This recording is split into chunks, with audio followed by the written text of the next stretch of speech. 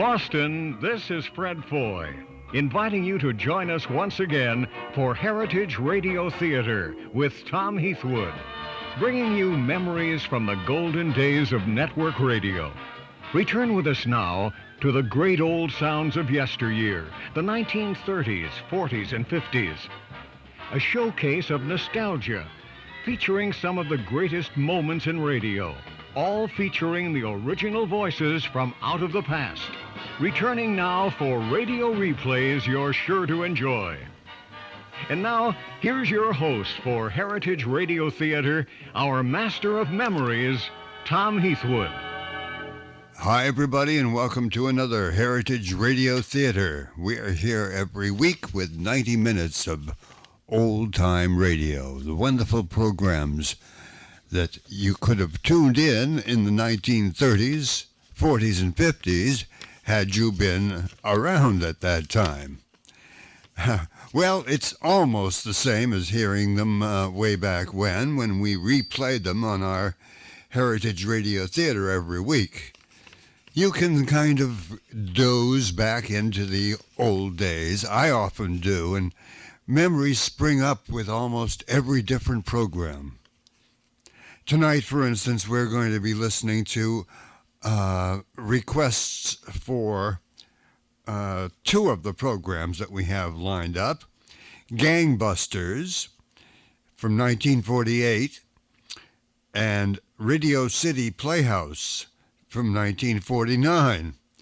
And we'll close out with a program that we started last week.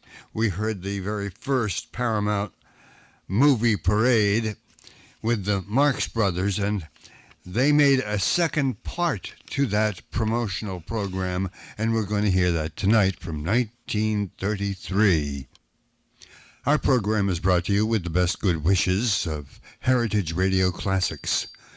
Here in Boston since 1971, developing old-time radio from original discs and tapes and making them available worldwide to our listeners. Our programs are available in CD and cassettes, and you can take a peek at some of the listings at heritageradio.com. Heritage Radio, all one word, .com.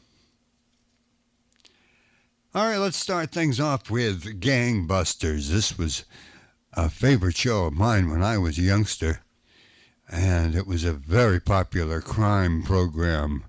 People waited every week for Gangbusters.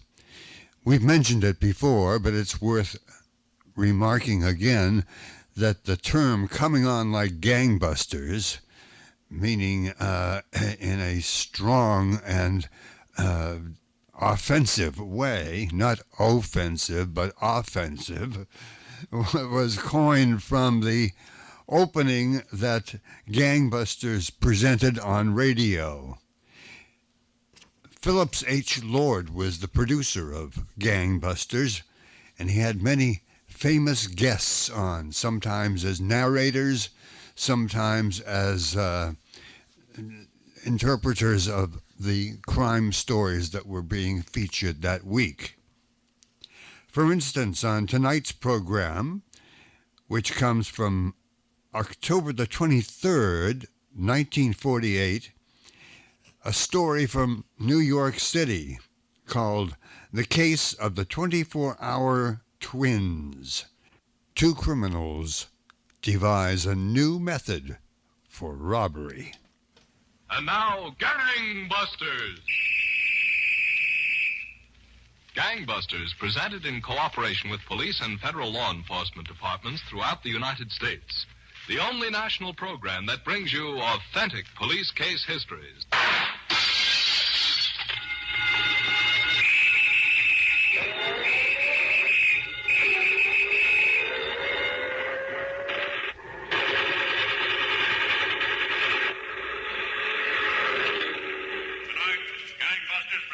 The case of the 24-hour twins who dreamed up a new system for stick-ups, but who found that New York detectives solved the system with the aid of a heroic taxi driver and a crossword puzzle. Gangbusters has asked the Honorable John J. Sullivan, former Deputy Commissioner and Chief of Detectives of the New York City Police Department, to narrate by proxy tonight's case. Chief Sullivan, you've told me that the gang in tonight's case caused New York City Police great concern a year or so ago. That's right, Don. But when criminals follow a pattern, investigating detectives cut themselves a pattern, and somewhere the two are likely to cross, as you will see. Well, why don't you tell us about it, Chief Sullivan? Okay, Don? I think the best place to start would be in the living room of a small apartment in the section of New York City known as Chelsea. It was late at night, and the three persons in the room seemed more occupied with their own thoughts than with each other. A tall, not unattractive bleached blonde was sprawled on the studio couch working a crossword puzzle. Across the room, a young man about 30 sat reading one of New York's tabloids. In a straight chair near the door, another man, about the same age, but dark and wiry, just sat thinking. Finally, the thinker got up and, with some effort, walked across the room to the reader. Hey, Luke, you got a pencil? No. Can't you get your nose out of the headlines for a minute? I got no pencil. Well, you had one before. I seen it. I lent it to Angel to work the crossword puzzle. Oh, whoever heard of a house with only one pencil? Hey, Angel. No, I need it. Hey, what's a four-letter word means combustion? Who cares? Ends with an E, I think. If strangle's okay for choke. F-I-R-E. Yeah, that's it. What do you need a pencil for, Alfie? I want to draw pictures. Didn't I tell you not to write any letters? Oh, now listen, my mother's entitled to know where I am. What are you, kidding knee pants? You got to tell your mother everything you do? Well, she's an old lady. She'd like to know. So would a few cops around Chicago. They probably figure you're dope enough to write home, so don't. Yeah, but she's an old lady. Alfie, sit down. Oh, now wait a minute. We left Chicago because they had us made in those stick-ups. Another 2 or 3 days, then they would have had us, right? Maybe. Because we've been a month in New York don't mean the Chicago cops ain't still itching for us. So just don't write any letters, that's all. Luke. What? Get out of this dump. Let's go get something to eat, huh? Work your crossword puzzle, will you? Month we've been in New York. I don't know Times Square from Grant's Tomb. You don't shut up, you'll get acquainted with your own tomb. Honest, Luke, I really ought to write her. Don't. You haven't got time. Not tonight. Hey, we're not going to do some more work, not tonight. What are we waiting for? Too much of a job, carrying around all the money I'm making you? Well, you talk like I'm on charity. I do my share, you know. Of the legwork, yeah. But the thinking, too. Yeah, it was you who had the bright idea with the East Side Power Company, huh? Okay. You can take all the glory. Yeah, but tell me, why tonight? Why can't we rest for a change? Because tomorrow is payday at the power plant on 41st Street. Because that means tomorrow night the bars and liquor stores in the neighborhood around there will be loaded. So what's that got to do with tonight? We got to go out and look over the joints we're going to make, don't we? We can't walk into them cold. We got to make a selection. You gonna leave me alone again tonight? You got your crosswords, haven't you? There's a lot more in life than crosswords. Luke, why don't you go by yourself and look over those joints? You don't need me to make up your mind. Get your hat, Alfie. Oh, okay, I'll get my hat. Wouldn't you like to take me along for company? No. I don't want you involved. Don't want me involved. I traveled with you from Chicago to New York. You're hot for 9 stick-ups there. You already pulled a dozen here. I came of my own free will, and you don't want me involved. What do you think I am, a newborn babe or something? Make yourself comfortable, Angel. I'll bring you back some more crosswords. What do you say, Alfie? I'm ready. Then let's go.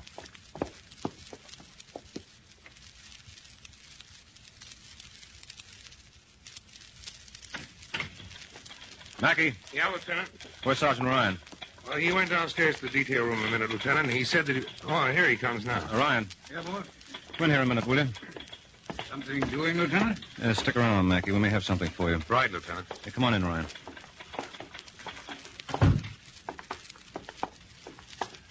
Boss.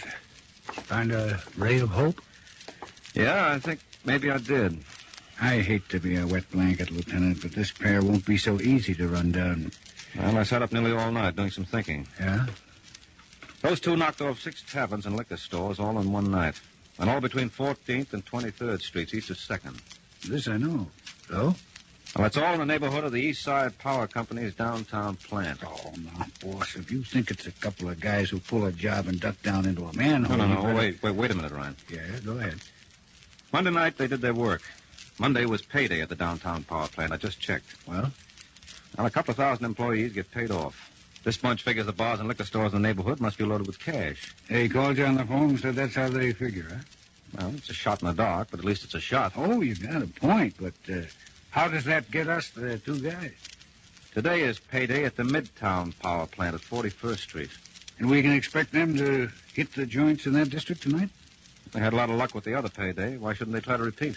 Boss, when they made you a lieutenant, they were right. I admit it. I'm much obliged, Ryan. Now, I think we ought to pick out a dozen or so saloons and liquor stores near that Midtown power plant.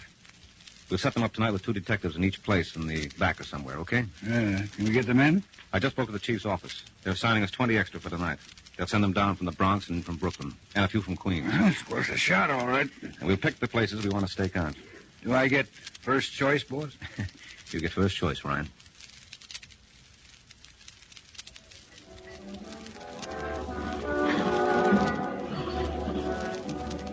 Alfie, What? what's the capital of IRAQ? How should I know what's the capital of IRAQ? Look, Angel, it embarrasses me to sit in a saloon with a girl working crosswords. Why don't you order a drink? If you don't want it, just keep it in front of you. Where is that place, anyhow? Where is it? What is it? Who cares? Luke said 2 o'clock. Meet him here at 2 o'clock. I'm jumpy already. He's going to have me in fine shape for them jobs tonight, keeping me waiting. Got an extra puzzle. Look, how can I work a crossword if I don't know what's the capital of Asia or something? Hey, did Luke tell you he's got 6 joints he wants to knock over tonight? So what? You figure 5 minutes each and the whole business is done in a half hour.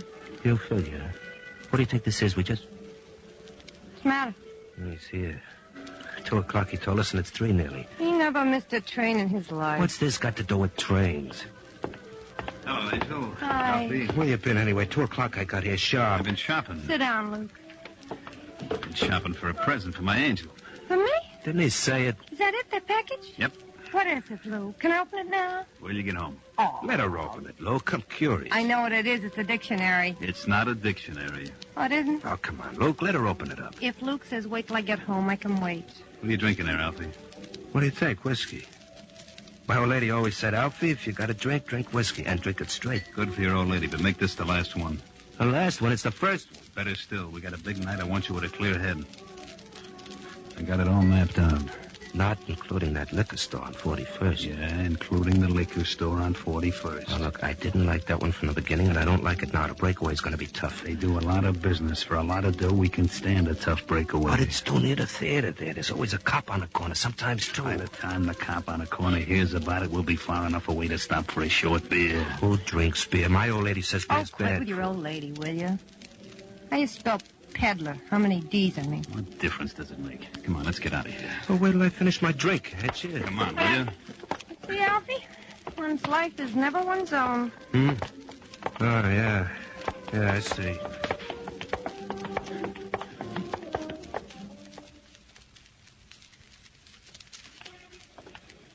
This is going to be a long, hard night, Mackie.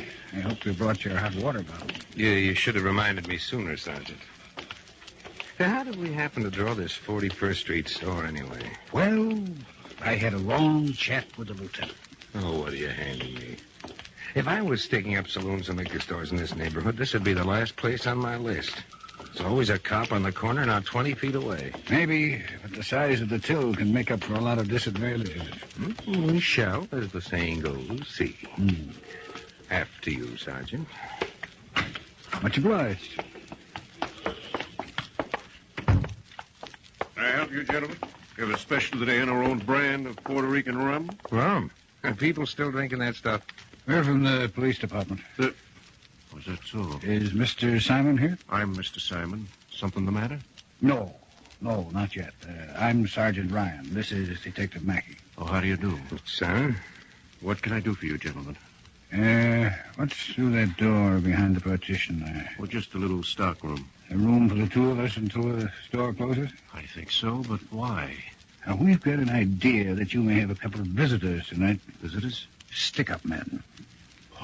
I don't think so on account of the location. I've been in business here 14 years. I haven't had any trouble yet, Sergeant. You've been lucky. I wouldn't call it luck. There's always a cop right on the corner. We won't be in your way, though, if we stick around just the same, man. Well, Listen, it's your time. Spend it here if you want. We'll just make ourselves at home back there, okay? Anything's okay. And we'll leave the door open a little so we can hear what the customers have to say. I know my business, Sergeant. I guess you know yours. Let's hope I do. Come on, Mackie. Yes, Sergeant. Just go right in. Well, it's not exactly what I'd call home. No. Close the door, son. Yeah. How's that? That'll do. Well, let's get as comfortable as we can. So, Don, through brilliant deduction, detectives were planted at one of the very places the stick-up men, Luke Stone and Alfie Riga, planned to rob that night. There was a tragedy ahead, and like all tragedies, it was least expected by the victim. You were telling us, Chief Sullivan, that Lieutenant Hanson of the New York City Police had planted teams of detectives at various bars and liquor stores near a 41st Street power plant, anticipating that any one of them might be held up. That's right, Don. Sergeant Ryan, Detective Mackey were assigned to hide in the stockroom of a certain liquor store on 41st Street. And this particular store was on the list of robberies planned for that night by Luke Stone and Alfie Riga. It was near midnight, 4 hours since the detectives started their watch in the stockroom. The owner of the store was alone in front, straightening his stock. He heard the street door open and looked around.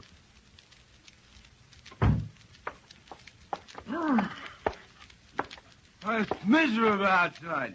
Miserable. We have a special tonight on rum, Puerto Rican rum. I look like a rummy? Give me a pint of wine. I don't think I'll give you anything. You look like you had a big night already. I tell you, it's miserable out. What do you mean you won't give me anything? You're in the business of selling, ain't you? And I want to stay in business. Now, go on. Look, I got money, lots of money. I got $1. Is that enough for a pint of wine? It's enough for a quart, maybe a gallon. It's enough for a taxi to take you home. Look, I don't want to go home. It's too miserable. I want a pint of wine. Now, go on home, will you? I got other customers. Good evening, gentlemen. What do you say? Too miserable to go home. We have a special tonight, Puerto Rican rum. You like rum, pal? I hate this stuff. It's miserable. Well, just take the dough you got. Reach. Go on, get him up. All right, don't shoot. Hey, all I want some wine. Shut up, you. Get around the back there, pal. Get the dough. Yeah, you betcha. All right, we're police officers. Drop those guns. Luke, come here, you. Let go. Drop those guns. Oh, man, will you? Listen, copy. You shoot this guy. Oh, me? Stay still. You better get smart, boy. Take another step, you get shot anyway, you understand? Let him go. Shut up, you.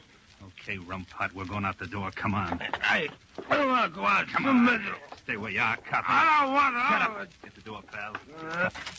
Now, listen, coppers. We're taking this guy with us. Stay in here and don't move or we'll kill him. I swear to you, we'll kill him. Let me go, you still, you. I want it. Okay. Go on, move. Don't need me cooks. All right, drop that gun. Yeah? Answer him. Come on, let's go. All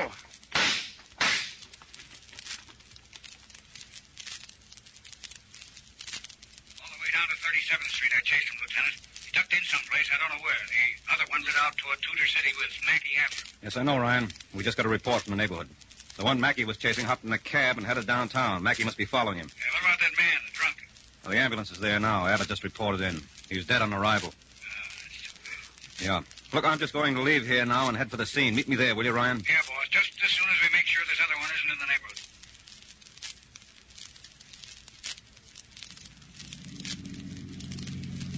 Hey, what's the matter? Can't you get a little more speed out of this hack? Look, mister, I'm going fast enough for Lexington Avenue. I don't want to spend no morning in traffic. I say move, so you move. If you don't like it, I'll pull over. You can flag another cab. There's thousands of them. Look, there's a gun in the back of your head, buddy. Now move this crate downtown. Oh. Okay, if that's the way you put it. Yeah, that's the way I put it. There's a red light at the next corner. What do I do? Stop or go on through? You stop. Okay, I stop. Don't get nervous, buddy. You'll get taken care of for this. Don't take care of me. Just get out of my car, will you? You can forget what's on the clock. It's on the house. Yeah, I like you. Thanks for the compliment. Don't do me any favors. Hey, go on. Get going. That's what you say. Go on, get going. It's the law. That's just what I was looking for. Okay, you come out of there. Watch him, officer. He's got a gun. Drop it. Okay. Okay, don't try nothing. I'm cooked. Drop the gun. Yeah. It's dropped. Now, come on out of there. Yeah. Yeah, sure. Let's take it easy, huh? Driver, Yeah? reach back there and get me his gun off the floor. Yes. I got it. Now, listen, officer. Shut up. Now, give it here, driver. Yeah. That was nice words. Give me a signal to follow you. Thanks, officer. I'm sure glad you noticed my lights blinking. Okay. Follow us to the station house. Yes, sir. Okay, mister, in my car. Make it snappy. Yeah, I'm getting. All right, in the car. Okay. I'm in. All right. East 51st Street Station House. Let's go.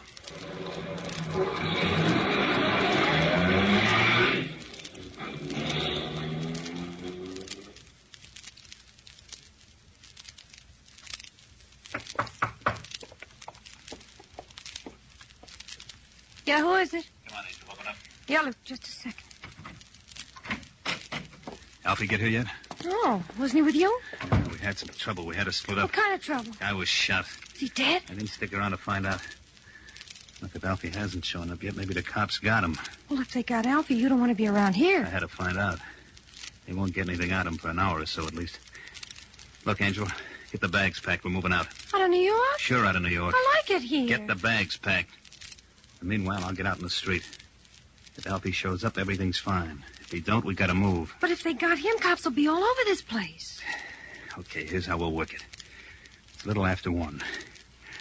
I'll get out and stay out about 3 hours. If Alfie shows up, or if no cops come calling, leave the light on in the living room. Mm-hmm. I can see it from the street. I'll know everything's okay. What am I going to do here in the meantime? You gotta pack our stuff. How long can that take? After you get finished, then work some of your crosswords. You got enough of them around here, and don't forget the light, if everything's okay. I won't. So long, Angel. I'll see you in about 3 hours.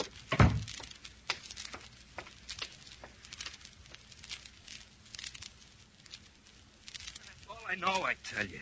Well, listen, I give you the guy's name, and I just give you the address of the apartment, didn't I? Where were the two of you planning to meet if something went wrong? Who figured on something going wrong? This girl, this Angel, she's at the apartment? Yeah, I guess so. What's she doing there? How should I know what she's doing there?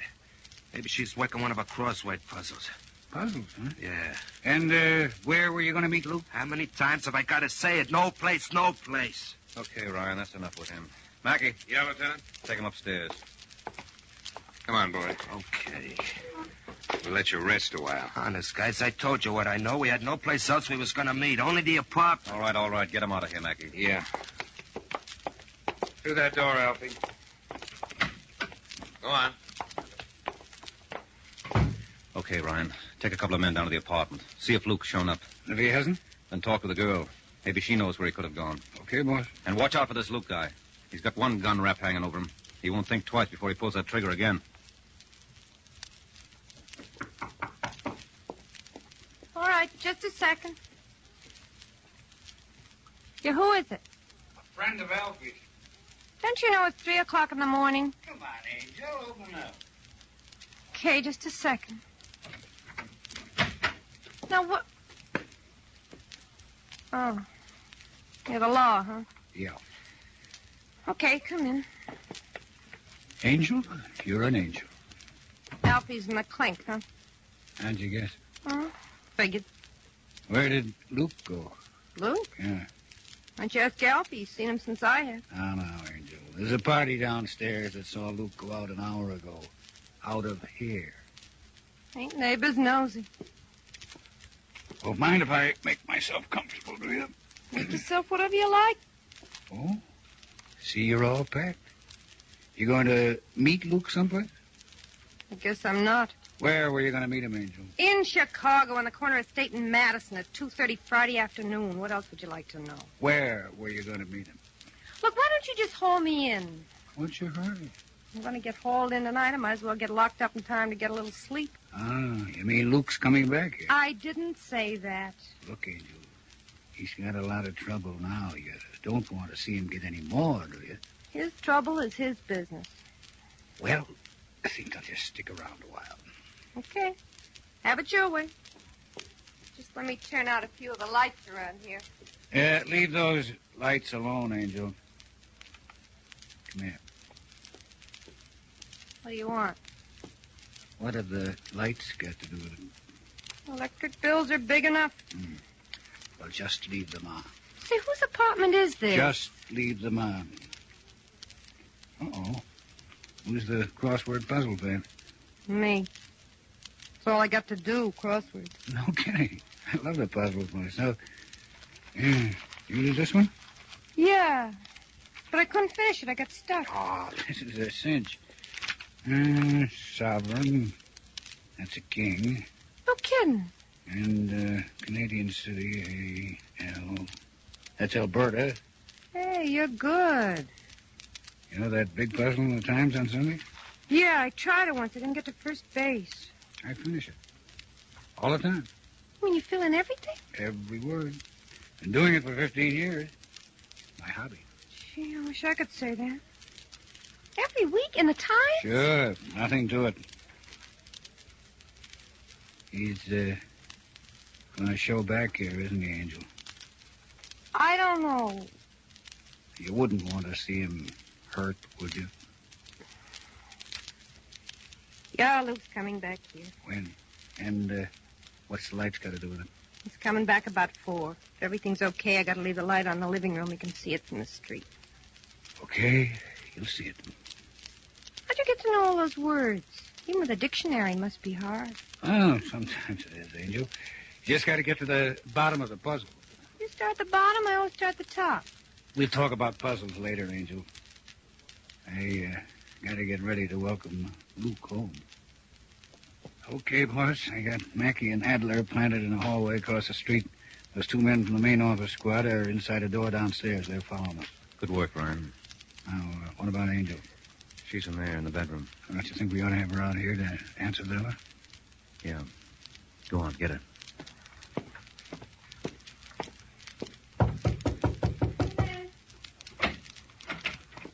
Hello, Angel. Well, The lieutenant wants you to answer the door when Luke knocks. okay. Here she is, Lieutenant. You've been a lot of help so far, Angel. Luke's probably in a pretty desperate state right now. If you continue to help us, you might prevent some more shooting. I'll help you. What do I have to do? Well, it's about time now. He'll be knocking on the door any second. Now, when he does knock, I want you to walk over and say everything is fine. And when you open up, we'll grab him. You jump back. Okay. All right, now I think we ought to keep quiet for a while. He may listen in the hall. Okay. Sergeant, do you get those crossword books? from Quiet, Angel. Oh. Okay. Hey, Sergeant, if it's not asking too much, sometime Quiet, you... quiet.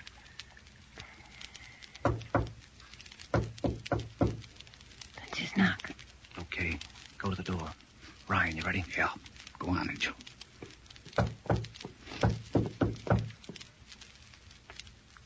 Luke?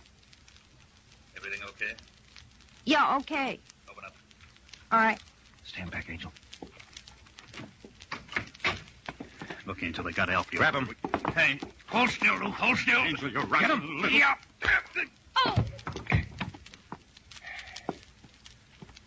Well, that's that. Maybe I shouldn't have done it. Maybe I should have stuck by him. You did right, Angel. He wouldn't have stuck by you. Come on, Ryan, let's get him in. That, Don, was the end of another gang of stick-up men who operated in New York City last spring. These killers are now serving life sentences in Sing Sing. Well, thank you, Chief Sullivan, for telling us this case history. And gangbusters, congratulations to all the New York detectives who participated in the investigation leading to the arrest and conviction of these killers. And now, as a special feature, Gangbusters presents the courageous taxicab driver who aided New York City police in apprehending the criminal Alfie Riga in tonight's case. Ladies and gentlemen, Mr. Ernest G. Lance. Thank you, Don Gardner, and good evening, Gangbusters listeners.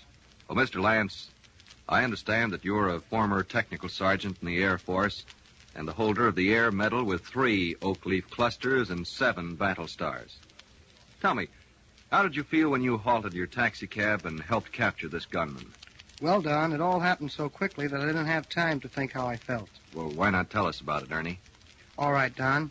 I was cruising in my cab when I saw Alfie Riga hurrying from the scene of the shooting and holdup. I noticed he had something that looked like a gun in his pocket. He got into the cab. I drove off, and when I saw the police officer in the patrol car, I signaled him to follow me. He did so. When I got the chance at an intersection, I stopped. Then the policeman ran up, his hand on his gun, and arrested Riga. I didn't have time to get worried, at least until we all reached the police station. I got a good look at the gun that Riga had been carrying. Well, thank you, Ernest G. Lance, for coming tonight and telling our millions of listeners about your thrilling experience. And Gangbusters congratulations to you for your alertness and courage. Gangbusters! Tonight's case was dramatized by Stanley Ness and directed by William Sweets, with Mandel Kramer and Elspeth Eric in leading roles. Don Gardner speaking. Gangbusters is a Phillips H. Lord production. Gangbusters is heard on ABC on October the 23rd, 1948. Coming up next, Radio City Playhouse. From Boston, you're listening to Heritage Radio Theater. Now, back to your host, Tom Heathwood.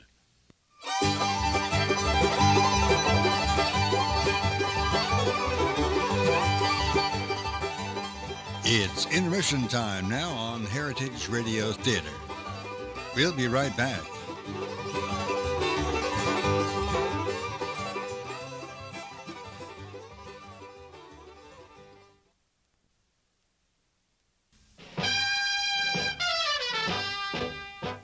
Say, here's some special news from our very long-time sponsor, Heritage Radio Classics, here in Boston.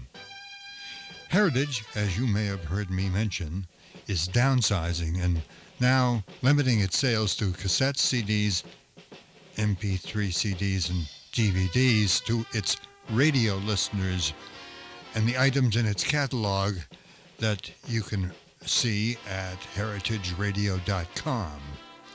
However, they will still offer special research work for those looking for particular radio programs and series.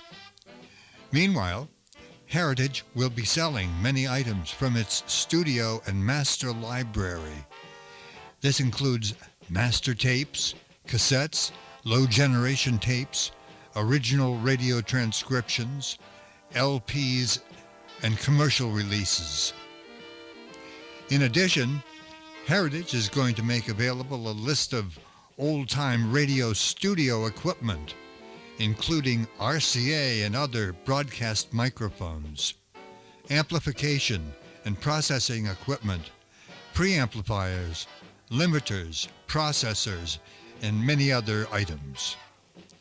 If you have an interest in master recordings, commercial disc collections, ETs, and equipment, please send Heritage an email so they can discuss what you may be looking for and how we can help. The email address is heritageradio, that's all one word, heritageradio at msn.com. That's heritageradio at msn.com. If you're a collector, there's bound to be some of the exclusive Heritage files that are of interest to you. Please send an email to Heritage in Boston today. Their address again is heritageradio at msn.com.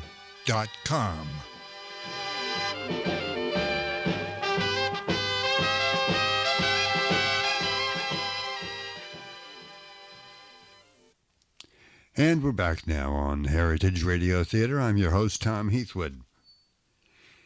Well, we mentioned a couple of weeks ago the propensity for some networks to have varied titles of dramatic programs, especially adaptations from novels and motion pictures, that could be a bit confusing. Well, our next program is a good example of what happened with yet another series on NBC. The program we're going to hear is called Radio City Playhouse, but it was also marketed as NBC Short Story. It's a little confusing. They had NBC, we shouldn't pick on them solely, but they were the ones that were primarily known for their confusing titles. The program is a lot of fun, though, I think you'll find.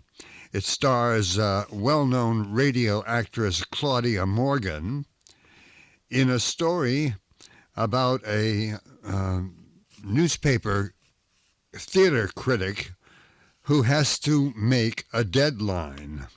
It's called, appropriately enough, Deadline. This is Radio City Playhouse.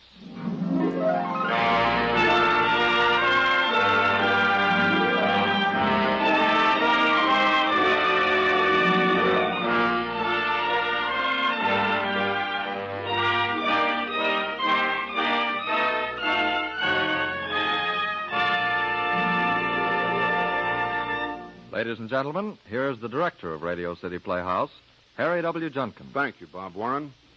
Friends, this week we are honored to present a young author new to Radio City Playhouse, Mr. John Bethune, B-E-T-H-U-N-E, Bethune.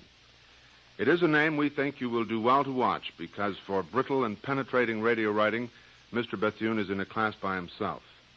We hope to present more of his work in the very near future. The name of our play is Deadline, and stars Claudia Morgan as Marcia Robbins, Paul Nugent as Benson Todd, and Bernard Grant as Jerry. Deadline by John Bethune, Attraction 27 on Radio City Playhouse.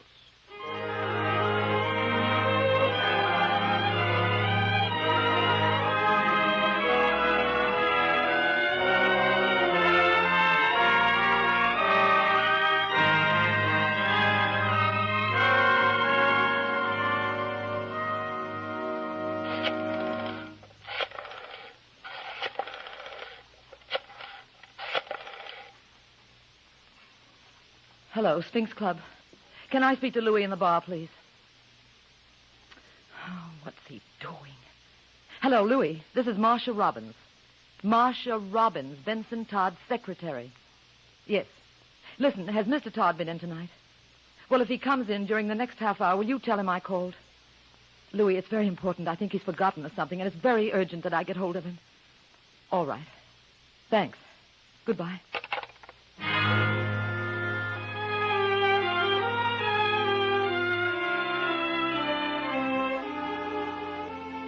That's the way the story began. Me chasing Benson Todd all over town. Perhaps you wonder why I don't write a book about Benson Todd. Well, it's a fair enough question. A book dealing with one of our more outrageous drama critics would be bound to have a certain celebrity value, if nothing else. And as a study in advanced megalomania, it might even have a certain clinical value. But unfortunately, it's not quite as simple as that.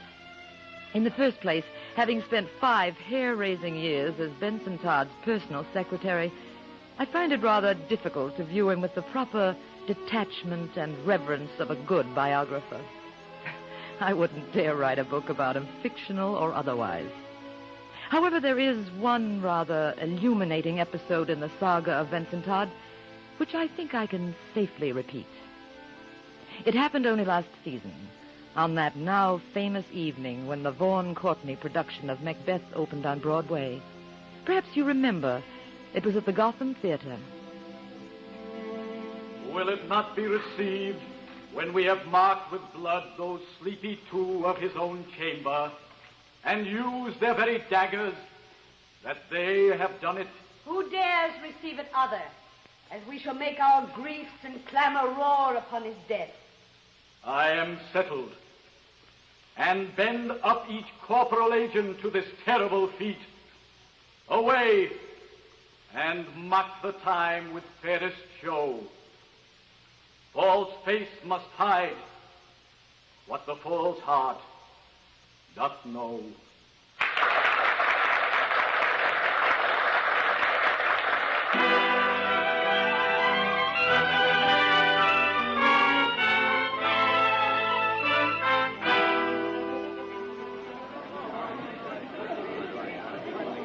Smoking in the outer lobby, please. Smoking in the outer lobby only. My dear, isn't it thrilling? Marvelous, simply marvelous. What do you think, Sam? I'll give you odds it doesn't run a week. Well, someone gave Reg some tickets, and we've seen everything else. But didn't you love the dirty old ladies with beards? He may be hot stuff in the movies, but on the stage, oh, brother. But you must admit he's beautiful. What happens in the second act? Darling, do you think we can bear another act? Good thing Shakespeare never lived to see it. I can't wait to read the critics. Oh, there goes one of them now. Oh, where? Benson Todd, just going out the door. Oh, the one with the inscrutable... Benson Todd, eh? Boy, I'll bet he gives it a roasting. Brother, you can say that again.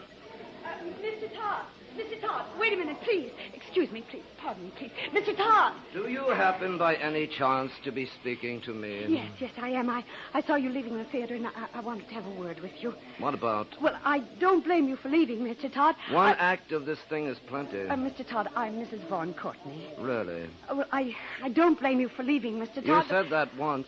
But I just wanted to explain. Just a moment, Mrs. Courtney. Did your husband notice my leaving? Did he send you out to waylay me and ask me to... Of course he didn't notice you leaving, and he'd be furious if he knew that Then I I suggest you go back into the theater before he finds out you're asking me to change my opinion of his performance. I wouldn't think of asking you to alter your opinion, Mr. Todd. I know quite well that Vaughn is inadequate tonight. Inadequate? My dear Mrs. Courtney, your husband's acting this evening is inexcusable. Oh, no, not altogether. That's why I followed you out. You see, Mr. Todd, for the past few days, Vaughn hasn't been at all well. In fact, his doctor ordered him not to go on tonight. Then why did he? Oh, well, he had to. All the publicity was out and the advance sale, and Vaughn insisted that he go through with it. But his stomach's been upset all afternoon, and he feels wretched. And, well, if the opening could only have been postponed a couple of days, I know Vaughn could do a splendid job. My dear Mrs. Courtney, this is no concern of mine. Yes, I realize that. But, Mr. Todd, if you could just mention something in your review, just a sentence, explaining that Vaughn felt so wretched and had a temperature... Mrs. Courtney, I'm about to proceed to my favorite bar and write a review. I have no intention of turning it into a medical report. It's a matter of supreme indifference to me whether your husband is suffering from chilblains, hydrophobia, galloping consumption, or barber's itch. He's giving an outrageously bad performance of a magnificent role... and I fully intend to say so. Good night. No, please, Mr. Todd, you don't understand what this production means to him. It's not just a publicity stunt. In spite of what people think, Vaughn feels very deeply about acting. He's been studying and planning this night for years.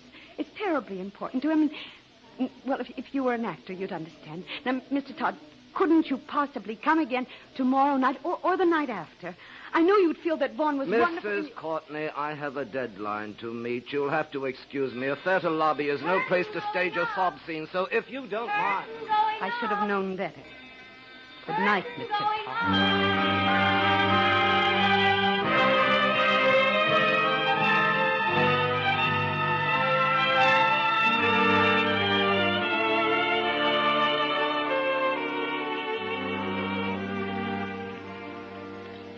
Evening, Mr. Todd. Evening, Gus. I thought you were covering Macbeth tonight. One act was as much as I could stand. Not so hard, huh? Well, what'll it be? Same as usual? Please. No, better make it a double. Double it is. I beg your pardon, sir, but, you're Benson Todd, aren't you? Yes, why? I thought so. I wasn't quite sure. Well, now you are. Yes. I hope you don't mind my butting in like this, but my name is Edgar Fish. You have my sympathy. Thank you. I mean, yes. Mr. Todd, I've just been reading your new book. You know, Criteria. I seem to recall it. I just want to say how much I enjoyed it. Thank you. Yes, as a matter of fact, I think it's the best book on the American theater that I've ever read. Really? Oh, yes. I read through it twice. Didn't you understand it the first time? What? Oh, yes, I understood it all right. Although there were one or two points where I didn't quite see eye to eye with you. You don't say. Yes. For instance, in your chapter on the catharsis of comedy, you said that Shakespeare's idea of comedy is insulting to a modern intelligence. Did I? Oh, yes, very pointedly. Don't you remember? Of course, I'll grant you that the values of comedy are transient, but the basic elements of comedy haven't changed. Well, that's why I feel that... My dear young man. Yes? Oh, nothing, never mind. Gus, take my check out of this, will you? Yes, sir. Oh, Mr. Todd, you're not leaving, are you? I am indeed. But I wanted to ask your opinion I about never this. express opinions unless I'm paid for But, them. Mr. Todd, you... Thank you. Good night, Gus. Good night, sir. But, Mr. Todd, Look, young man, the fact that you happen to have read one of my books does not constitute an introduction, nor does it entitle you to bore the pants off me. Good night.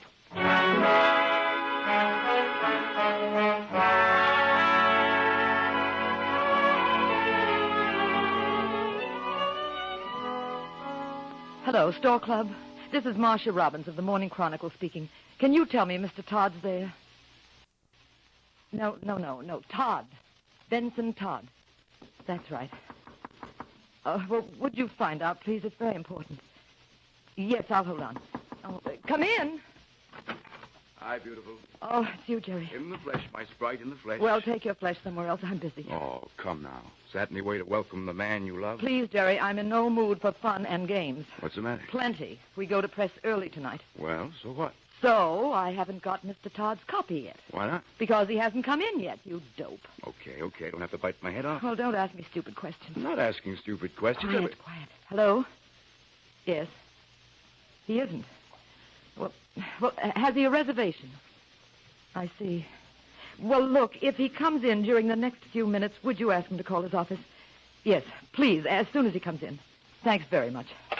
Good night. What's the matter? Has the critical mind gone on the bat again? I don't know, but wherever he's gone, he's certainly hidden his tracks. Well, if he's covering a play, he could have gone to sleep. It's happened before. I know, but I've checked the theater. He left at the end of the first act. Wouldn't you know? And I'm hanged if I can find out where he went. Is there a bar near the theater? I've tried every brass rail in the 40s. How about the 50s? Well, that's what I'm doing now. What's El Morocco's number? How would I know? I'm a reporter, not a columnist. Well, look it up for me, will you? I'm going to try his apartment again. Wait a minute. Jerry, please, I've got to find him. I know, but listen, if he's left his review till this late, he'll most likely phone it in, won't he? Well, he doesn't usually. No, but if he does and you're on the wire all the time, how's he going to get it through? But supposing he's forgotten all about the early deadline. Supposing he has. It's not your fault. Oh, isn't it? You don't know Benson Todd. Well, what does it matter anyway? It's just another drama review. My dear Jerry, that's the whole point. This isn't just another drama review. Tonight it's news. How come? Good Lord, don't you read the papers? Vaughn Courtney opens in Macbeth tonight. So what? So what? So everything. Headlines, Klieg lights, fanfares, autographs. Hollywood in tights. Glamour boy brings Bard to Broadway. Why, to read the publicity, you'd think Vaughn Courtney wrote Macbeth. I'll bet Benson Todd is burning. Is he ever? A Hollywood movie hero daring to appear on the New York stage in Shakespeare, you can imagine. What does he say about it? Oh, something to the effect that if Macbeth were never a tragedy before, it most certainly would be tonight. Is that all? Oh, he can do better than that. I think he's saving the barrage for his review. It should make rather spirited reading. If he ever gets here to write it. What's the time now? Oh, relax. He'll turn up. Well, he'd better. That's all I can say. He's in bad enough with the front office now. If he misses this deadline, I hate to think what'll happen.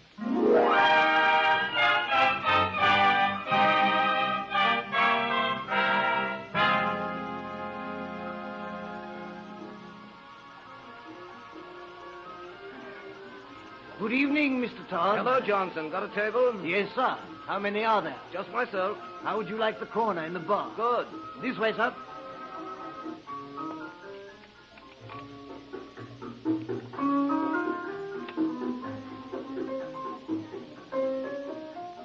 Will this one do, sir? Perfectly. Oh, by the way, sir, your office telephoned. Miss Robbins. She seemed very anxious to get in touch with you.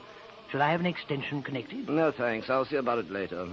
Just bring me a double scotch with very little ice and very little water. Very good, sir. Make it two, Johnson. Huh? Oh, hello, Wendy. Hello. Mind if I join you? Not at all. Two, Johnson. Yes, sir. Well, glad to see me? Should I be? I'm not quite sure. I haven't seen much of you lately. No, I've been rather busy. Too busy to phone? Now, look, Wendy, if you're going to stop All right, complaining... I'm sorry. How did the opening go? Which one? Well, tonight. Macbeth, wasn't it? So they tell me. I'd love to see it. I can't imagine why. Well, I've never seen Vaughn Courtney except on the screen. I should have thought that was more than sufficient. But I've always liked him in pictures. What? It's French, Wendy. It means everyone to his own taste. You're terribly hard to please, aren't you? By the way, Friedman's new show goes into rehearsal on Monday. Yes, I know. I went round to his office yesterday. Oh? Any luck? Well, no, I couldn't get in to see him. They said they'd never heard of me. Should they have? Well, yes, after all, you said you'd fix it for me. I said what? You said you'd fix it for me. About getting a part, I mean. My dear girl, I did nothing of the sort. But of course you did, don't you remember? You promised. But you can't go back on it. Now, just a minute, Wendy. I take it you feel I'm under some sort of obligation to you, is that it? Well, no, not exactly. But But you did say you'd speak to Friedman. You seem to forget that I'm a drama critic, not an actor's agent. But, Benson, you said that you... My function is reviewing the stage, not peppering it with aspiring ingenues from Minnesota. But you promised... If you take my advice, Wendy, you'll just forget the whole incident. I see. Here, have a cigarette. No, thank you. Oh, go on, have one. I don't want one. Very well. I don't want anything from you. Except a part in Friedman's show. That's a pretty rotten thing to say. But true. By the way, why don't you try your wiles on Friedman?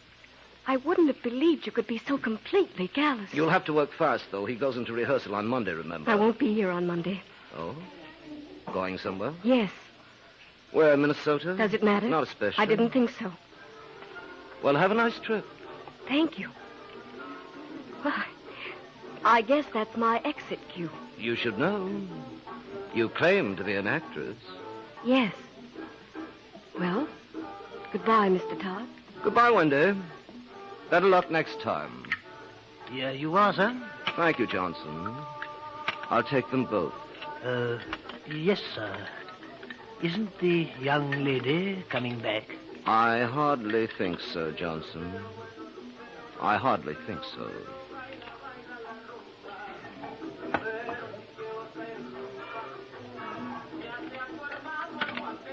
Well, if it isn't Fancy Boy Todd himself. Hello, Max. How's the world's greatest producer? Why aren't you at the opening? When they let you in? Unfortunately, yes. Walked out on it, huh? One act was plenty. You know, you got a lot of nerve, Todd. So have you, judging by that last little stinker of yours. Oh, yeah?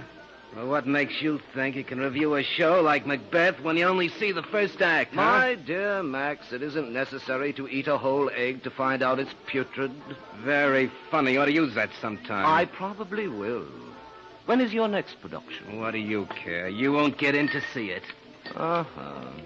Still licking your wounds, eh? You can call it that if you like. What's the matter, Max? Can't you take it anymore? Sure, I can take it if I have to, but I don't have to take the kind of schmo wisecracks you hand out. You don't say. Yes, I do say. You know, you're going to wake up and find yourself looking for a new sheet one of these days, Todd, and you can take it from me. There are plenty guys around town who'll make a point of seeing you don't find one. I see. You know, Max, I believe I've been underrating you. I'll say you have. Yes. I've always maintained you couldn't possibly be as vulgar as one of your productions. What? Apparently I was wrong. Why, you dirty... Okay, Todd, you've asked for it once too often.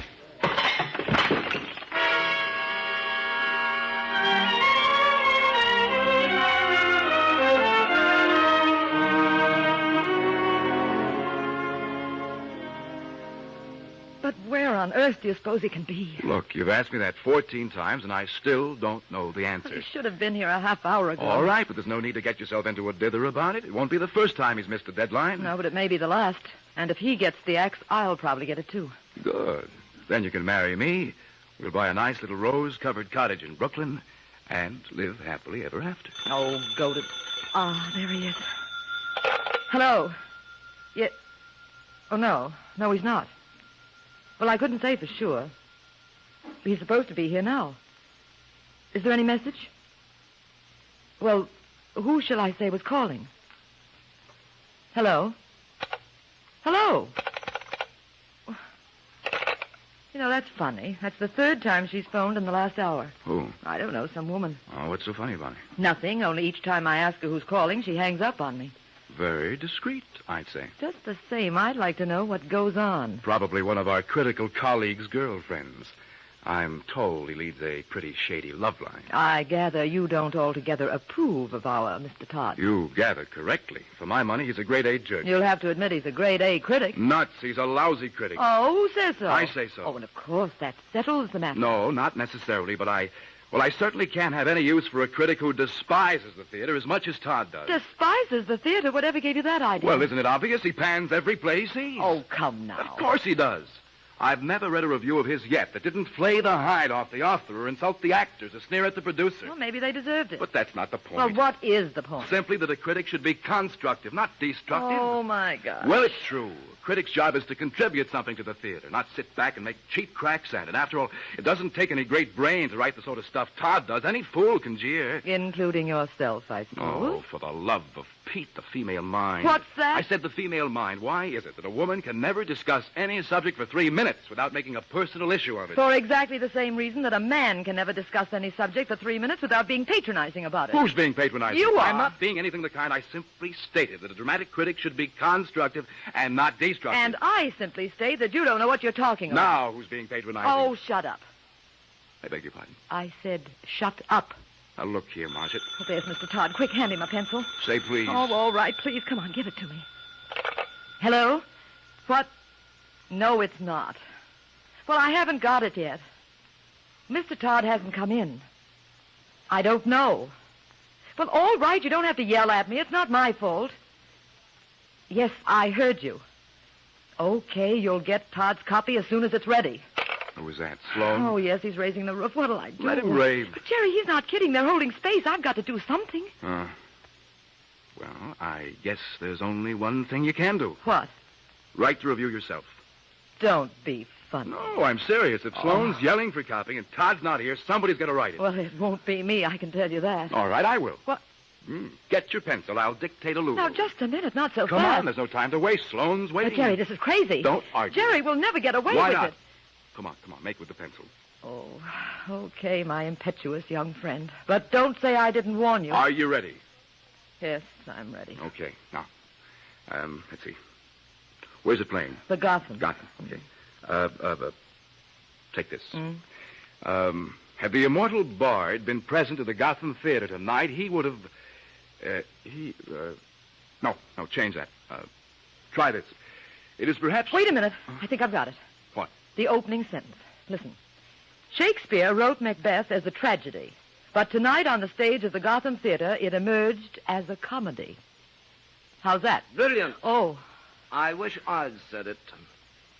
Oh, why, Mr. Todd, I didn't hear you come in. Perhaps I should have knocked. Well, I've been trying all over town to find you. So I see. I mean by telephone. I was afraid you'd forgotten the early deadline. Very considerate. Excuse me, Mr. Todd. Your mouth is bleeding. I'm quite aware of that fact, thank you.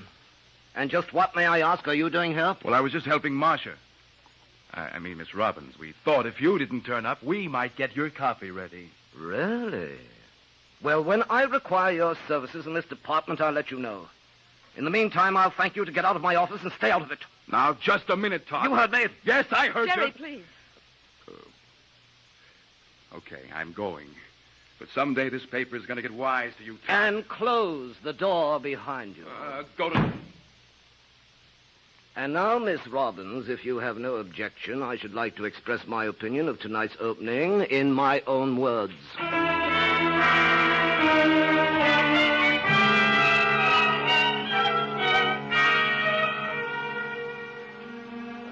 Play becomes entirely meaningless through the garbled mouthings and idiotic posturings of this presumptuous Hollywood heartthrob, period. See who the devil that is and tell him I'm out. All right. Hello? Who's calling, please? Just a moment. It's Mrs. Vaughan Courtney. She seems rather upset. Give me that phone. Here you are. Mrs. Courtney, you've already bothered me quite enough for one evening. Now, in the vernacular of the pool room, will you and your husband please go away somewhere and drop dead? Now, where was I?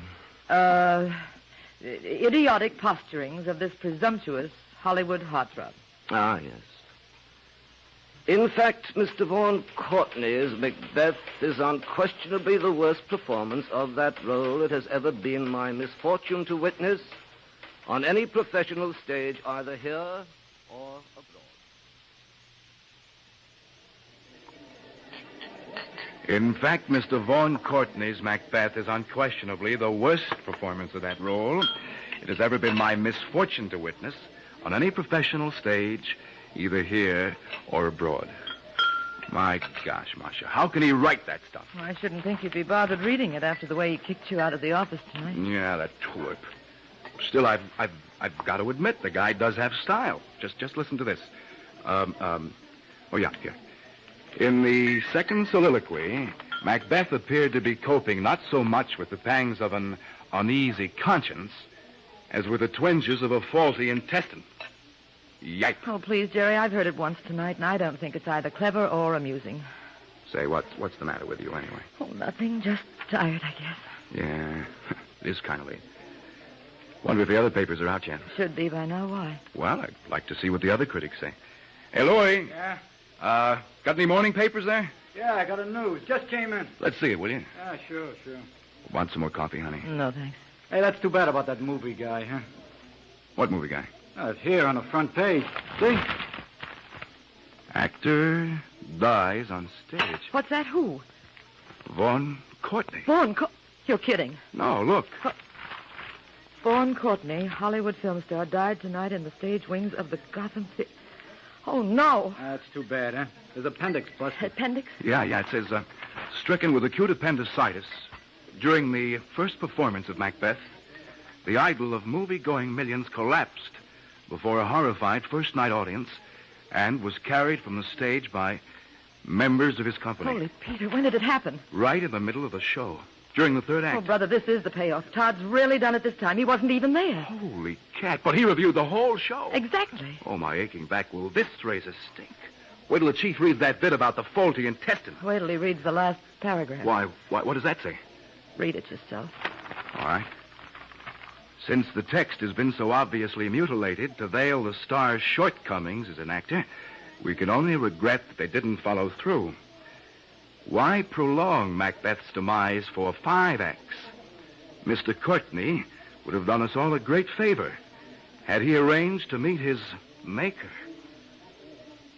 in the middle of the second. See what I mean? Holy suffering cow.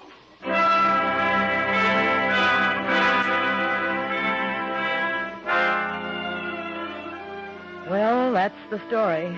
Not exactly an edifying tale, but I think if you scratch between the lines a bit, you'll detect a certain moral tinge. At any rate, if I ever get around to writing that book about Benson Todd, I'll certainly include it. However, the likelihood of that is rather slim, I'm afraid. For one thing, Jerry threatens to divorce me unless I spend a little more time with him. And for another, well, being the new dramatic critic for the Chronicle keeps me pretty darn busy these nights, believe me.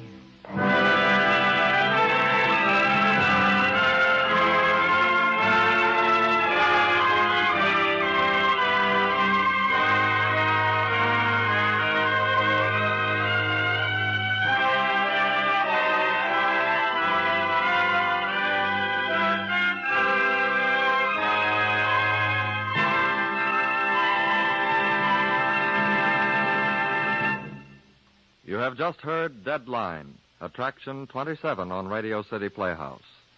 Deadline was written by John Bethune, and the production was directed by Harry W. Junkin. Claudia Morgan played Marcia Robbins. Paul Nugent was Benson Todd. Bernard Grant was Jerry. Other members of the cast included Charlotte Holland, Marilyn Erskine, Bob Dryden, Eugene Francis, and Steve Gethers. The music was composed and conducted by Dr. Roy Shields. Radio City Playhouse is supervised for the National Broadcasting Company by Richard P. McDonough.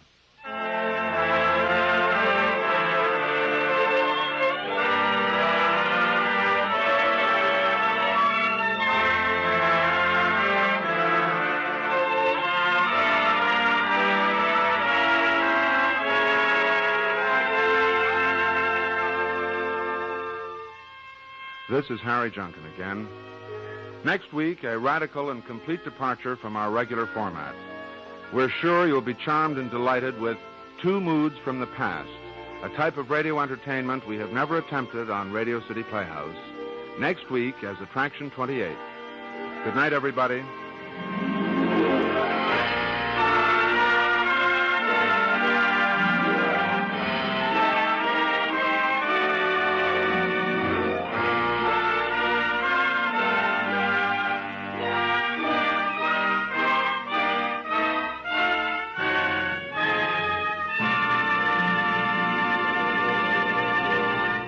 This program came to you from New York. Bob Warren speaking. This is NBC, the national broadcasting company.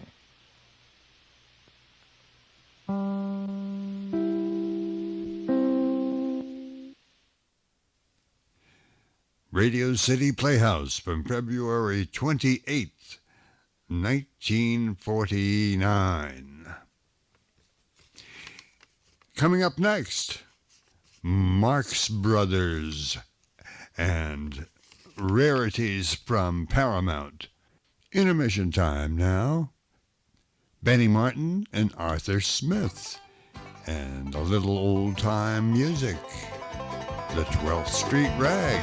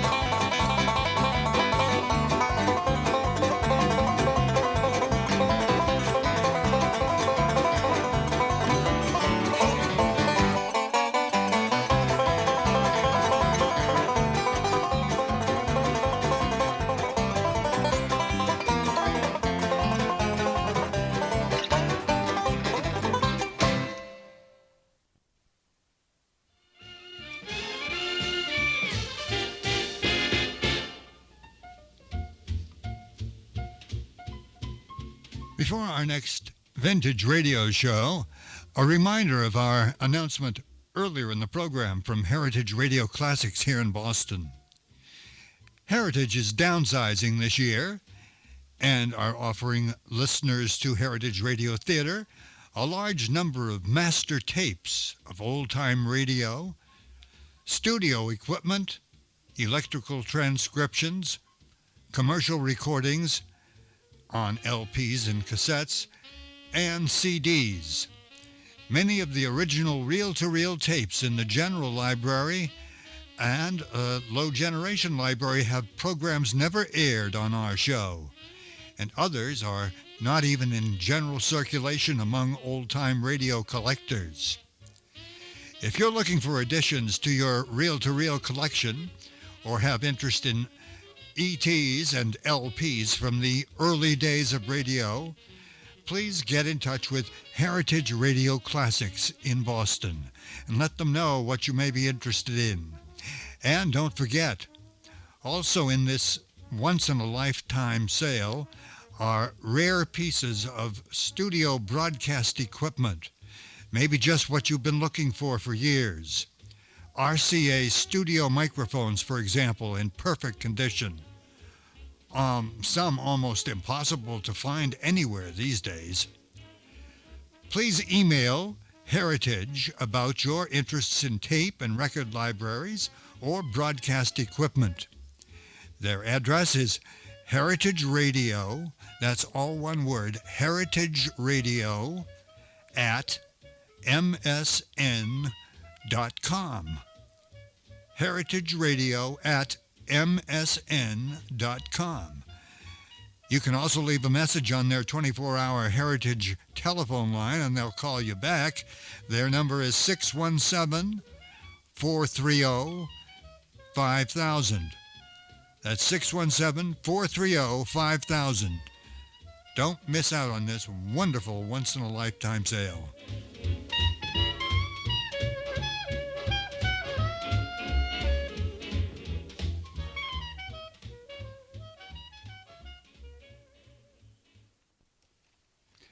Last week we played the very first edition of Paramount Movie Parade from 1933. This was when Paramount decided that they wanted a presence on radio to promote all their new movies. So they recorded at the Paramount Studios a weekly program with excerpts and interviews and so forth of the movie stars that worked there and the films that they were releasing. The very first program had Duck Soup as its topic, the Marx Brothers movie, and as it turned out, the Paramount folks believed that this initial venture into radio was worth a second program on the same subject. So here comes the second and final portion of the Paramount Movie Parade from 1933.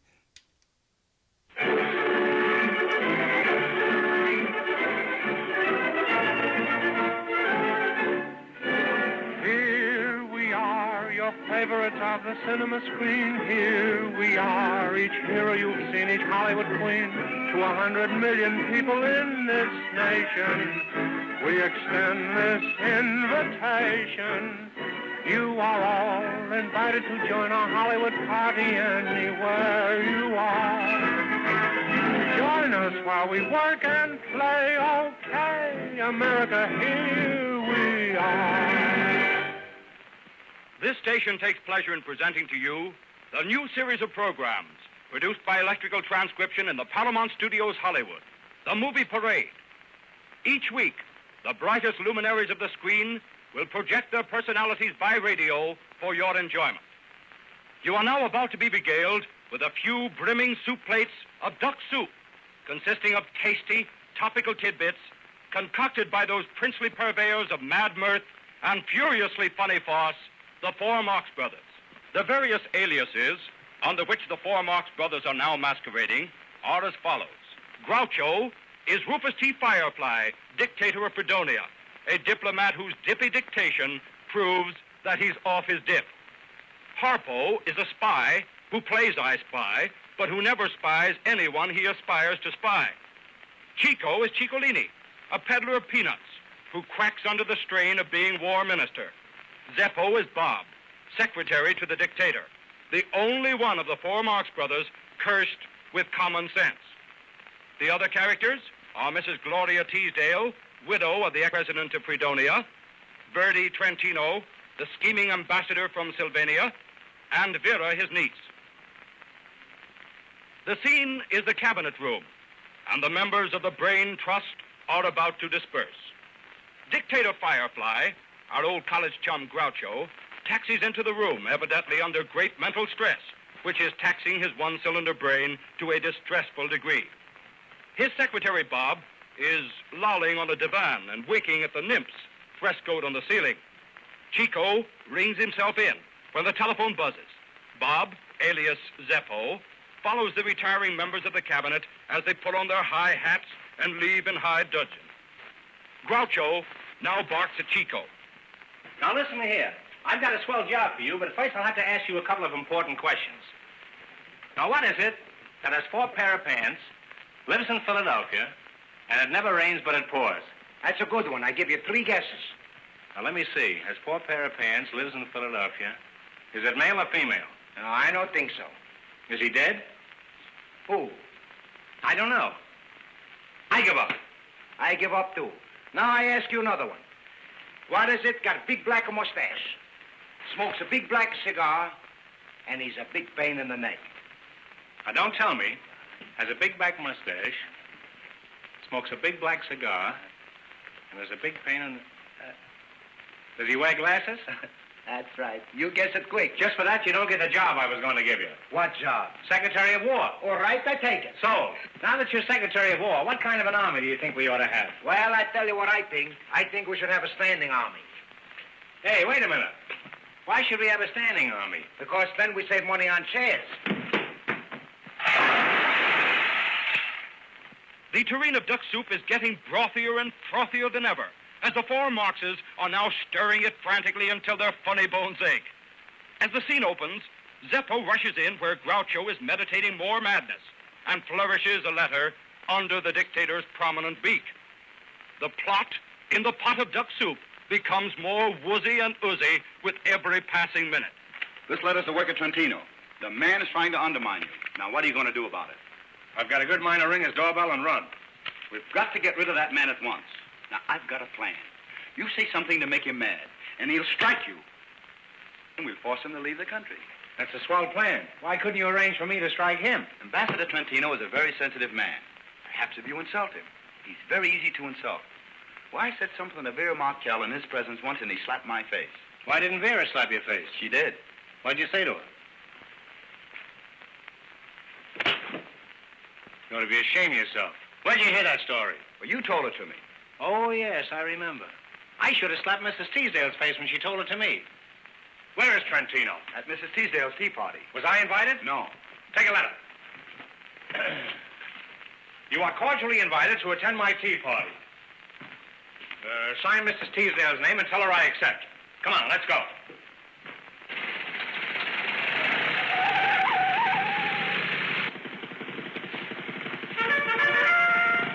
I've got an appointment to insult Ambassador Trentino. I don't want to keep him waiting. Step on him. The Paramount Recording Orchestra, under the direction of Nathaniel Finston, will now muscle in with a musical melange, while the four Marx misfits are preparing to ladle out to the long-suffering public other delirious dainties of duck soup.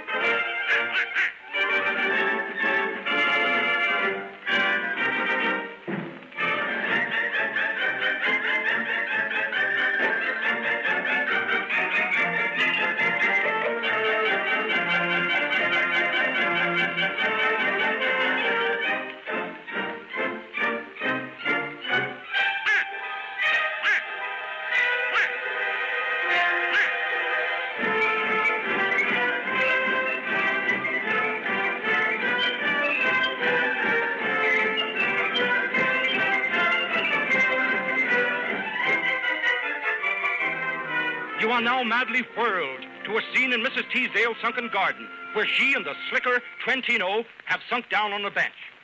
He has designs on the lady and her fortune, but she hesitates about falling for him.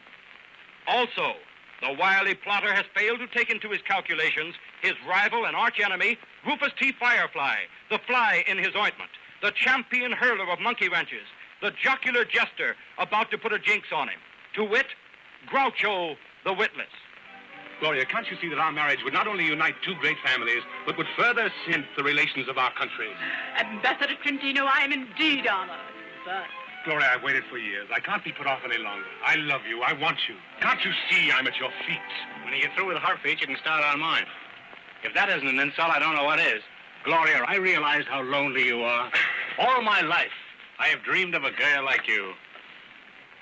Can't we go someplace where we can be by ourselves? What can this mug offer you? Wealth and family? I can't give you wealth, but we can have a little family of our own. Oh, Rufus. All I can offer you is a Rufus over your head. Your Excellency, I really don't know what to say. I wouldn't know what to say either if I was in your place. Maybe you can suggest something. As a matter of fact, you do suggest something. To me, you suggest a baboon. What? I'm sorry I said that. It isn't fair to the rest of the baboons. This man's conduct is inexcusable. Why, I'll... Gentlemen, I did not gentlemen! come here to be insulted. Oh. That's what you think. You swine. Come again? You worm. Once more? You upstart. That's it. Touche. Mrs. Teasdale, I'm afraid this regrettable occurrence may plunge our countries into war. Oh, this is terrible. I've said enough. I'm a man of few words. I'm a man of one word, scram. A man doesn't live who can call a firefly an upstart.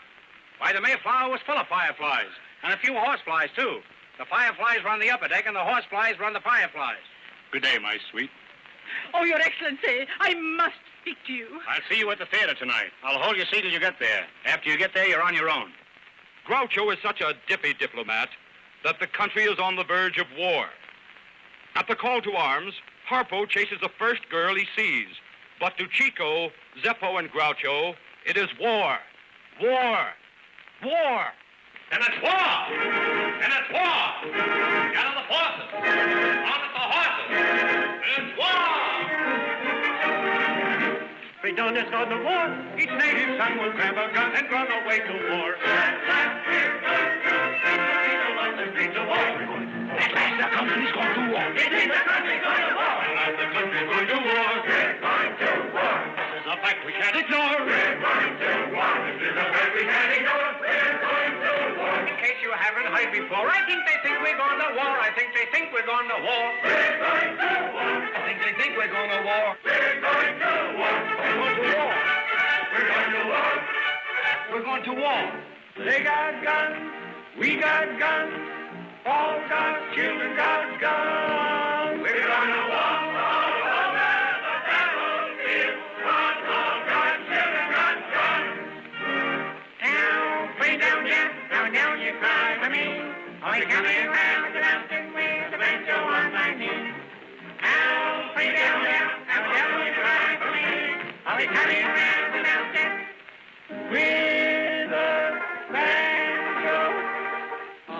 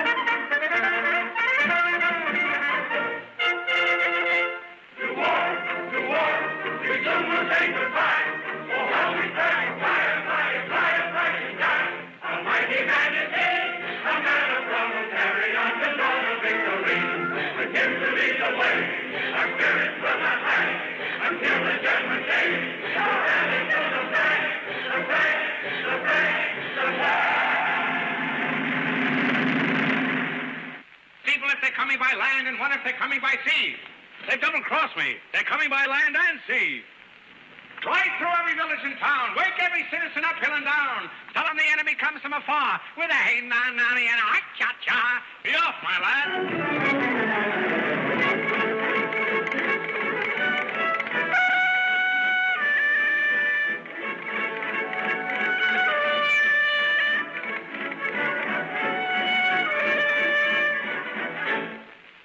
Your Excellency, the Army's morale is crumbling. The men are breaking ranks. Where's the Secretary of War? That's it. Where is the Secretary of War? The soldiers are waiting for his orders. Excellency, the Secretary of War.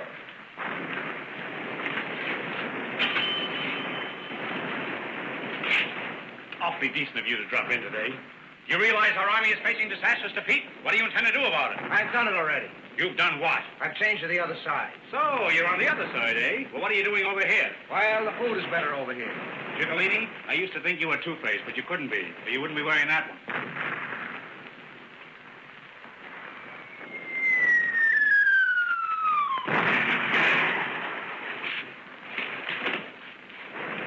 Ciccolini, I need you badly right now. Why don't you take to come back and wait for me again? I'll take a vacation. Good, you're hired. Now, go out in that battlefield and lead those men to victory.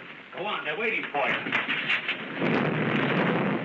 Hey, I don't think it's safe out there with all that shooting. Oh, don't be silly. There's nothing going on there but a war. I wouldn't go out there unless I was in one of those big iron things, go up and down like this. What do you call those things? Thanks. You're welcome.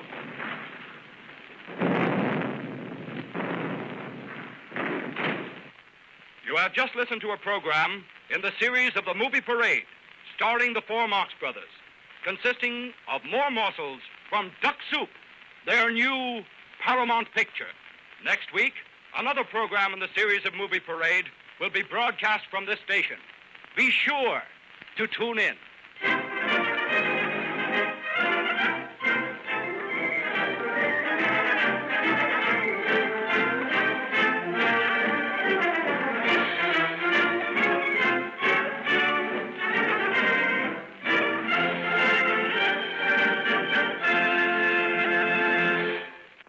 And that was the very second program in the Paramount Movie Parade series from 1933, when they first produced the radio shows that would be distributed around the country to promote their latest movies. Okay, that about brings us up to time for another Heritage Radio Theater. Hope you've enjoyed tonight's program. If you have a special request or want to get in touch with us, our email address is heritageradio@msn.com. That's heritageradio, all one word, @msn.com. Now this is Tom Heathwood in Boston saying thanks for listening, and we'll look for you next time on Heritage Radio Theater.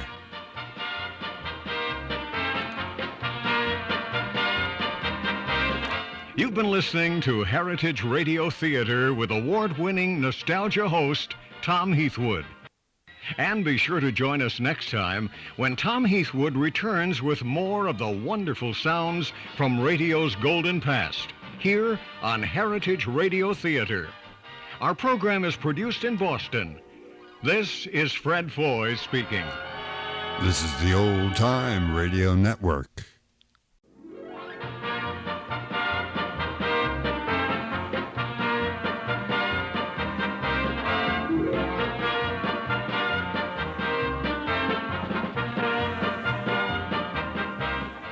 From Boston, this is Fred Foy, inviting you to join us once again for Heritage Radio Theater with Tom Heathwood, bringing you memories from the golden days of network radio. Return with us now to the great old sounds of yesteryear, the 1930s, 40s, and 50s. A showcase of nostalgia, featuring some of the greatest moments in radio, all featuring the original voices from out of the past. Returning now for radio replays you're sure to enjoy. And now, here's your host for Heritage Radio Theater, our master of memories, Tom Heathwood.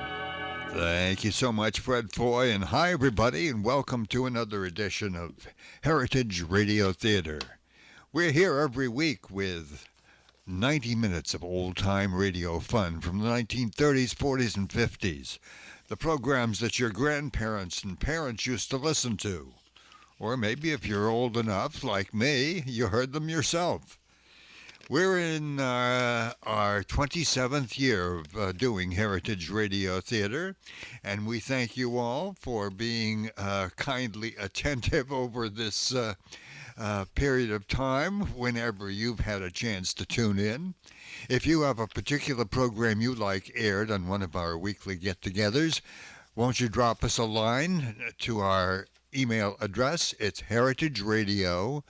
That's Heritage Radio, all one word, @msn.com. Heritage Radio @msn.com. Let's see what's on the playbill for tonight. Two programs of special interest, we think, one from 1935 and one from 9 years later in 1944. The first, Fred Allen and his Town Hall Tonight. And second of all, what may have been one of the very finest radio programs ever done, Vic and Sade. A complete 15-minute program. A lot of those Vic and Sade shows that are in circulation among collectors are edited versions. So we're glad that we have a complete Vic and Sage show for you a little bit later.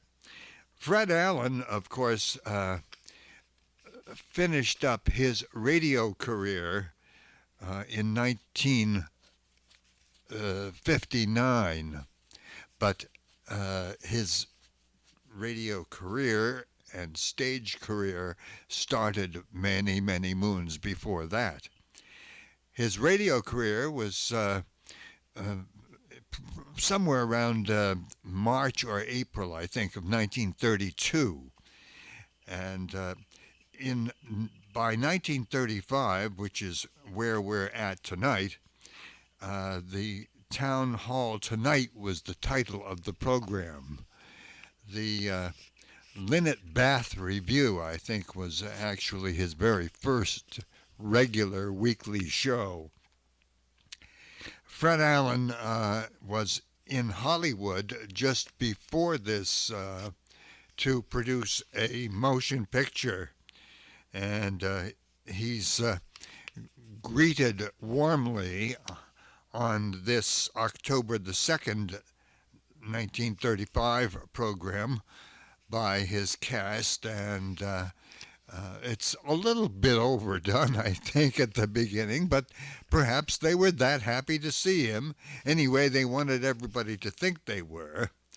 The program at that point was presented by Sal Hepatica, which was a laxative, and Ipana toothpaste, both made by Bristol Myers Company back in those days. The show had different portions to it as it evolved over its many years on the radio. On this particular evolvement, the Town Hall Tonight program featured amateurs on the second half of the program that really was rather surprising outside of Major Beau's original amateur hour and maybe one or two other local programs that featured amateurs just coming in, so to speak, off the street. Fred Allen presented what he thought was the best of the crop. And so we'll hear some of those tonight, as well as his interpretation of the news and his opinion seeking, which later turned into Allen's Alley on a later incarnation. Tonight's program, as we say, comes from October the 2nd, 1935.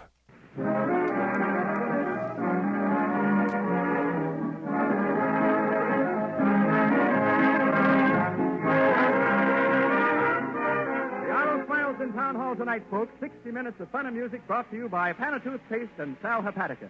And tonight, a big celebration. Fred Allen's coming back to the old Town Hall. He's bringing Portland and the Mighty Allen Art Players in his baggage, and they're all going to give us the biggest show we've had in months. Town Hall Tonight, ladies and gentlemen.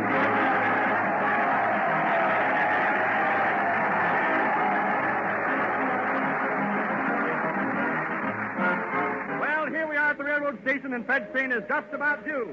He's coming in from Hollywood, where he's just finished making a picture called Thanks a Million for 20th Century Fox. Everybody's here to greet him.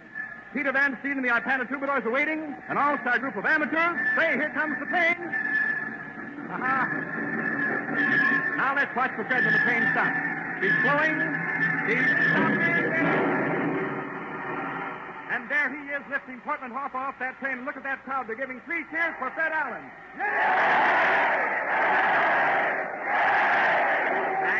Thank you, everybody. Hi, Tiny. What? No brass band? Yes, the band's here too, Fred. Okay, Peter.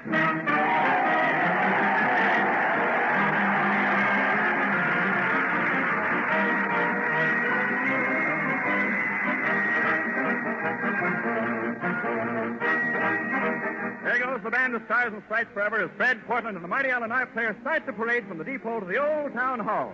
Their friends all around the country are standing by to welcome them home tonight. Folks from coast to coast drop everything to listen. At Washington, England's building battleships, Mr. Secretary. What about the ratio? Ratio, that reminds me. I've got to get my radio fixed. Fred Allen is back. It's town hall tonight. At Boulder City. Why did the president speak at Boulder Dam on Tuesday, Father? Why, he wanted to stay in the house Wednesday, daughter. Fred Allen is back at Town Hall tonight.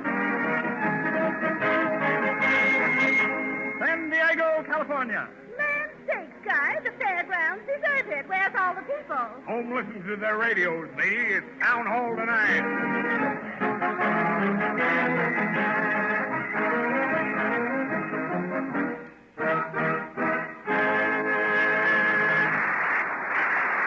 Now, ladies and gentlemen, the radio audience, I want to make a suggestion to you. In just a few moments, Fred Allen's going to start his show in Town Hall, and you have just time to call up one or two of your friends and tell them that Fred is back on the air. They'll be grateful to you. Don't you think so? And now here we are at the door of Town Hall. There's Fred greeting the crowd as it pours through the door. Let's listen to what he's saying. An apple a day keeps the doctor away, folks, but an apple at night won't keep the doctor away from the town hall. Step right in for the housewarming. Hi there, Sheriff. Evening, Allen. How are things in Hollywood? Fine, Sheriff, fine. Did you get a divorce out there? No, I went for business, not for pleasure. Step right in, folks, and welcome. Evening, Mrs. Westmore. Good evening, Mr. Allen. Heard you've been in Hollywood. That's right. Clark Gable sends his love to you. Clark Gable? Oh! Quick, water somebody. Miss Westmore's fainted. I should have brought regards from Wallace Beery. Now, don't crowd, folks, but hurry, hurry, hurry, hurry, hurry. The band's ready, Fred. Okay, Tiny. What's the first number? That song, I've got a pocket full of sunshine from your new picture, Thanks a Million, Fred. It's Dick Powell's picture, Tiny, and how he sings that song. Let's go.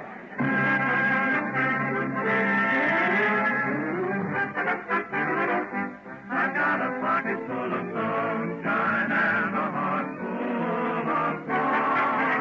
And when I see you, all I want to do is pass it along, pass it along. That makes me a little rowdy, but the world can't go wrong. While you've got a pocket full of sunshine and a heart full of song. All winds may blow, but if you raise your voice and sing, somehow I know there's gonna be spring, yes, there's gotta be spring. And so if Mr. Trouble finds me, he will never linger long. 'Cause I got a pocket full of sunshine and a heart full of song.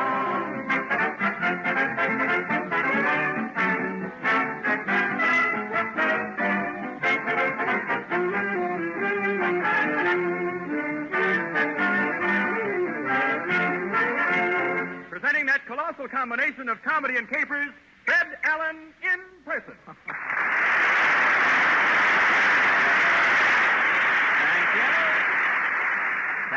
Thank you, and good evening, ladies and gentlemen. Now, before starting the show, I'll read you the Town Hall Bulletin for tonight.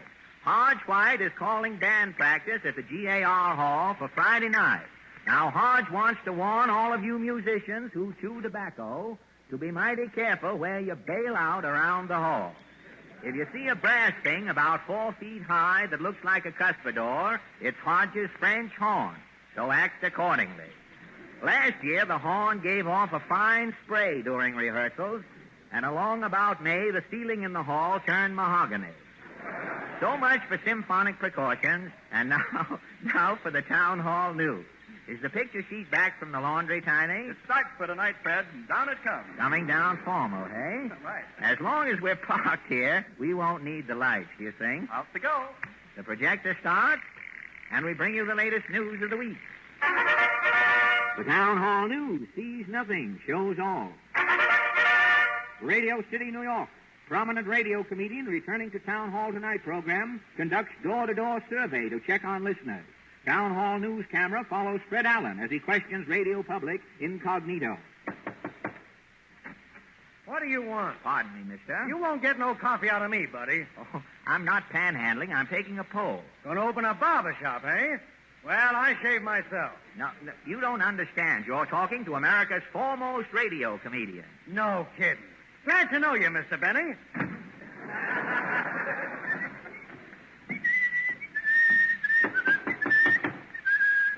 Yes? Excuse me, lady. I'm taking a straw vote. Oh, well, I'm from upstate, and I'm voting for McKinley as usual.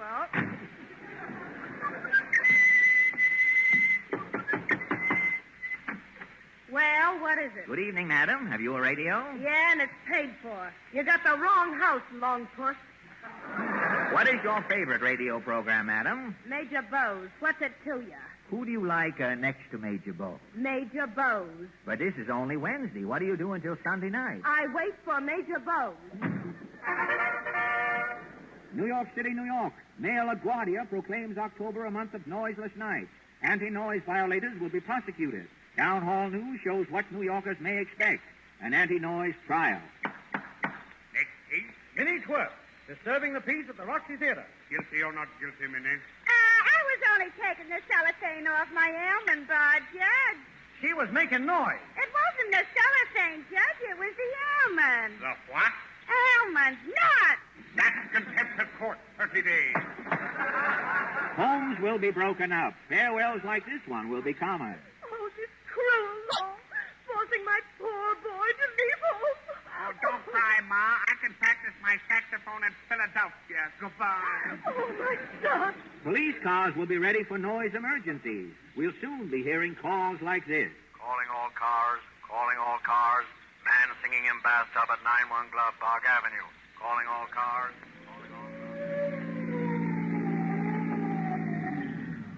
This is 91 Club, Chief. Okay, through this door here. Hey, listen, Chief. He's in the bathroom. Break down that door. I say, what's the blooming row? Come clean, buddy. You're under arrest. But I say I'm having my tub. Well, it's against the law. Oh, you Americans. You say it's a violation to sponge? It ain't that. It's anti-noise month, and you're singing. Come on, you pinch, mister. Grab his arm, Chief. Here, stop it. Now, hold him, Clancy. He's soapy. Let me alone now. Let me go. Get out. Imagine this guy in a bathtub on Wednesday night. We'll hold him for observation. He thinks it's Saturday. Town Hall News shows results of campaign. Before noise was outlawed, Broadway sounded like this. Oh, but what a difference. Today, Broadway sounds like this. Washington, D.C. United States government plans drive on poultry racketeers. G-men to crack down on gunmen who cost consumers millions annually. Town Hall News shows poultry racketeers in action. The scene, a poultry store in the Bronx, New York City. Ye old kosher poultry shopping, Mrs. Marcus responding. No, I got no broilers. No, my place was robbed last night. Yes, poultry racketeers. I'm all that's left in the store, and I'm no chicken, so goodbye. I'm putting on the top hat. Mrs. Marcus. Well, what can I do for you two gentlemen? Calm down, Ma. This is a shakedown. Make it snappy, doll. Where's your phone? Oi, more racketeers, please. No cracks. Where's your hen? Hens, men. Last night I'm robbed. 32 police and agenda. Somebody beat us to it, Butch. I ain't quitting here empty-handed. What's in that safe, Ma? Confidentially, I'm holding out. In the safe, so frozen, I'm concealing one chicken. Open it up. It's one chicken only. Sarah, she's convalescing. Don't stall. Open the safe. Oh, okay. No quiet, Sarah. Just stick up. Any eggs under that dodo? I told you she's convalescing. Tell her to lay a couple of eggs pronto. We ain't had no breakfast. Tell her yourself. I wouldn't forcing the issue. Shake her leg. Shake her leg, Sarah. I'll blow your feathers off. Here, put it away the pistol. She's lighted already. Look, I'm counting 3. We're going to get eggs or else. Come on, Sarah. 1, So give, Sarah. 2, 3.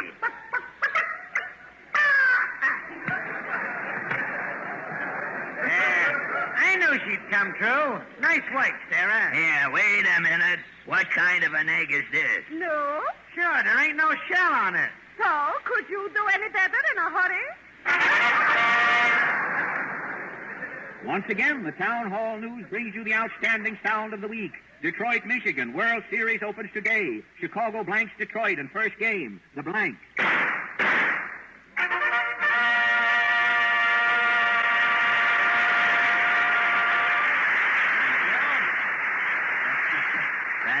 And now, Tiny, how about a scene or one of those talking pictures you used to put on before I went away? Not now, Fred. Why, here you are just home with us again, and we're not going to take much time even for Sal Hepatica. No? I simply want to say this, though. Friends, one of the products that makes it possible for us to present Fred Allen in Town Hall tonight is Sal Hepatica, the mineral salt laxative. Now, whenever you need that kind of medicine, we suggest that you take Sal Hepatica. It will cleanse your body of poisonous waste speedily, gently, thoroughly. And that's not all it does. When you have waste in your body, you also have an acid condition throughout your system. And Sal Hepatica is the laxative that also combats the acidity, building up your alkaline reserve so necessary to good health. In other words, Sal Hepatica corrects both troubles. So keep Sal Hepatica in your medicine cabinet. Don't suffer from a half-sick logy condition, sick headache, upset stomach. Take Sal Hepatica and get a head start towards buoyant, alert, normal health in just no time.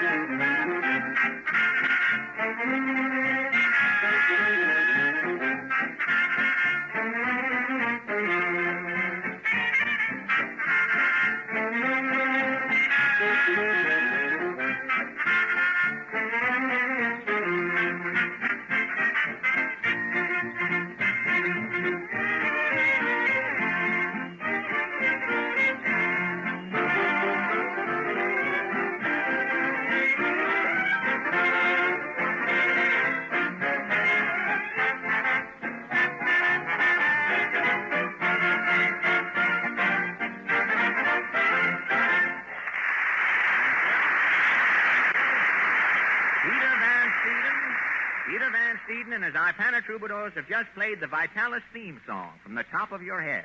When you get down to your teeth, it's Ipana, of course.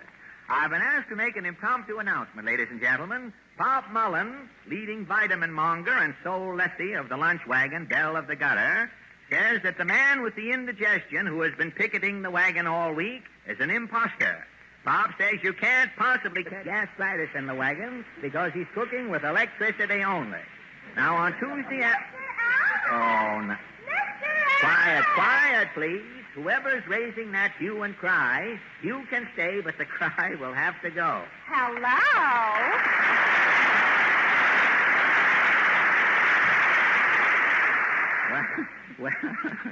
Well, sir, as I live and try to keep these bulldog shoes from snapping at the calves on my legs, if it isn't Portland. Yes, I dreamed last night that you were back from Hollywood. So you came over before you woke up to make sure, huh? Oh, I knew you were coming back. Did a little bird tell you? Oh, I wouldn't hear a bird this soon. Your picture isn't out yet, is it? Couldn't you have welcomed me over the phone? Say, you're lucky I'm alone. Papa wanted to come with me. Oh, I wish he had come. You know, the last time Papa came down here in his dress suit, the smell of camphor cleared up my asthma. Gosh, I wish I could have made the trip to California with you. There's enough confusion in Hollywood without you. I don't care so much about Hollywood. I'd just like to see what's going on around the country. You don't even know what's going on in New York. Did you hear about the Bear Lewis fight? Oh, was there a fight? Well, I'll admit I use the word loosely. A fight is where two people punch each other, isn't it? That's what Papa said. Did he see the altercation? Not exactly. He had a $2 seat. Really? How did he know what was going on? Hear a rumor? No, he took his radio set and tuned in from where he was sitting. Yes, very good. All right, let's drop the whole thing. But Papa felt sorry for Joe Lewis. Lewis won, and your father felt sorry for him? Yes, Papa had to fight a man before he went on his honeymoon, too. Who did Papa have to fight? Mama's father. Oh. I wish you'd do your father a dirty trick for me. You mean go home?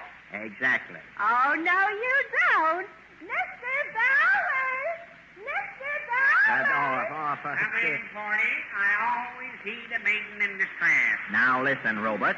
If I lay my hands on that mail order suit, you'll blow a tweed fuse. Now, I'm not paging trouble, Junior, but you rest one unsanitary finger on this lapel and I'll up you. And Mr. Bowers can do it, too, Mr. Allen. If Mr. Bowers is ever kidnapped, you can ransom him with a phone slug. You could go just so far with me, Allen, and 1, 2, 3, I'm on you. And 4, 5, 6, and it's vice versa. Mr. Bowers is pretty tough, Mr. Allen. I'll say with a rounded down. You look like 10 cents worth of fluff to me. Where I come from, men are men. Is that why you had to leave, Mr. Allen? That was good, Party. I wouldn't take that from an octogenarian. Now, look, folks, I just came back tonight. I'm Well, trying to... that's what Mr. Bowers came to see you about. Lord, yes, I've been trying to split an infinitive to get a word in edgewise here. Going from the abstract to the concrete, what's on your mind, Mr. Bowers? Mr. Bowers wants to arrange a public welcome for you. Yes, that's my racket, Allen. Fenton C. Bowers, TWA. Don't tell me you're a government project. TWA is Professional Welcome Arranger. Oh. Yes, Mr. Bowers arranges welcomes for people. He should have arranged one for himself before he showed up here. You'll need Mr. Bowers to stir up a welcome, Mr. Allen. Lord, yes, you got plenty of enemies, brother. You've been on the radio 3 years. Have you any references? Tell him about Frank Buck's welcome, Mr. Bowers. Lord, I tore the town wide open for Buck. Met him up at the dock with a rhinoceros, 2 mongoose, and 400 paid-up elk with teeth akimbo. And what about Admiral Byrd? The bird welcome was Bowers and his dad. High jinks super. And oh boy, was it noisy. Why, the din was nerve-wracking. At high noon, 3,000 housewives slammed their icebox doors in salute. Are your welcomes expensive, Brother Bowers? They're all prices. For $85, I can give you a fair welcome. 50 Boy Scouts wig wagging. Oh, that would look silly. Boy Scouts wagging their wigs at Mr. Allen. Have you anything semi-rousing for around $15? Lord, you don't expect a raucous hullabaloo for $15. I'd go the whole hog, Mr. Allen. You only come back once. $15 is a lot of drachmas, though. Well, if you want to dog it, I've got a $10 celebration. What's that one, Mr. Bowers? For $10, I rent 2 orphans. They meet you at the train and recite. Recite what? A verse I wrote for Cheapskate. How does it go, Mr. Bowers? Quiet, please. At woodchuck, ermine, partridge, grouse. Welcome, Allen. You're on. I'm a what? For $10, you're no peacock. What you need is a mirror, Mr. Allen. Yes, you can take a good look at it and give 3 rousing cheers for yourself. Why, you... And you, too, and you. Hey, put that in your pipe and inhale. I'm off. I guess I'm off, too, Mr. Allen. There's no doubt about it. Goodbye, Portland. Tally-ho!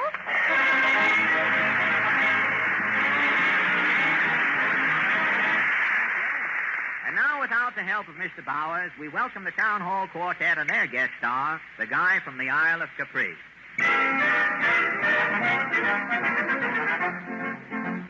There's a guy who's got me full of fear.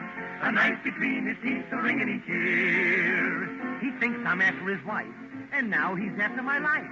He's from the Isle of Capri. With blood in his eye, the guy is chasing me. Wherever I go, I never go slow. I know that he is following me, the guy from the Isle of Capri. I walk in the park, he hides in the dark. But I can tell when God I can smell the guy from the Isle of Capri. I can't take a chance and explain the romance. That's why I worry if that's so. He won't understand, all I did was kiss her hand. He wants to tickle me with his stiletto. If I want to laugh, I've got to go fast. Can't keep one jump ahead of the chumps, the guy from the Isle of Capri. Oh, cantato dell'amore io. Upon the island of Capri, Quando ho veduto questa bellissimo, bambino, sento che... Upon the island of Capri, the light was dark, the moon was high. I kissed my hand as she went by. You know, she said to me, much to my surprise, And rolled her eyes upon the island of Capri. And then I bent to kiss her hand. That's when I saw the wedding band. I took one look and then I flew to where I'd anchored my canoe on the island of Capri. Now he's over here from over there. He's right behind me everywhere. He's getting in my hair. I go for a drive. I do 85. But that's no good. He's under the hood. The guy from the Isle of Capri. I thought it would stop when I beat up a cop. but there was the mug inside of the jug. The guy from the Isle of Capri. Thank you, boy. Thank you.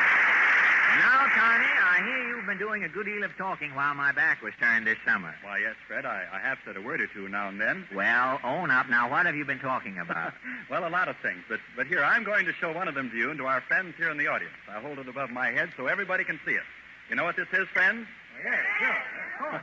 Of course, you all recognize it. Now, will this gentleman here in the front row tell us what it is? Why, it's a package of Ipana toothpaste. Right. The famous red and yellow striped box that Ipana toothpaste comes in. I'm going to open this box now just as you would if you were about to start using a new tube of Ipana. First thing I take out's an instructive little folder. Briefly, it tells you why the health of your gums is important, how best to take care of them, why dentists recommend Ipana toothpaste. And furthermore, it urges you to see your dentist regularly. But there's something else in that box, Tiny. Yes, sir, Fred, and here it is. The shining red and yellow tube of Ipana toothpaste. You've noticed what an attractive package it is, from the handy black cap to the black seal at the bottom. But that, of course, is unimportant compared to what the contents of this tube can mean to you. What can it mean? Cleaner teeth. Teeth that are brighter, more sparkling. Healthier gums. Gums that are firmer, more resistant to infection. Surely it's worth your while to use Ipana toothpaste to brush your teeth and massage your gums with it. So why don't you get a tube tonight or tomorrow morning?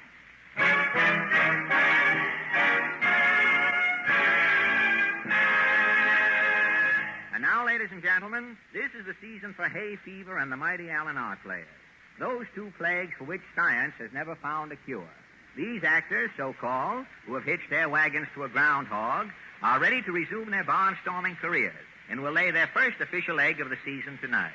They present a melodrama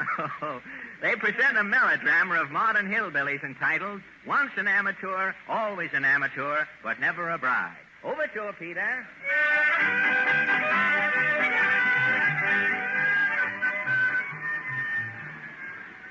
M is for the amateur she gave me.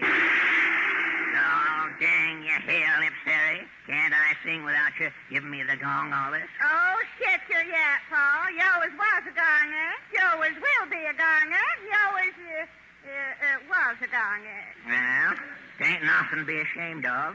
4 gongs was invented. Singer like me could pick up a good vegetable dinner after a performance. Well, the gong's more humane for actors than a ripe tomato. Say, where's them children of ours? Oh, gone hunting, reckon. Hunting? Yep, took their guitars. They're hunting sponsors. Season's open for sponsors. Lord, they're running wild. One got away from me yesterday. Must have been this long. Well, all our young'uns is good boys, all except Pam. He run off to the big city for a national hookup. Oh, Pev's all right. Best sweet potato and best sweet potato. I hate sweet potatoes that get in my mouth. You see, they confuse me. Always did, Paul. Best, but our Pev is all right. Best sweet potato player in 9 counties. I'd have kicked them big city notions right out of his hide if he hadn't up and kicked me first. But take his shoes off, and Pev's a good boy. Oh, wished I was young again. Could get on one of them amateur programmers. Oh, you was a great one in your days, Sarah. Sure was, Paul. Oh, slap me perpendicular. Every time you opened your yap, you got the gong, didn't you? Sure did, Paul. Never missed a gong. You was the first G-woman. All right, right. Sure was, Paul, right now. Listen. Huh? There's our Peb. Listen at him. I know. I thought he'd come back with his sweet potato dragon. Oh, ain't nobody can play that game like our pair. Hiya, Ma. Hiya, Pappy. Hi, son. Well, Peb, what's new on relief? Happy? I come back to tell you I made good in the city. How do you all know you made good? Well, after I played my sweet potato, a fella spoke up and asked me for my autograph. Smooth going, Peb. You give it to him? Yup. I can't write, so I'll give it to him verbal. Middling glad to see you back, son. You hope you're ready to settle down now that you've had your fling. I ain't come home to roost, Pappy. I'm a-going back to the city and make big money. Money? The son of mine take money? Peb, this family's been amateurs for 3 generations. Me and your ma Chair was amateurs before you. Why, you cut your first tooth on a gong. Sure did, son. Well, I don't care. Amateur acts is all taking money nowadays. Why, that'll make you rank professional. You can't do it. I can so. You can't nothing. I can too. You can't. I'm a-going out with a bunch of amateurs to make personal appearances. What personal appearances, son? In them there movie houses. The amateurs appears in the flesh. Hush, son. That ain't decent. You can't disgrace us like that. No, son, don't take money. You'll break your pappy's heart. Hand me my shotgun, Siri. I'll learn him a lesson. Well, take cheer, Pep. You loaned it to neighbor Vaughn for his daughter's wedding. So it did. Well, I reckon I'm off. Open up, Oh, it's your brother and your sister. Maybe they can shame Peb out of his crazy notions. Come in, child.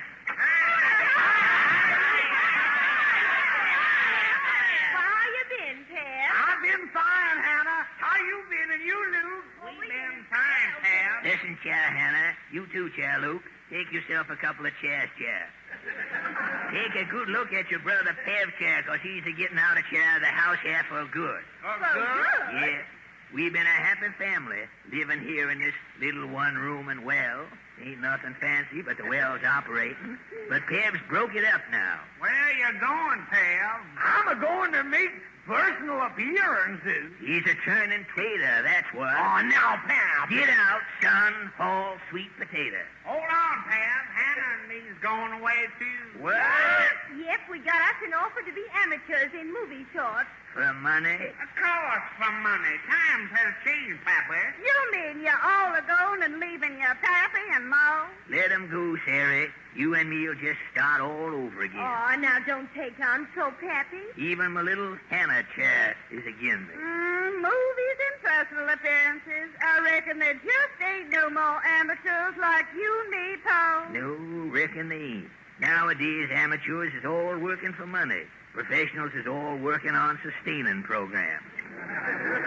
Well, I reckon we better get a-going. Yep, come on, Hannah. Go on, get on. And don't let your guitars and sweet potato darken my acoustics again. Goodbye, Ma. Well, that's done it, Sari. Sure has, Paul. We're right back here where we started 20 years ago, come town hall tonight. Sure do. Sure are, Paul. Children's all gone. But I still got you, Paul. You got something there, Sari. Oh, the children is all turned against us, but I'll always be an amateur to you, won't I, Pappy? Kiss me, Sari. You sure will, Sari. Oh, now you kiss me, Paul.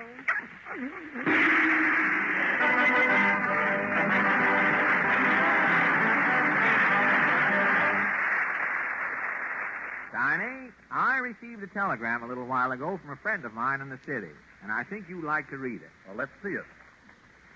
Oh, say, you just bet I'll read it. Say, this makes a wonderful illustration for what I was just getting ready to talk about. Now, here's the telegram. Sorry I can't welcome you back to town hall tonight. Stop. Got a terrible cold. Signed, Bob Stevens.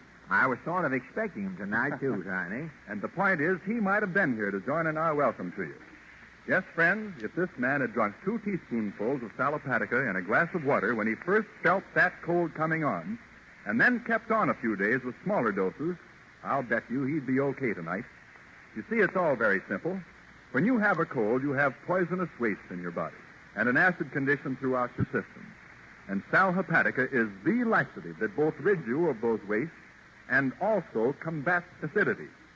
Start with those 2 teaspoonfuls, but don't stop there. Keep on with Sal Hepatica in smaller doses until your cold is entirely gone. That builds up the alkaline reserve and resistance to colds as well. Now, it's too bad Bob Stevens couldn't have been here tonight, but if he'll get a bottle of Sal Hepatica and use it, following this scientific way to treat a cold successfully, he'll be with us next Wednesday night, and we'll expect all the rest of you here, too. Don't you get sick.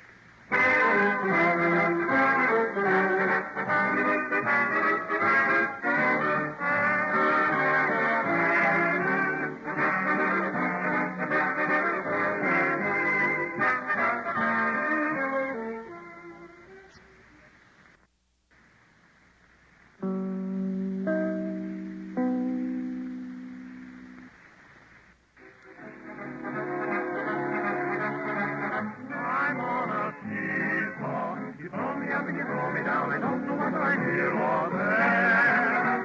Long dreams that we saw. You built them up and you knocked them down. I don't know whether you even care. First I was dead and bound. Then I found you turned round. And as I hit the ground, you went up in the air. I'm on a seesaw. You throw me up and you throw me down, and all together you don't play fair.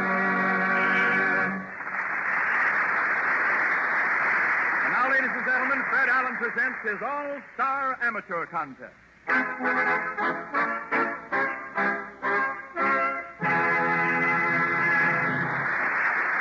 Thank you. Yes, ladies and gentlemen, tonight we present a group of winners who distinguished themselves in the Town Hall Amateur Contest, chaperoned by my good friend Frank Crummett, while I was out in Hollywood. These boys and girls will compete for a grand prize of $100 in cash and a week's engagement at the Roxy Theater in New York City. Now, we have no applause machine on the stage this evening, for the winner of this contest will not be determined by the audience here in the Town Hall. Tonight's winner will be selected by you folks who are listening to your radios at home. Now, we're asking you to choose your favorite, mail in your vote so that we receive it no later than next Tuesday morning. And if you will do your part after the contest is over tonight, we shall be happy to do ours and award the prize next Wednesday night. The winner of the $75 prize for last week's contest is Dwayne Harmon. Tiny tells me that Dwayne played the trumpet and recently won the Midwest Amateur Contest in Omaha before he came to the Town Hall. Congratulations, Dwayne. And now for our contest tonight, ladies and gentlemen. First, we welcome Mr. James Smith. Mr. Smith is here in a chef's outfit with a table. You're from Haverhill, Massachusetts, Mr. Yes, sir. You come up with your accoutrements, did Yes, you? I did. Excuse me, Mr. Smith. It's not catching, I can assure you. You have nothing to worry about. Mr. Smith calls himself the musical chef and has a large table here filled with a motley collection of bowls, egg cups, custard bowls, oatmeal bowls. And you play music on these, do you, Yes, sir. Mr. Smith? You play, what are those you use for hammers there? Those are lady shoe trees. Lady shoe trees, and you spank the bowls to get music with the... You use the shoe trees to get the footnotes, I imagine. How do you... that surprised me more than it did you, really, Mr. Smith. How do you get these dishes tuned up? You buy them in tune? Well, these are just ordinary dishes that I went around different corking stores testing the bowls till I could find the scale, the chromatic scale. Oh, that's fine. You go into a 5 and 10, say, and give me an E-flat egg cup, and well, that saves a lot of trouble. And what are you going to play for us tonight, Mr. Smith? I'm going to play a little medley of Marching Through Georgia and Over There. Marching Through Georgia and Over There. I'm afraid Ethiopia is going to have trouble with China here tonight. I'm not sure. But you go right ahead with your musical saucers there. Thank you.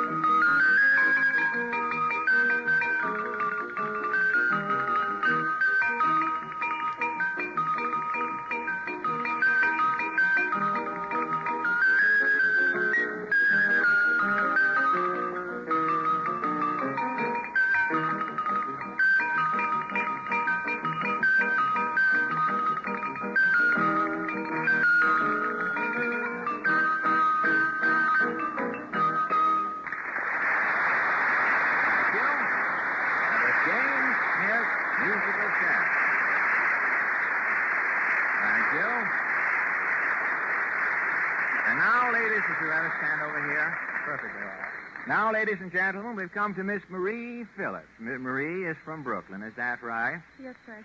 And you have ambitions to be an operatic singer, have you, Marie? That's right. You have? Well, I hope you'll have success in your career. You know, things are looking up. The opera singers had their breathing spell long before President Roosevelt gave business its breathing spell. And the Metropolitan expects a great season this year. You know, they have their insurance company on the side, a little business they run, which helps out. And what are you going to sing for us tonight? Oh, I'm going to sing the aria Grace Moore sings in her picture, Love Me Forever, from La Boheme. The aria. The aria is called Si mi chiamano Mimi. You took the words out of my mouth, but go right ahead.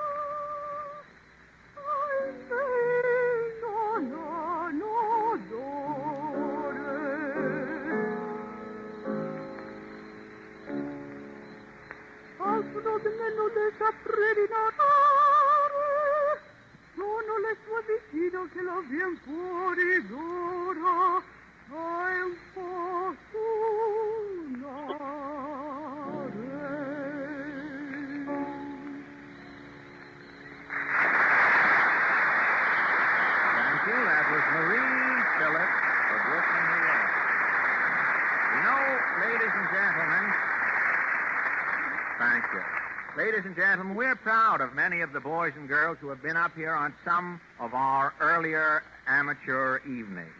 We have as you probably know, a town hall unit now. Some of our earlier winners have banded together and have been touring around the country. This week they're in Baltimore. And I just wanted to mention this tonight because the boys and girls have pooled some of their spare resources and sent me a telegram, and I'm very happy to receive it, and I just let them know if they're listening in. It says, we who have kept the fire burning while you were enjoying your Hollywood vacation welcome you back to the air. Stop. We are enjoying our tour and trust you had a wonderful vacation. Welcome home. That's from Al Mitchell, the Master of Ceremonies, and Marilyn McKay, Joe Williams, Victor Mizzy, Irving Taylor, and the other boys and girls who are with our Town Hall Tonight amateur show. Incidentally, Friday and Saturday of this week, the Town Hall amateurs at the Capitol Theater, Lancaster, PA, Sunday at the Stanley Theater, Camden, New Jersey, and Monday, Tuesday, and Wednesday at the Strand Theater in York, Pennsylvania. And I certainly wish all of the boys and girls the best of luck on their tour. And now, ladies and gentlemen, we've come to Arthur Young, singer and guitar player from Bison, New York. Is that right, Arthur? Buffalo? Oh, Buffalo. It's Bison and Buffalo. Practically the same thing. Arthur is here. Is that I never knew. Arthur is wearing one of those Stetson hats, about a 4-gallon, I'd say, isn't it? 20. 20-gallon hat, is it? And a leather jacket, and he's carrying a guitar. I never knew Buffalo was so far west until I saw your costume Right around the tonight. buffalo. Huh? Right around the buffalo. Around the buffalo, okay. You're a guitar player and singer, Arthur? Right. You are. I think Incidentally, so. I hope so. You think so? I hope so. Incidentally, you're a left-handed guitar player, aren't you? Right. Southpaw. Southpaw, you have to restring the guitar the other way to play left-handed, do you? That's what I do. You have to mix it up, huh? Right. You'd have an awful time with a harp, wouldn't you, getting all of those strings?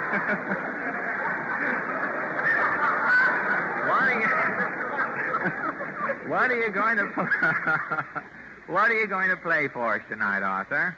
I'm going to sing Why Did I Get Married? Why did you get married and play at the same time?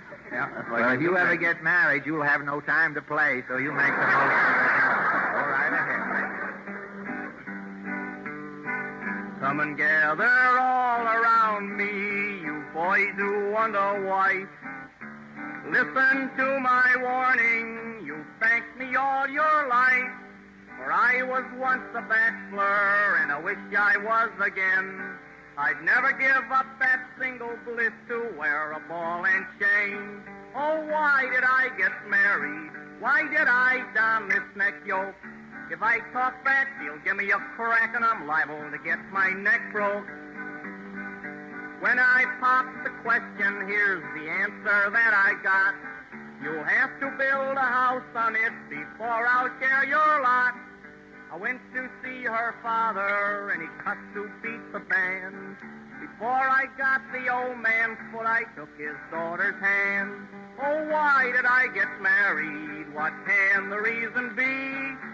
Want to see the missing link? Just take a look at me. My wife, she keeps the bank account, but I keep right on working. I have to wear one shirt so long, it looks like an old lace curtain. She's getting fatter every day. She weighs 400 gross. I haven't kissed her now for years, 'cause I can't get that close. Oh, why did I get married? Look what I went and done. It cost 3 times as much for 2 to live as cheap as 1. Ollie, ole, ole, ole,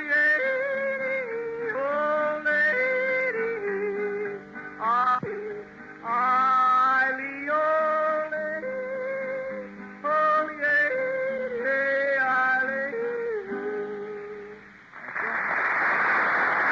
With Arthur Young, Buffalo, New York. And now, ladies and gentlemen, we have a group of boys, 6 boys. 6, are you boys? The Yugoslavian Tamburitsa Orchestra. Is that correct? That's correct. I got it all right. Are you the manager of the band, are you? I'm just a spokesman. Spokesman Just tonight. a spokesman, are Yeah. you? What is your name? David Blowson. David Blowson. Glad to know you. My name's Alan, Mr. Blowson. I've heard of you. Happy to have you up here. You heard Arthur singing there, didn't you? The yodel? Oh, yes, sir. I don't know where he got the lay, but the low comes from Buffalo. That's confusing. Now, what are you boys going to... You have an odd collection of instruments here, haven't you? Why is it no one with a Ukrainian or Slovakian orchestra ever plays a trombone? Why is that? I guess you play a trombone in those little countries that goes over into Italy and is apt to start more trouble, I imagine. Stick to the string in. What are you going to play for us tonight? We're going to play Repaz Band. Repaz Band. Go right ahead. Thank you.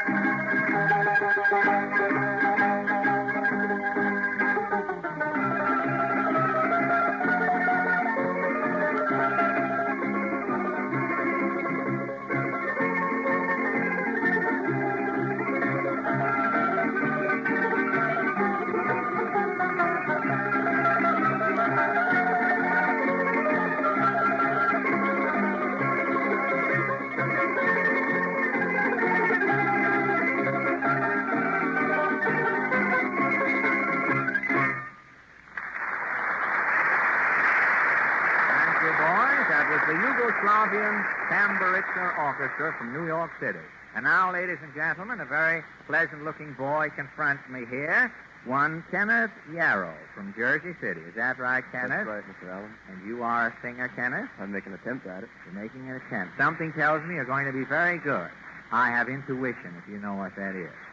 All right. You wouldn't know it to look at. I'm so deceitful. I mean, you wouldn't know it. But I'm just telling you confidentially. And you are, according to my little slip here, you are a bass baritone? That's right, Mr. Allen. Haven't you decided, or is your voice changing? But you see, it's right that way. It's in between. Oh, we're fortunate. We're just sort of catching you in a hyphenated stage of your vocal career. Do you work for the Standard Oil Company, do you? That's right. Well.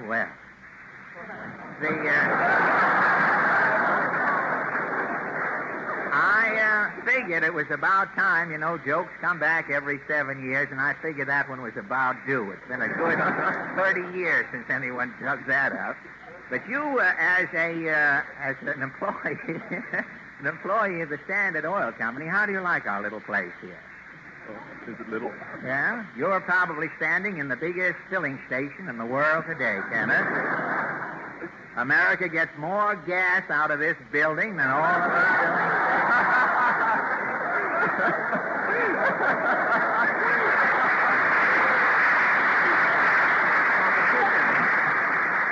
Competition. And you, what are you going to sing for us, Kenneth? Old Man River from the Showboat. Old Man River. Right. You work for the Standard Oil Company. Oil and water don't mix, you know. Well, I hope you'll come out all right. Thank you. Thank you. Go right ahead.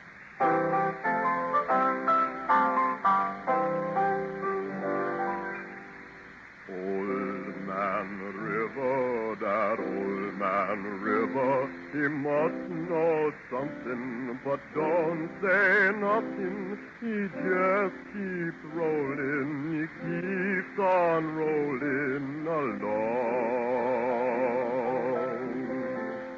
He don't plant potatoes, he don't plant cotton, and them that plants them is soon forgotten. But old man River, he just keeps rolling along. You and me, we sweat and we strain, body all aching and racked with pain. Oh, that bud, live up that damn Dell. Get a little drunk and you land in jail. I get weary and sick of trying. I'm tired of living and scared of dying. But old man River, he just keeps rolling.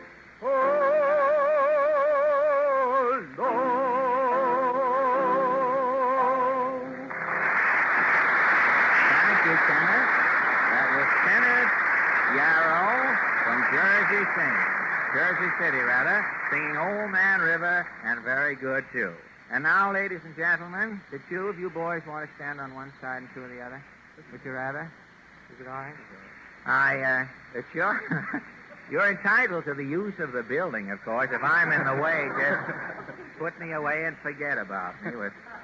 Ladies and gentlemen, we've come to four affable-looking gentlemen here. The Friendly Four, they call themselves, so I don't anticipate any trouble, boys. The Friendly Four from Pine Grove, Pennsylvania. Is that right? Correct. Well, where is Pine Grove, if I'm not too... About 40 miles west of Harrisburg, or east of Harrisburg. 40 miles east of Harrisburg, Pine Grove. What is the principal industry at Pine Grove? I'm interested. The name sounds familiar, but I can't place the metropolis. I believe tanning is the most important industry. Tanning leather, yes. Tanning leather is, huh? I suppose most of the people, it's unusual for the population of a town to hide during the day, generally. Well, I'm stuck. What? If you can think of better jokes, fellas, you're perfectly all right. It's all right with me. But the name intrigues me. The Friendly Four. Is it a trade name? Is it just the name of a club or something? Just a male quartet. Just a male quartet, a friendly force. I don't know, names are deceiving. I saw a good humor man with a long face last Sunday. You can't tell. What are you going to sing for us, boy? Street Urchins Medley. Street Urchins Medley. Thank you very much. Go right ahead. On the store we'll sing a song of cities, cities great and small, thriving little ditties, tell about them all. New York has her lobsters, Boston has her beans, Baltimore's a place for oysters, but for lasses, New Orleans. Roll 'em bones, roll 'em bones, roll 'em on the square, roll 'em on the sidewalk, the streets, or anywhere.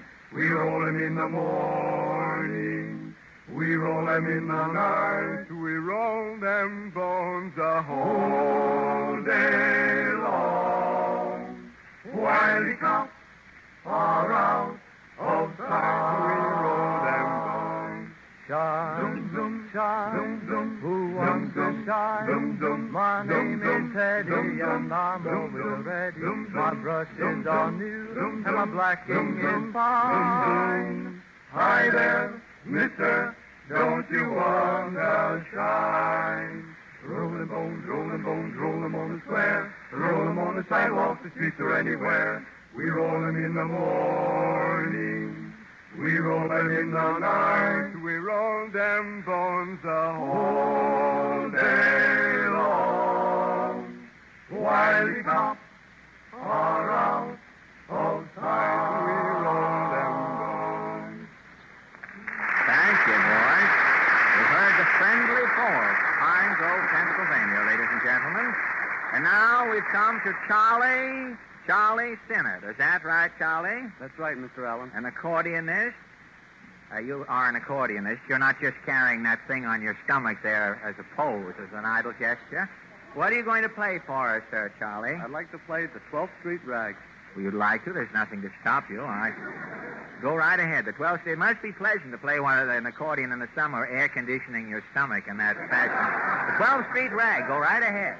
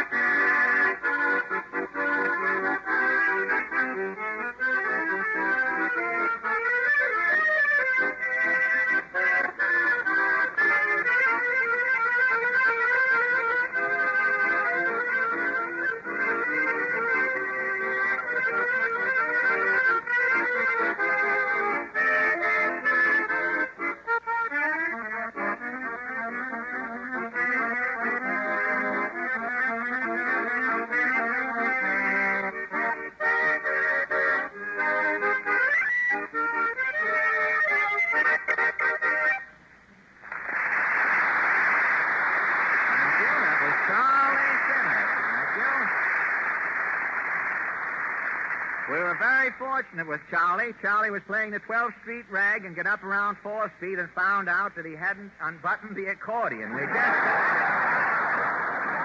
almost didn't hear the last 8 blocks there. And now, ladies and gentlemen, that ends tonight's All-Star Amateur Contest. And please don't forget that we want all of you who have heard our amateurs at home tonight to help us select the winner of our $100 grand prize and a week's engagement at the Roxy Theater. It is your contest, ladies and gentlemen, and your votes alone will decide who wins. All you have to do is to vote for your favorite, is to send a postcard or a letter to me, Fred Allen, small capitals, in care of the station to which you are now listening. All votes must be in not later than next Tuesday morning, if you will, please. And now, Tiny, I know you in Portland always like to have the last word, but what is yours tonight? Well, just one parting suggestion to our audience, Fred. Friends, I'm going to ask you again, as I did earlier this evening, if you won't start to use Ipana toothpaste yourself. Ipana, you know, when used with massage, will help you to prevent or correct pink toothbrush, That sign of tender, flabby gums which, if neglected, may lead to serious mouth disorders. Ipana toothpaste and Sal Hepatica are the two products of the Bristol-Myers Company which bring you this hour of smiles in Town Hall tonight. And I hope that when you think of Fred Allen in Town Hall, you remember Ipana toothpaste for the smile of beauty, Sal Hepatica for the smile of health. Ipana, Sal Hepatica.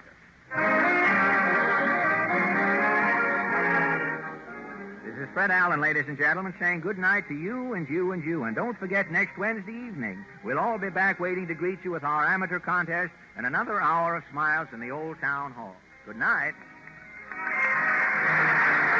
This is the National Broadcasting Company.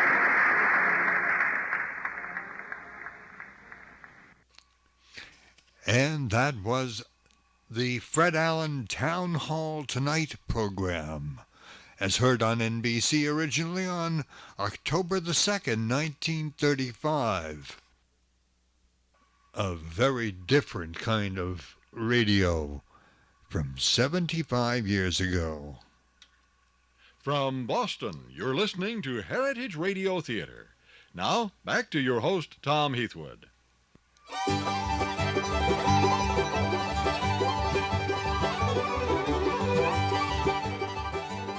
It's intermission time now on Heritage Radio Theater. We'll be right back.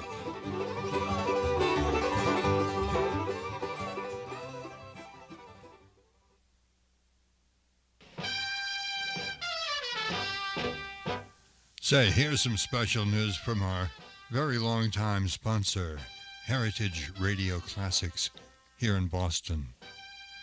Heritage, as you may have heard me mention, is downsizing and now limiting its sales to cassettes, CDs, MP3 CDs, and DVDs to its radio listeners and the items in its catalog that you can see at heritageradio.com. However, they will still offer special research work for those looking for particular radio programs and series. Meanwhile, Heritage will be selling many items from its studio and master library.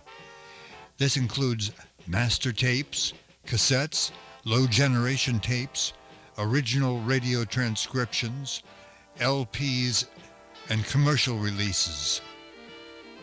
In addition, Heritage is going to make available a list of old-time radio studio equipment, including RCA and other broadcast microphones, amplification and processing equipment, preamplifiers, limiters, processors, and many other items.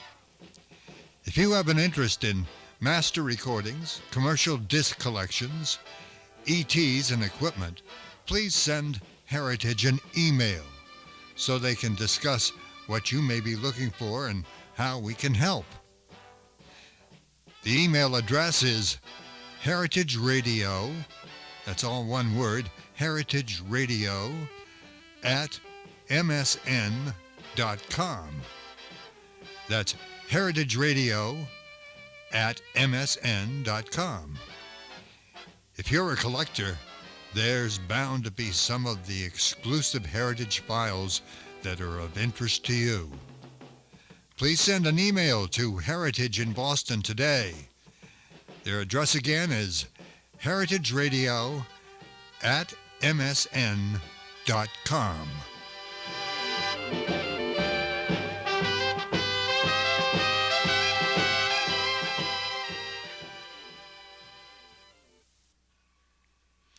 And we're back now on Heritage Radio Theater.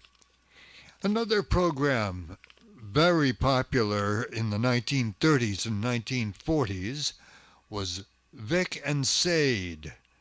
Vic and Sade was one of the perhaps first family comedic type programs, low-key comedy indeed, presented on a daily serialized version for most of its run, although it did try a half-hour series on nighttime network radio. Vic and Sade starred Art Van Harvey as Vic, Bernadine Flynn as Sade, and Billy Idelson as Rush. Billy was replaced during 1943, 44, 45, I'm not sure of the dates, by a David Whitehouse, who took on the role of adopted son Russell Miller. Uncle Fletcher, who we'll hear on today's program, was played by Clarence Hartzell, and you might recognize him from One Man's Family. The discussion today on this program presented by Crisco was about Rishigan Fishigan's secret. Rishigan Fishigan from Fishigan, Michigan. Michigan, Michigan. Anyway, here they are.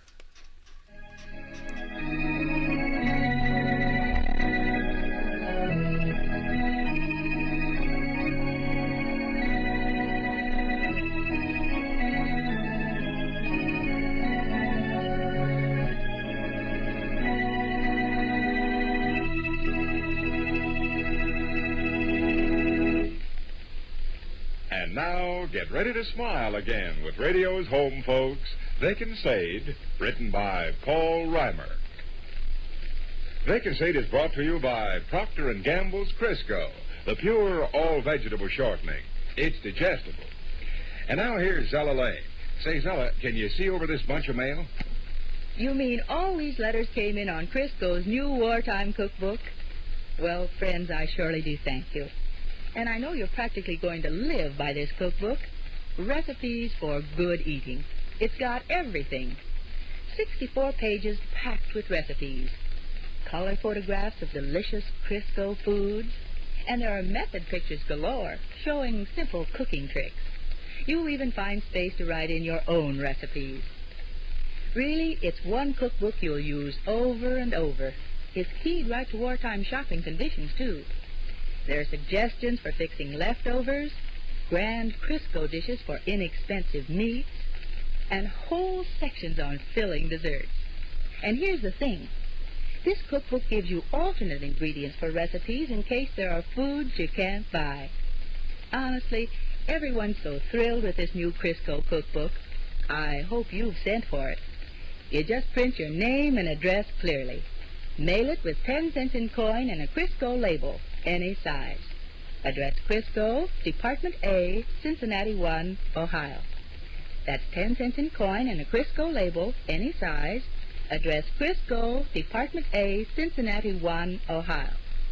The offer is only good in the United States, and since you'll have to allow 14 to 18 days for delivery, better write today for Crisco's new wartime cookbook. And now back to Vic and Sade.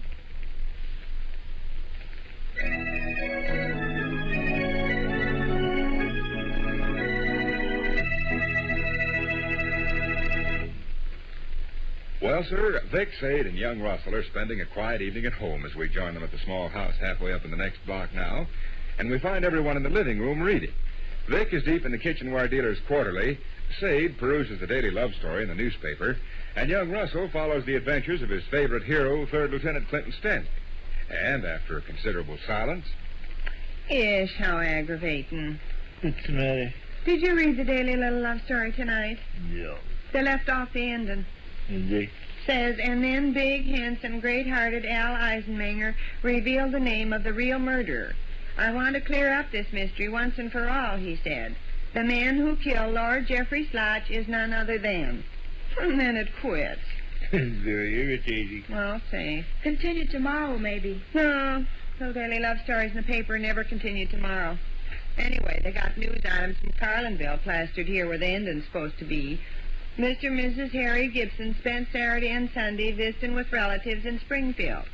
The Harvey Bierman family of south of town were pleasantly surprised Monday evening when Mr. Bierman's Sunday school class dropped in for supper. Bessie Quelch, 5-year-old daughter of Mr. and Mrs. William Quelch, entertained with a birthday party last Thursday afternoon. The tiny guests included Art Van Berschadt, Tyler McVeigh, Morgan Perrin, William Joyce, Parker Gibbs, Harry Bubeck. Well, Ish, what am I reading this trash for? Go ahead. It is a tale of stark horror and thrills me to the marrow of my bones. Yeah. Miss Smelly Clark often gets to talking on some subject to where he can't quit.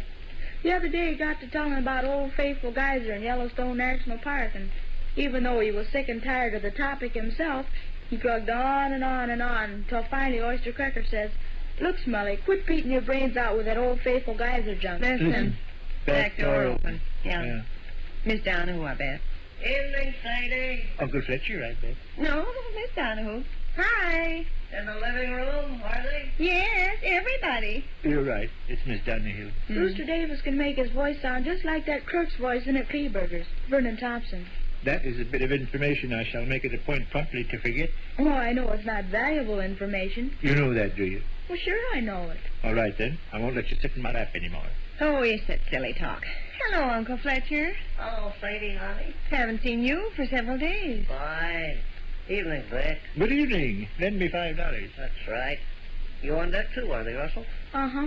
Going barefooted, I see. No, I got my shoes and socks Going on. barefooted gives the toes an opportunity to spread out and receive the benefit of the open air. I got my shoes and socks on. Vic, honey, I have a little more reason for stopping past this evening than just sticking my head in the door to say hello. Oh, do you? Certain facts have come to my knowledge which I feel I should pass on to you. Really? It is not my habit, custom, or usage to frip-frap, gossip, or drool, but these facts I do not feel should be withheld. Say, you got me on pins and needles. Less than half an hour ago, Vic, honey, I accidentally acquired information in connection with Michigan from Michigan, Michigan. Yeah? Less than half an hour ago, I acquired startling information in connection with Michigan from Michigan, and I decided it was my duty to communicate the matter to you. Well, what is the startling information? Gosh, Willie. I feel I should reveal the secret to you, Vic, honey, because... Yes? I feel I should reveal the secret to you, Vic, honey, because you are Michigan from Michigan's dear old arms around the neck chum. Oh, no, I'm not. Well, let me tell what he's got to tell, Vic. Okay. I want it distinctly understood, Vic, that it is not my habit, custom, or usage to frip-frap, gossip, or drool. But since you are my niece's husband, I decided it was my duty to reveal the secret which is closely connected with your dear old close arms around the neck chum, Michigan from Michigan. What is the secret? Sadie, honey, perhaps you'd like to go down cellar. No, I wouldn't like to go down cellar. Upstairs? No, they're upstairs either. This matter is hardly for the ears of the women and the children. Hey, you can't do that, Uncle Fletcher. You can't come in here and announce you got big, exciting secrets to tell and then politely ask me to leave the room. Russell can leave the room. No. Yeah, Russell can leave the room. No. Leave the room, Russell. No. Oh, thunder, friends, let's not act like half-wits over something. It may be all right. What'd you say, Uncle Fletcher? It may be all right for the women and children to hear this. Sure. Yes, it's all right. Uh-huh. You can stay, Russell. I never intended to leave. Hey, who are you talking to? Michigan from Michigan, Vic, honey, is your dear old close arms around the neck chum, or I wouldn't feel it was any of my business to reveal his startling secret. Uh-huh. Because, like I say, it is not my habit, custom, or usage to frip-frap, gossip, or drool. No, I know it's not. Well, what about Michigan from Michigan? I thought you'd prick up your ears. Well, I've had my ears pricked up for about 20 minutes now. Fine. Great. You're sure, Sadie, honey, you wouldn't prefer to leave the room? I'm certain I wouldn't prefer to leave the room. Russell, honey, perhaps you... I'm certain I wouldn't prefer to leave the room. Uh-huh. Oh, come on, Uncle Fletcher. Quit playing with us like a cat plays with a mouse. Give us a joke about Michigan from Michigan. Michigan from Michigan, Vic. Yeah? Is not his name. Get out. Michigan from Michigan is not his name. Well, that is indeed startling news. I got privy to this knowledge purely by accident. Well, what's his real name? Yes? Is his real name... No, Vic, honey, I am your niece's husband. Oh, you... I am your niece's husband, and that's why I feel it's my duty to bring this matter to your attention. After all, your dear old arms around the neck chums of Michigan. Oh, you can't hardly say that, Uncle Fletcher. I suppose we're friends and all, but we're hardly inseparable. The man has been sailing under false colors. He's been misrepresenting himself. How did you find out about this, Uncle Fletcher? What? How did you find out about this? What? How did you happen to discover Michigan fish?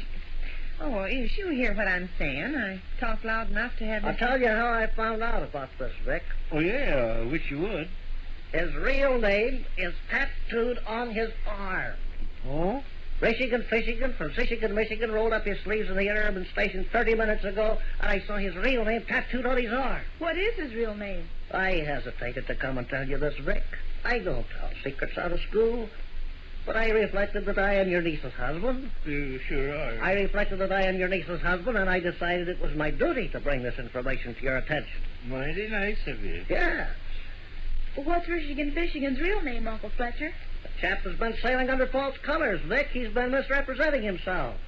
No, I'm your husband's niece, Vic, and I thought you ought to know these facts about your dear old arms around the neck chum. Well, we're not such close buddies as all that, Uncle Fletcher. Oh, we're friends, I suppose, but we're That's not... what I'm telling you. That's what I'm telling you. What's Michigan's real name? I'll tell you how I found out his real name. Okay. He rolled up his sleeves, and I saw his real name tattooed on his arm. What is his real name? We were both down the interurban station skulking around the peanut machine. Generally, Michigan Jimmy's the peanut machine, obtains peanuts without putting any copper in the slot. But tonight he had a copper, and he put that copper in the slot, and no peanuts come out. He put his good money in the machine, and no peanuts come out. Naturally, he was filled with righteous indignation. He quivered with fury. Hold my coat, Rush, he says. He handed me his coat, and he rolled up his sleeves. He got all ready to shake, fight, and wrestle that peanut machine until it disgorged his penny's worth of peanuts. And you saw the tattooing on his arm, huh? I saw the tattooing on his arm. His real name, huh? His real name, Russell, honey. What is his real name? Beg pardon? Say me, honey. What is his real name? Corrigan. Corrigan? What's his first name? Jorrigan. No. Jorrigan Corrigan is his real name. He comes not from Michigan, but from a small town in the northwestern part of the United States. Oregon. Yes, Oregon. What's the name of the small town? Oregon? Name of the town is Boregan. Uh-huh. Jorrigan Corrigan from Boregan, Oregon. Yes. No, Vic, it's like I said before. It's not my habit, custom, or usage to rip, crap, gossip, or drool, but I am your husband's niece. And I felt it was my duty to reveal these facts about your dear old arms around the neck, chum. Michigan from Michigan is not Michigan from Michigan. Michigan from Michigan is really Jorrigan Corrigan from Boregan, Oregon.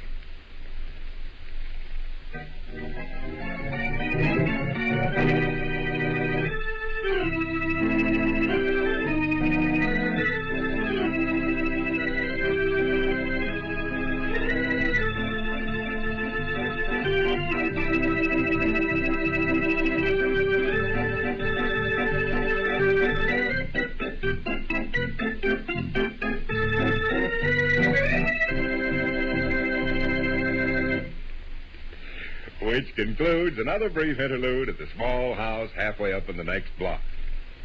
And now here's Zella Lake. Remember my telling you about a recipe for ham and hash browns? A recipe a man gave me? Well, right after the program, a woman listener called to tell me about her husband's favorite leftover potato dish. Something she thought I might pass along. It's a sausage sauce for Crisco fried potato cakes. You break up sausage meat and fry it. Next comes the gravy, made by adding water and catsup to the sausage. It's served over nicely browned Crisco fried potato cakes. Well, you can imagine how delicious that tastes. Now, maybe you draw the line at serving fried foods. Worry about digestion, you know.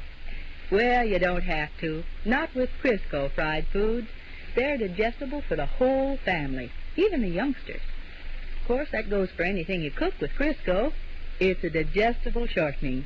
Yes, Crisco's pure and all vegetable. Just the finest quality shortening you can buy. Try Crisco with one of the grand recipes in Crisco's new wartime cookbook. Send today for Recipes for Good Eating. Just mail your name and address and 10 cents in coin with a Crisco label, any size.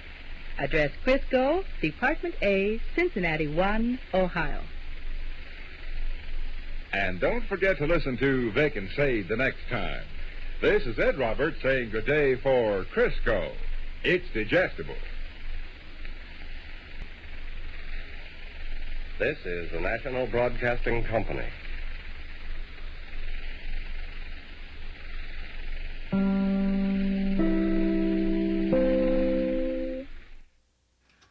Vic and Sade, as originally heard on NBC on June the 21st, 1944.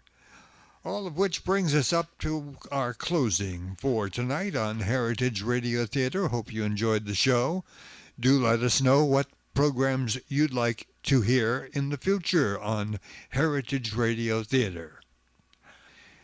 Now, this is Tom Heathwood in Boston saying thanks for listening, and we'll look for you next time on Heritage Radio Theater.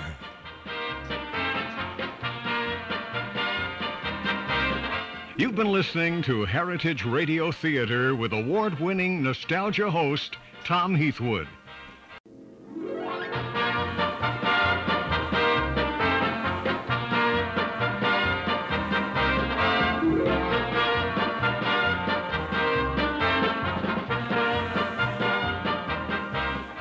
From Boston, this is Fred Foy, inviting you to join us once again for Heritage Radio Theater with Tom Heathwood, bringing you memories from the golden days of network radio. Return with us now to the great old sounds of yesteryear, the 1930s, 40s, and 50s. A showcase of nostalgia, featuring some of the greatest moments in radio, all featuring the original voices from out of the past. Returning now for radio replays you're sure to enjoy. And now, here's your host for Heritage Radio Theater, our master of memories, Tom Heathwood. Thank you so much, Fred Foy, and hi, everybody, and welcome to our Labor Day weekend program for 2010. Heritage Radio Theater. 90 minutes of old-time radio fun here on the Old Time Radio Network. And we've got some wonderful shows for you today with Bob and Ray, the CBS Radio Workshop, and we'll hear a chapter of Little Orphan Annie just right at the end of our program tonight. All chosen by you, the listener, from your emails and cards and letters that we get here at Heritage Radio Theater. If you'd like to suggest a program for an upcoming Heritage show, please drop us a line. Our easiest address is our email. It's heritageradio, that's all one word, heritageradio at msn.com. heritageradio at msn.com. On tonight's program, we're going to start things off with some old favorites of mine, folks I knew many years ago, many years ago. Bob and Ray, Bob Elliott and Ray Goulding, who started their broadcast careers right here in Beantown, Boston. And we have a program tonight that I think you'll enjoy. You may not have heard Bob and Ray in this format before. There aren't too many really good examples of their WOR New York City days, but we have one that I think we've never played before, and it answers a request, I hope, for a Maine listener who wanted to hear some Bob and Ray like they used to hear on WHDH radio in Boston way back in the 1940s. And Bob and Ray started out at WHDH in the post-war period, right after World War II, and soon found they had an affinity for working with one another, doing comedy mixed with music and news and weather. They were on in the morning and at various parts of the day. Plus, they had their regular staff announcer work that they did for the rest of the day on WHDH. NBC caught wind of the popularity of Bob and Ray on a independent radio station, that is, a non-affiliated with a network radio station here in Boston, and thought Bob and Ray would make a big hit on the network.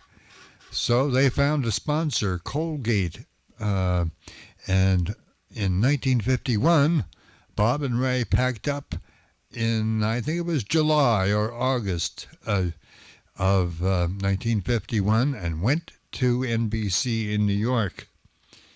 They worked at NBC briefly for the Mutual Broadcasting System.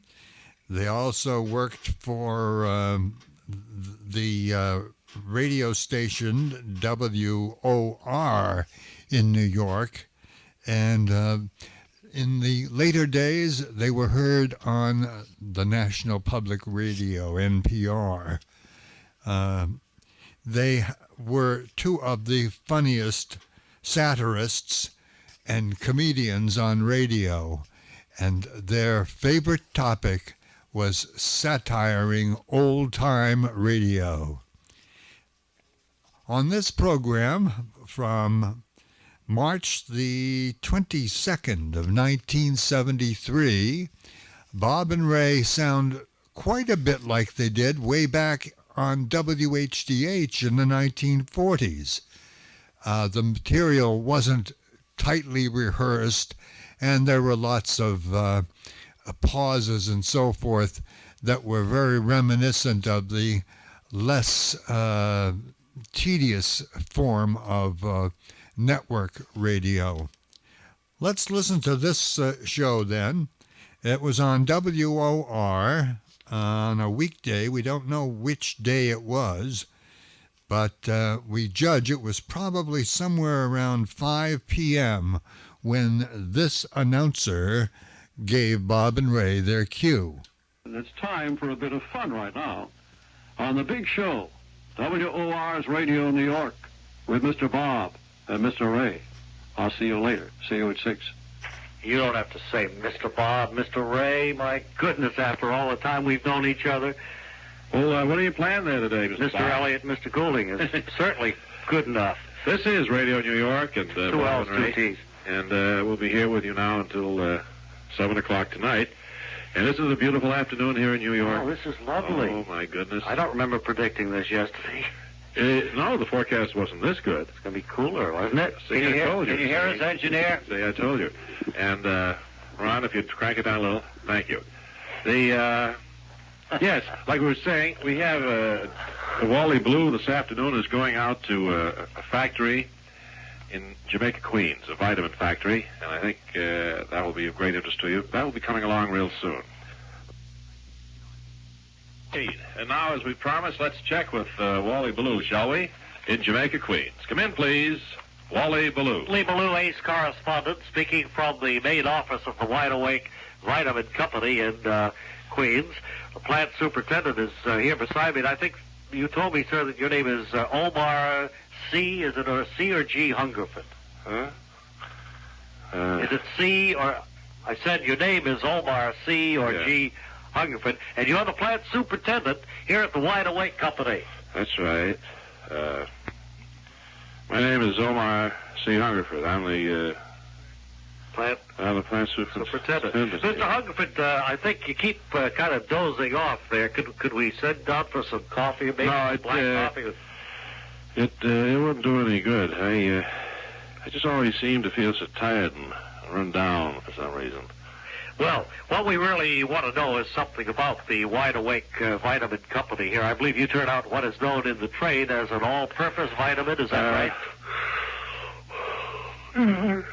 All-purpose. That's right. Uh-huh. Be an all-purpose vitamin, I Could guess. you explain to my listeners and some of the people tuned in just what an all-purpose vitamin is, Mr. Hungerford? What? I said I wonder if you'd explain just what an all-purpose vitamin is. I think some of my listeners and the people listening would like to know. Yeah, well, it's just a vitamin that contains all the elements that you need for health and vitality. What?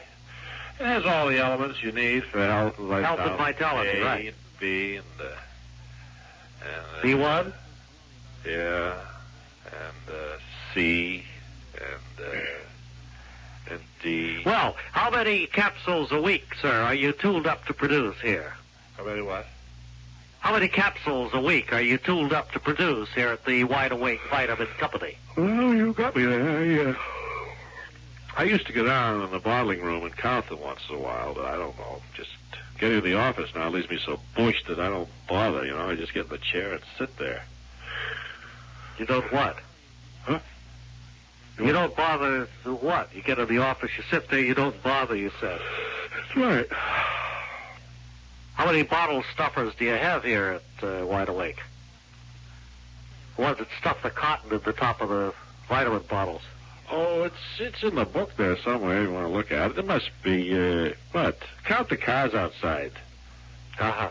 I understand that... About 12 cars. It's probably 15 people. I know 2 of them. 2 to a car, probably. Well, not all of them, but... I understand that your company now has a South American plant, too. That's located in Buenos Aires. Is that it, right? I don't know. It's Buenos something. Buenos Aires, probably. I get mail from them all the time. I just don't seem to have the energy to open it and read it. Well, Mr. Hungerford, do you feel vitamins play an even more important role in, or will play in future American life? By that I mean, Mr. Hungerford, where are you going? I got a couch in the other office. I was just going to have to lie down for a little while. I'm beat. Well, it's been nice talking with you, sir. Yeah. This is Wally Ballou at the Wide Awake Vitamin Company in Queens, Long Island, New York. Returning it now to Bob and Ray in New York. Thank you, Wally. That was very exciting. I've often, well, it wasn't exciting. It probably is one of the dullest things he's ever put on the air. It wasn't Ballou's fault, Ray. It was the fault of his interviewee. Well, it's Ballou's fault, and he chose to interview such a dullard. He didn't choose. He goes on the assignments that you give him. I don't each give him and any every morning. assignments. I don't give him any assignments. He picks his own job. And no, he's his own man when it comes to politics. He submits his mileage thing, his expenses. I don't tell Wally Blue what to do. Have you seen his He mileage wouldn't stand thing? for that. He'd walk over to NBC or something like that. Did you see his mileage thing for last week he put in? No, I haven't. 4,600 miles he drove in the mobile unit. Well, 20s, I'd say. are you looking for a new job? No, not you, sir. This young lady over here. Oh, what? I saw you kind of just lilting your head back and forth listening to Victor Moan and Nina Never Knew. Have you heard that song before? Well, the reason my neck was lilting is I have this flower box around my neck, and it gets so heavy. It had nothing to do with the song, or... Well, the song is pleasant, but the reason my neck was weaving that way was this gets heavy after a while. Do you want to take the flower box off your neck and talk about Nina Never Knew, or do you want to let it go? I thought Nina Never Knew was very pleasant. Wasn't it? Weighs about 40 pounds. Nina? No, this flower box. But if I get caught in the rain, it goes up to about 48 pounds. About 8 pounds of water soaks in there. I know that. Then it becomes a real burden. But you did like the song. That's Così. What's that? You know, you don't have time. Così? No, you don't have time to critique music when you're carrying a box of flowers around your neck. When you have 4 hours, you have all the time in the world to talk about anything you can think of. No, I say I don't, you see. I'm carrying the flowers around. don't. You're not. You're sitting there being a bore. Right. I'm sitting You're there sitting there trying with to a pay wet box attention of to flowers. A terrible program. Okay, Ron, will you play that, please?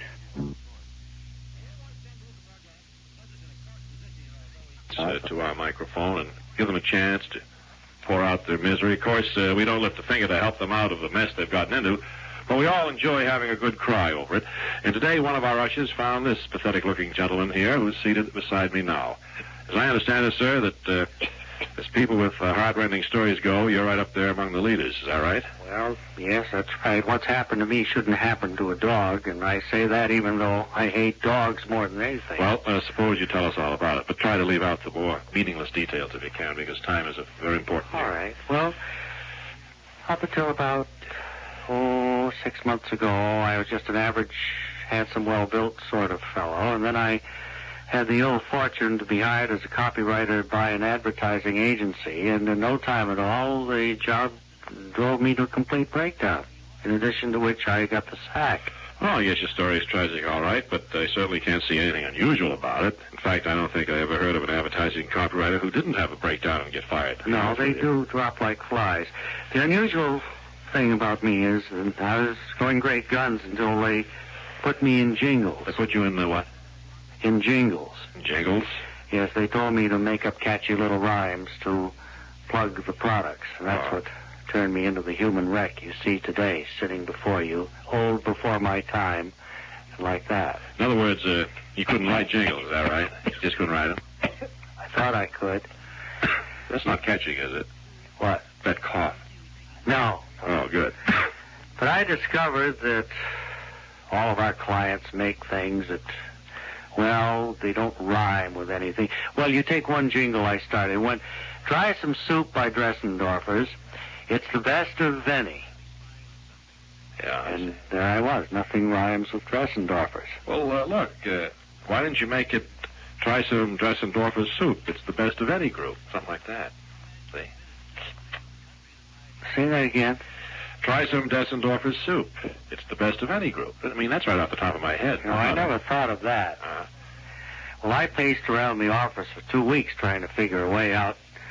Even banging my head against the wall didn't shake me loose from the idea that I had to find something to rhyme with Dressendorfers. And now, just like that, you've come up with... Well, I'm afraid you haven't got much of a story left now that your stupidity is right out here in the open. Well, it's still tragic.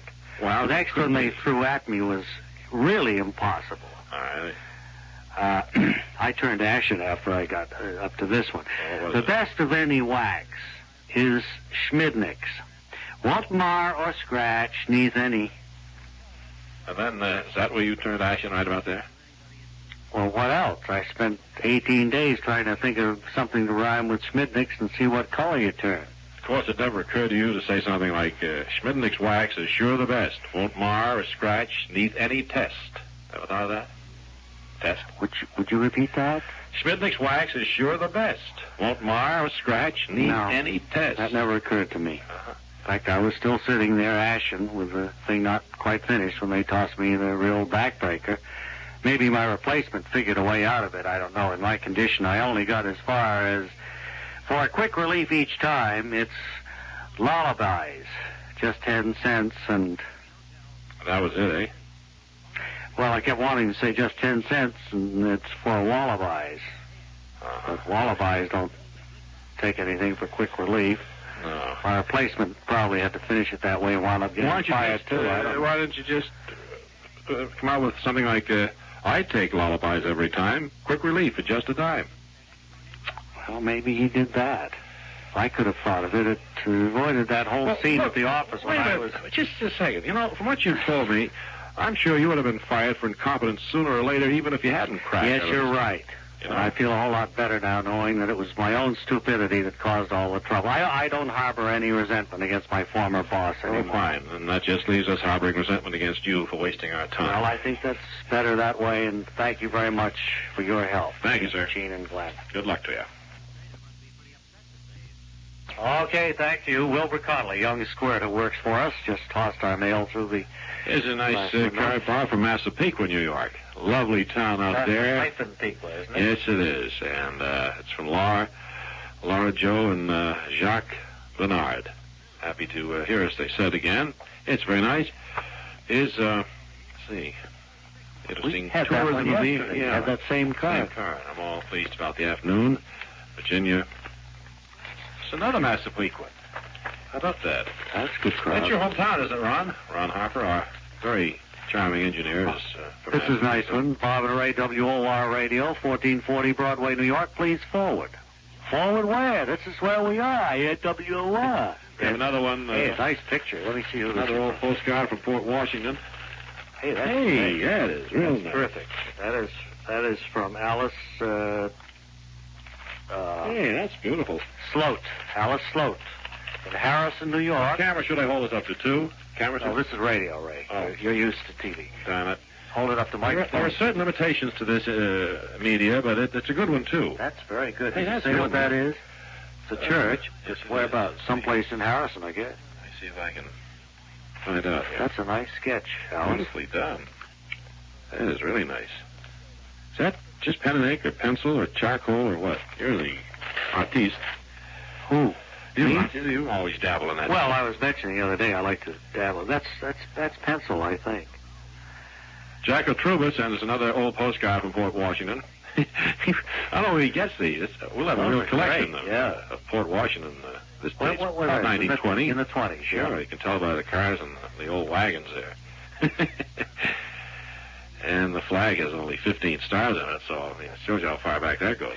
They give Alice Sluter did the sketch, says that Fred Feldman and us are a delight too. No, I like to doodle as we do the show, as I said the other day. In Rumson, New Jersey. Yeah, I like to make pictures of people. The only thing I feel I'm getting a little bit old is that everybody I draw glasses on, now I draw them in their bifocals. And I think that's a sign of something. Used to be just round glasses, now it's bifocals. Let's cover up some work here. Hey, what kind of an interview was that vitamin guy? I mean, really dull city you had on there today. I don't know. I got the assignment early this morning. It was something John Woodgate was going to cover, and he said, Wally, would you cover this for me? I can I don't know understand whether why. he knew something or what, but I got out there to Long Island City. And I tell you, that place it was Dreamsville. They're all Funny, you know, because sleepy. The head of the company is hardly awake.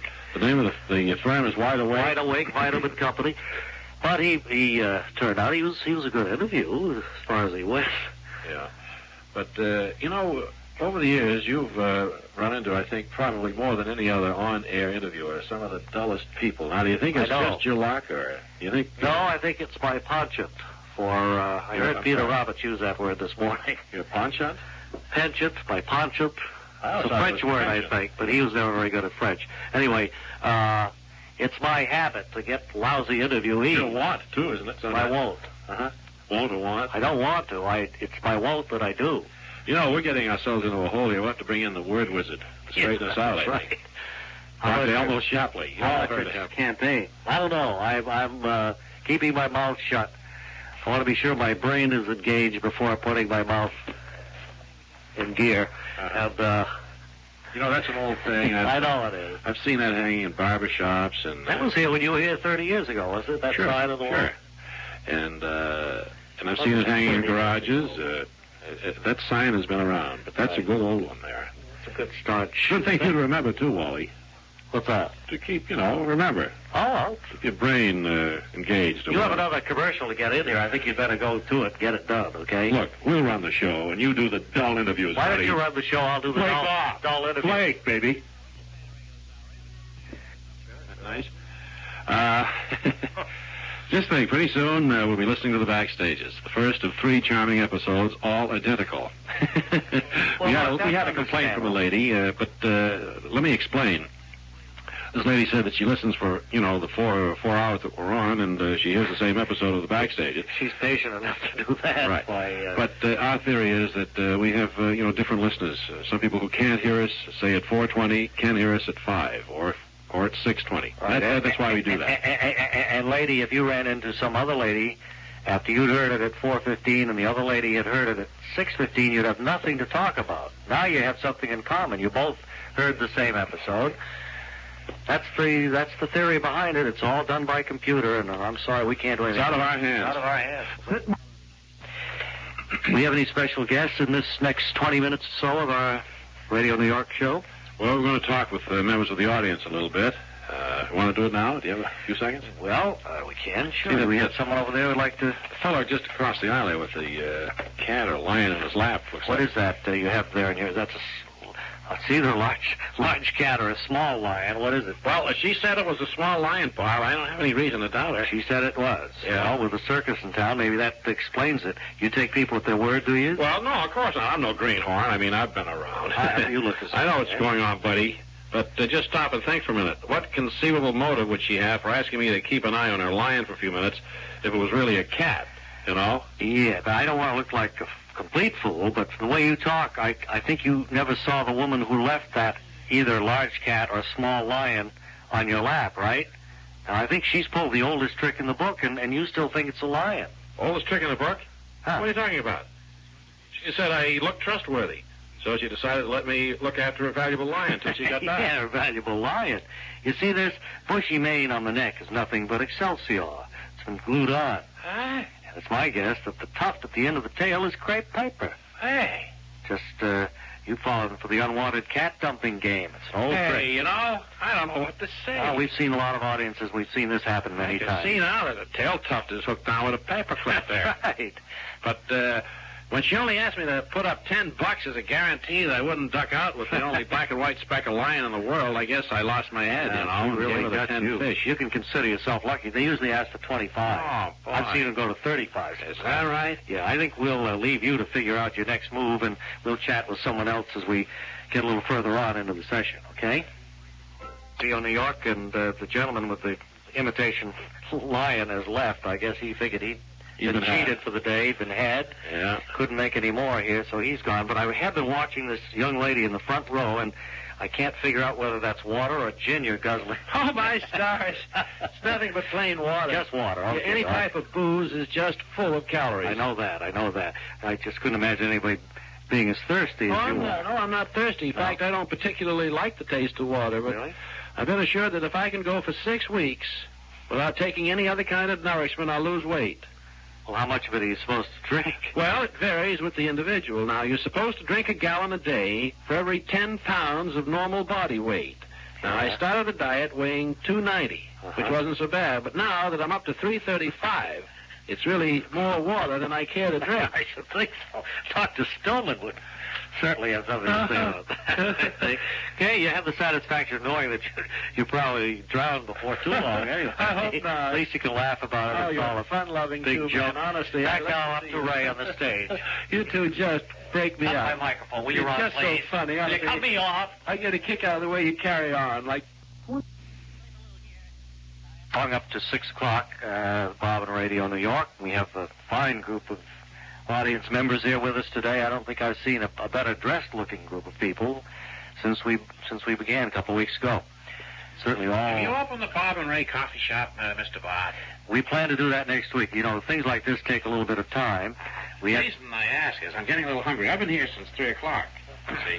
Yeah, well, And there's been no samples, no food. today we haven't had any samples. Godfrey used to give me little pieces of salami. And I know he did. Toothpaste, maybe. A little soup, little soup. some right. crackers. That's right. It was good to go there, but this is a kind of... Tony Marvin used to hand it out, I think. Well, you have to bring your own lunch.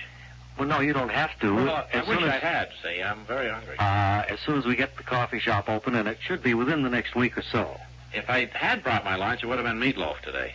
I love a meatloaf sandwich. Your wife make a sandwich for you to bring to work or to radio programs or wherever you go? She cuts the crust off for me. Oh, well, you should eat the crust. That's the best part of the bread. Well, that's what she says, but she knows I don't like the crust, so she cuts them off. Well. She's a good scout like that, Bob. Okay. Go back to your seat, if you will, sir. We have Right. things to do here, and I'm sorry you're hungry, but maybe by next week at this time, we'll have our little food counter ready, and we'll be able to have a sample of...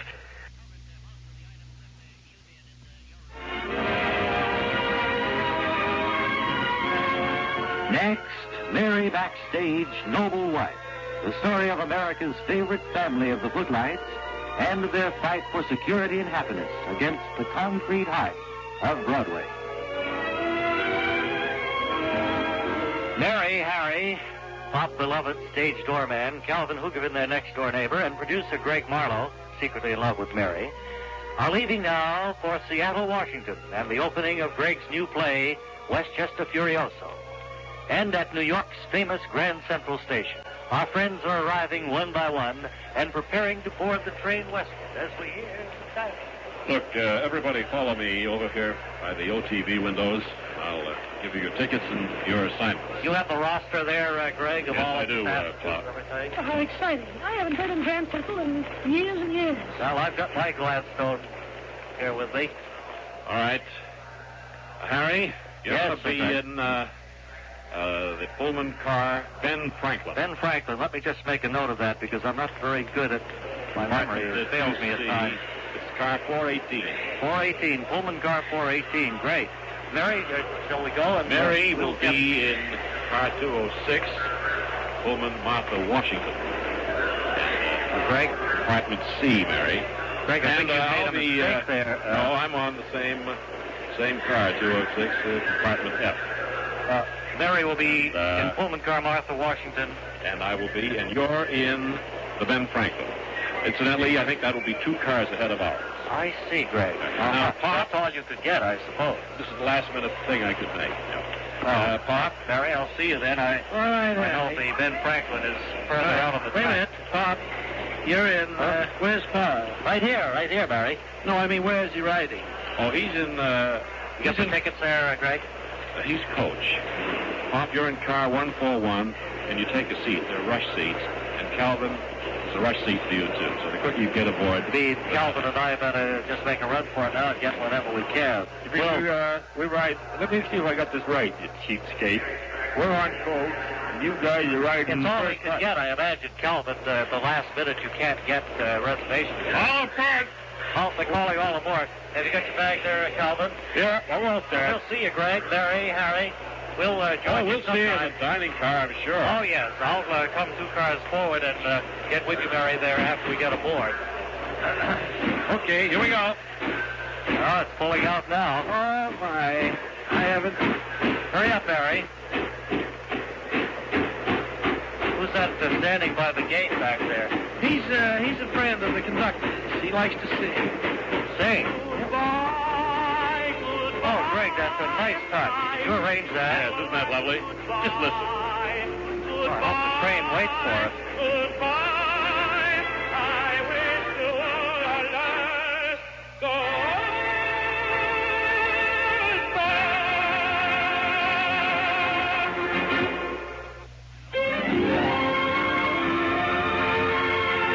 And so our friends board their steam train at Grand Central Station and start their long trip westward. You'll want to join us for each exciting moment of our future episodes, and particularly tomorrow, when we'll hear Mary say, Oh, Greg, how nice to meet you here in the dining car. that's tomorrow in the next exciting episode of Mary Backstage Noble Wife. Word Carr speaking. The author of Mary Backstage Noble Wife, how long has it been since you've been writing that wonderful continued daily story? 25 years. Has it been that long? Yes, it has, Bob.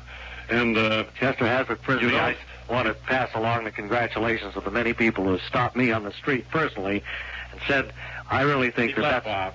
He's teaching, he's told you 1,000 times, just call him Chet. Well, he's not a Chet person. Yes, he is. He's Neither Chet Huntley, come to think of it. It's too stuffy, that Chester Hazard. Well, he's trying to get with a little bit, but I've always called him that. You've always called But him that. he's told you 1,000 times to call him Chet. So why don't you do it? I think you just try to irritate him. I really do. No, I'm not really. I rub him the wrong way.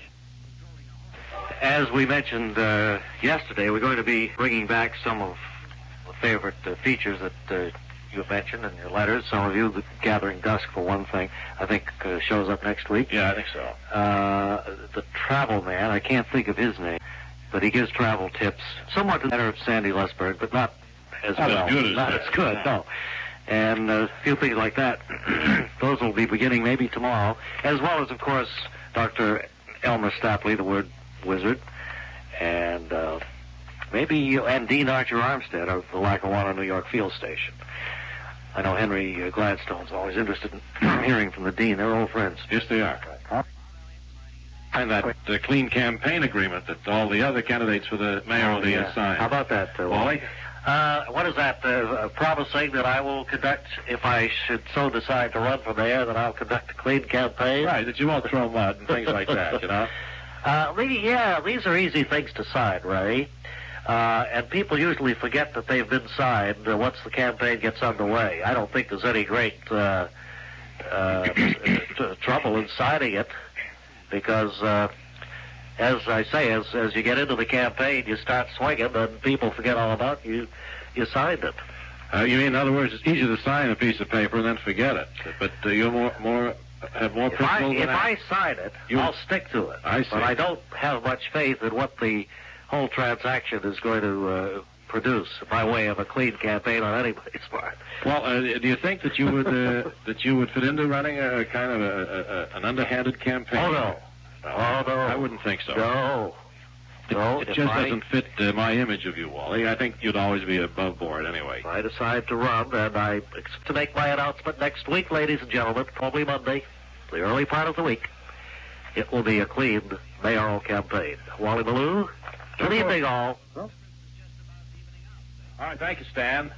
And that just about wraps up the sports news. Dan, did he get some of the hors d'oeuvres? Yeah, he's been eating them all afternoon. Sorry, they were a little cold when you got here, Stan. But... Well, look, that would wrap it up then for today. Yeah, you can have all you want. We had just a wonderful Tuesday afternoon with you all, and we're looking forward to a pleasant Wednesday. I don't know how we get through it today. I really don't. That's it. Until, incidentally, Wilbur Conley, the young squirt who delivers the mail to us, is going to sing a goodbye song for us tonight. Oh, good. Until the next time, this is Ray Goulding reminding you to write if you get work. Bob Elliott reminding you to hang by your thumbs. Okay, Wilbur.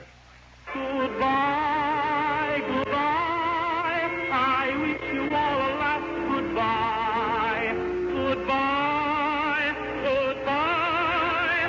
I wish you a last goodbye.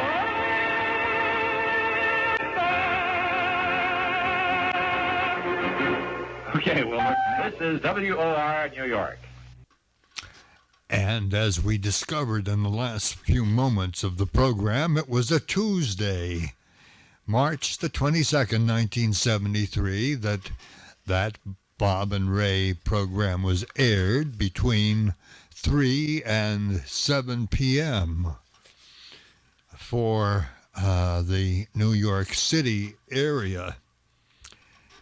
Wonderful to hear them in their unabashed, unrehearsed form, much like they were here in Boston. Of course, their programs on NBC and Mutual and CBS were very good too, and we played a lot of those in the past, and will continue to if you ask for it.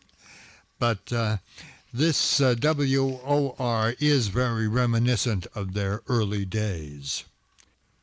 If you're interested in Bob and Ray, and a very special collection from Heritage Radio Classics, be sure and drop us a line. heritageradio@msn.com. The special collection is programs that were personally transcribed from radio transcription discs to CD, and it makes a wonderful collection of Bob and Ray programs that you may never have heard before. The outstanding part of it is that they were all remastered and in sparkling CD sound. So if you want to know more about Bob and Ray, the special collection from Heritage Radio Classics, be sure and send your name and email address, and we'll send you the details. Send your request to Heritage Radio, that's all one word, heritageradio@msn.com. From Boston, you're listening to Heritage Radio Theater. Now, back to your host, Tom Heathwood. Speaking of really fine old-time radio reproduced by Heritage Radio Classics here in Boston, our next feature is an example of one such show, the CBS Radio Workshop. This was derived from a CBS transcription, and the program series was heard on Columbia from 1956 to 1957. And basically, it was advertised as being dedicated to man's imagination, the theater of the mind. So that phrase that's been used by so many in old-time radio, the theater of the mind, had its origin most likely with the CBS Radio Workshop. The program produced a spectacular writing, production, creative ideas, and unusual programs of all kinds, for the year or so that it was on CBS. The example that we have tonight is from 1956. It's called Jacob's Hands. It's an unusual story of a man with an unusual gift that destroyed other people. It's from April the 13th, 1956. This is Christopher Isherwood. The story you're about to hear was written by Aldous Huxley and myself. It's based on a true incident, and it has never before been told. It concerns a man who had a gift greater than he could understand, a gift so unique that when it was shared by others, it destroyed them.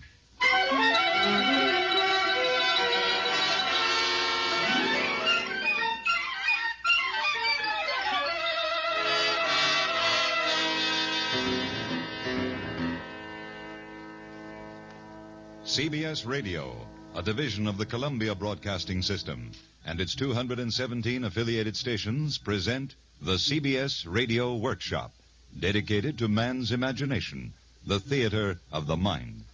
Tonight, Jacob's Hands, an original new story by Aldous Huxley and Christopher Isherwood. We are proud to have Mr. Isherwood as our narrator. Original music composed and conducted by Jerry Goldsmith.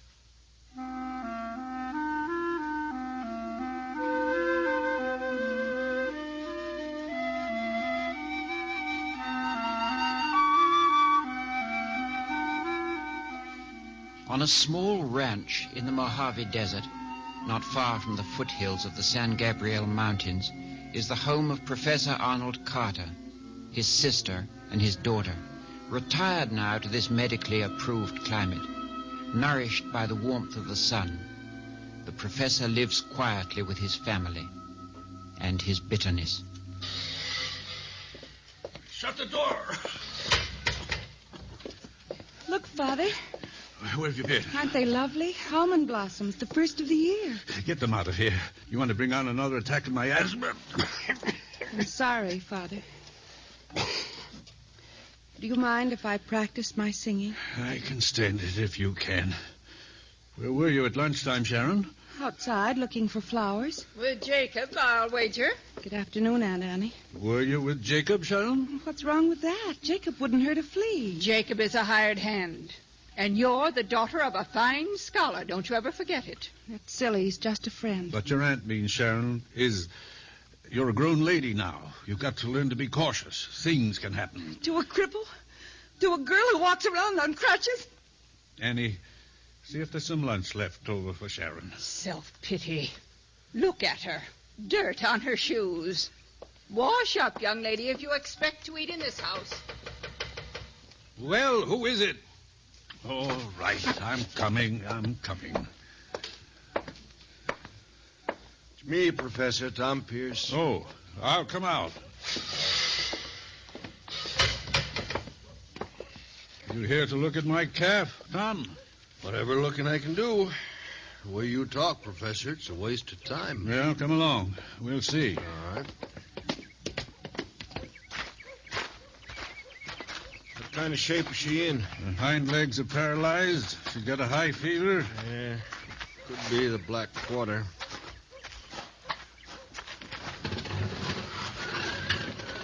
She's over here, Tom. Tried to keep her away from the other animals. You never can be sure. Jacob! What are you doing with that calf? Just looking after her, Professor. Didn't I tell you to leave her alone? The disease might be contagious. Here, let me have a look, Jacob. She's been collapsed like this long? Since yesterday. Well, I guess that's it, Professor. Black quarter, all right. All right. Jacob, get the rifle.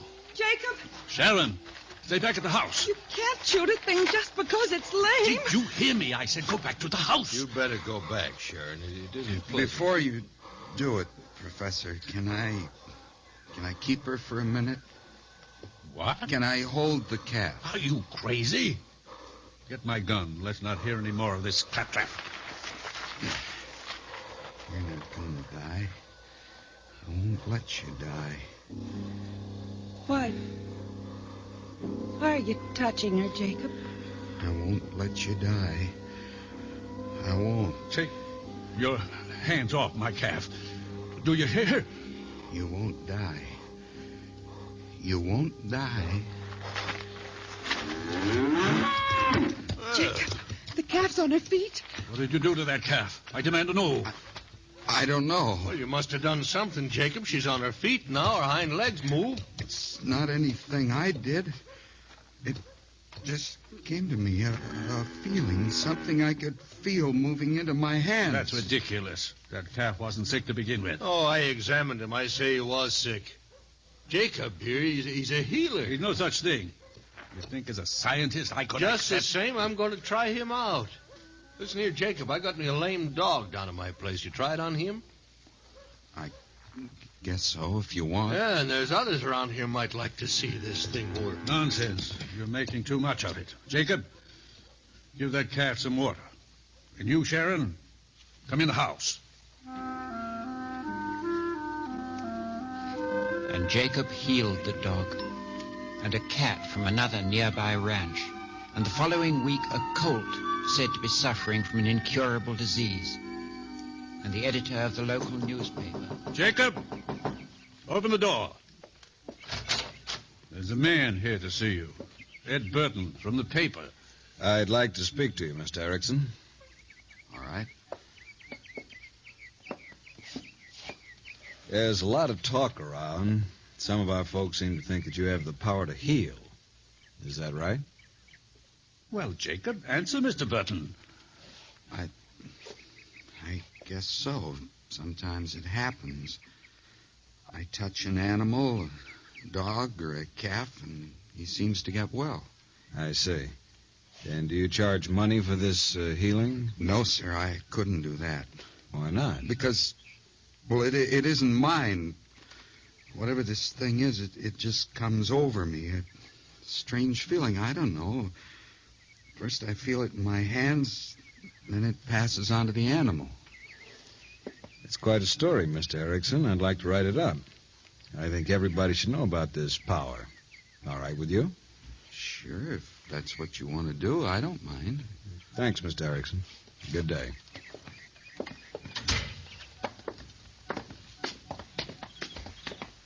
I'm going to write some friends of mine in L.A. to drive up.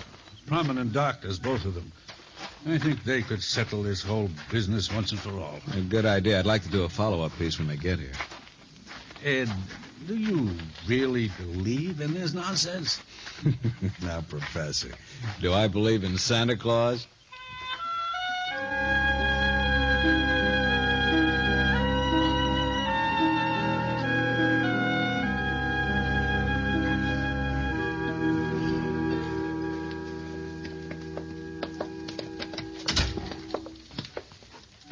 Jacob, this is Dr. Marlowe and Dr. Carruthers. How do you do, How do you do? Harrison? Pleased to meet you. Now, Jacob, these gentlemen merely want to talk to you. As doctors, they're naturally curious about your power to heal. We certainly are, Mr. Erickson. Dr. Carruthers is an outstanding psychiatrist. My field is neuropathology. Professor Carter and I were at Chicago University together. Before the loss of my health, I was professor of biology at Chicago. You didn't know that, did you, Jacob? No, sir. Mr. Erickson, I'm frankly skeptical about so-called miracle cures. Have to be in my profession. I'm sure you understand that. Well, I just don't know. All this talk and everything. If you don't mind, I'd just as soon not... Jacob, no one is going to hurt you. Of course not. Well... All right, Doctor. You may proceed. Mr. Erickson, here we have a rabbit. Oh, not just any rabbit. This poor little fellow happens to be quite ill. Cancer of the lung. But, sir, Please, let me finish. In most cases of so-called faith healing, we find the illness to be hysterical in nature.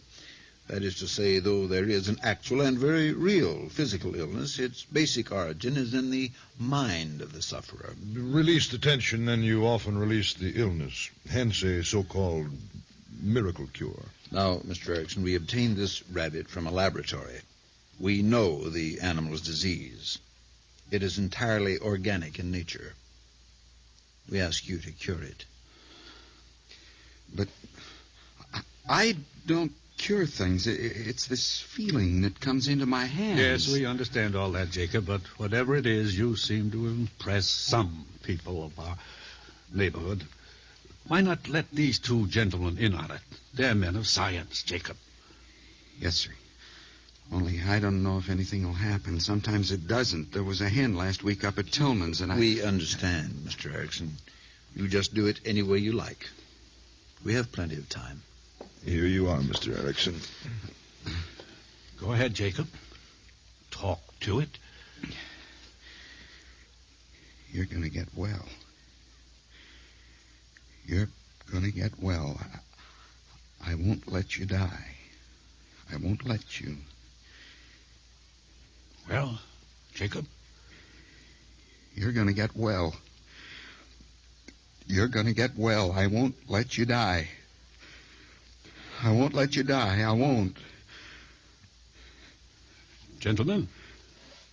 May I examine the rabbit, Mr. Erickson? Yes, sir. Thank you. It's very interesting how you stroke the back of the animal. You have a great gentleness in your hands. Everyone around here says Jacob is a very talented young man. They believe in him. Well, if there is any difference, I can't detect it. Of course, we'll have to dissect the animal when we get back to L.A. to be sure, but it appears... You're not going to cut him open. Naturally. We want to be absolutely sure before we pass judgment. But to kill the rabbit just to Mr. find out... Erickson, the rabbit will die anyway.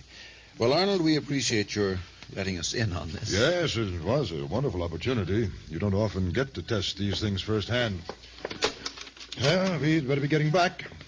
Long drive, you know. I certainly do appreciate your coming out. It's been a real pleasure for me. And I feel a lot better. Yes, I'm sure you do. You boys go on out to the car. I'll join you in just a moment. Jacob? Yes, sir? I think you'd better pack your things. You're fired.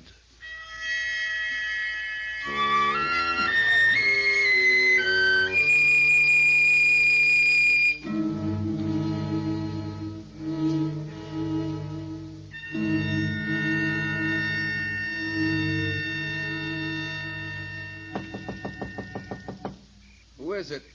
It's me, Jacob. Sharon. Can I talk to you? Guess so, only it's kind of messy in here. Oh, I don't mind. Your father wouldn't like it if he knew that... What he doesn't know won't hurt him. I heard what happened today. I'm sorry, Jacob. They don't understand. They wouldn't listen. I understand. You do? It wasn't your fault. It just didn't happen, that's all. Where will you go now, Jacob? I don't know. You know where I'd go if I could. Where? To Los Angeles. Oh, me, I was in cities before. I didn't like it. Where? What cities? Well, when I was in the Army, they shipped me overseas from New York. It was noisy and crowded. So was Paris. Paris? Oh, they have the opera there, Jacob. Imagine if I could sing in Paris at the opera. A great stage and people in fancy clothes. And a girl on crutches singing opera. Well, what's wrong with that? Everybody in the audience would laugh. I wouldn't. I wouldn't think of your leg at all. I'd be listening to your voice and looking at your face. And... Jacob. Yes? What if you could cure my leg? Sharon. I mean, it isn't as though it was deformed or anything. It isn't. It's just lame, like the dog you cured. Oh, please, will you try for me? But I couldn't. Why? Well, don't you see? People and animals, they're not the same. I loved animals all my life. I understand them. Do I mean less to you than a dog? But that was different. Why, because animals can't talk back to you? Do you like me, Jacob? Yes. I mean a real whole lot? Yes. Then cure me. I don't know how. Kneel down.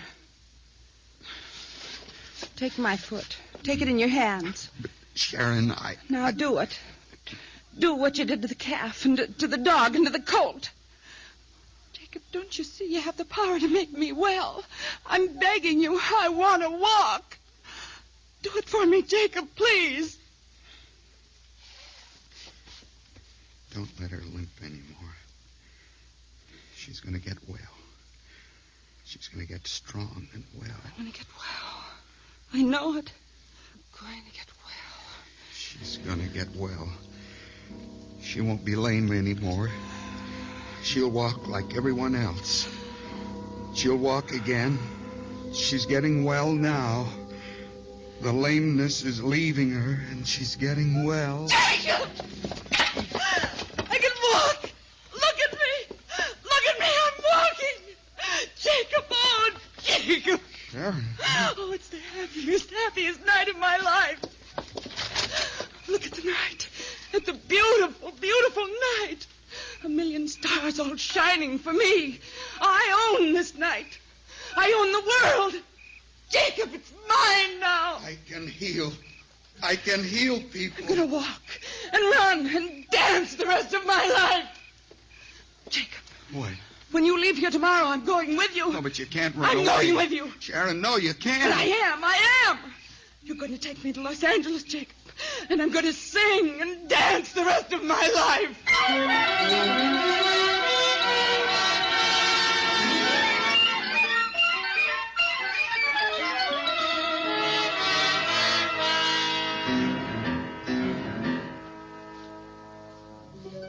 And Sharon and Jacob left together for Los Angeles.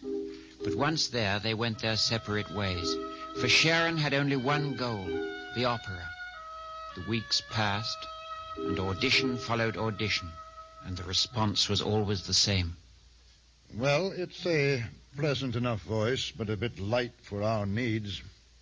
Why don't you try the popular field? And at the broadcasting and recording companies, audition followed audition, and the response was always the same. Yeah, okay, Miss Carter, thank you very much. We'll call you if something turns up.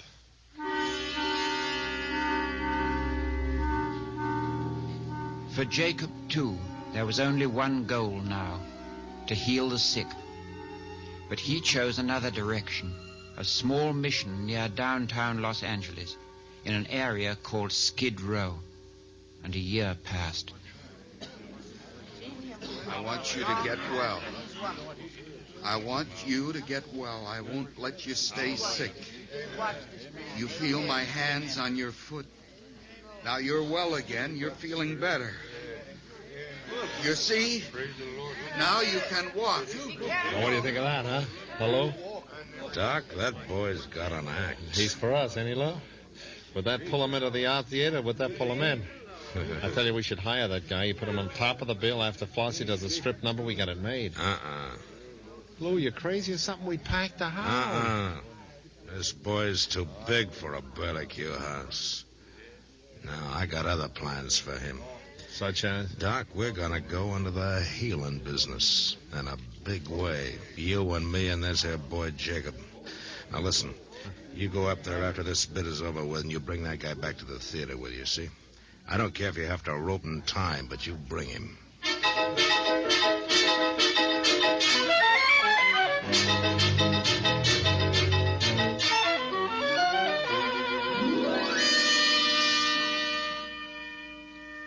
Lou, listen, I need money. Honest, I'm broke, I tell you. Baby, you're always broke. Will you stop trying to make like a diva or whatever? I got dames who can sing better and live on the salary, you Lou, know? please. I gotta have the money. Okay, Miss Dolores. Lay off to Miss Dolores, will you? What's the matter? You don't like class? Okay, Lou, here he is. Wow, Mr. Jacob. Are we ever glad to see you? Step right in. Jacob! Oh, Jacob! Sharon, what are you doing here? Do you know this broad? Old homeboy. Jacob, it's really you. I didn't recognize you.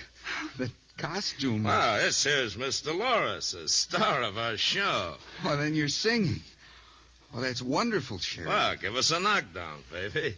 Oh, Jacob, This is Lou Zacconi, the owner of the theater, and this is his assistant, Doc Waldo. Well, I'm pleased to know you, Mr. Zacconi. Doctor? Yeah, I'm sure. Pleased to know you. This is the man who... This is my oldest friend. Wow, is that right?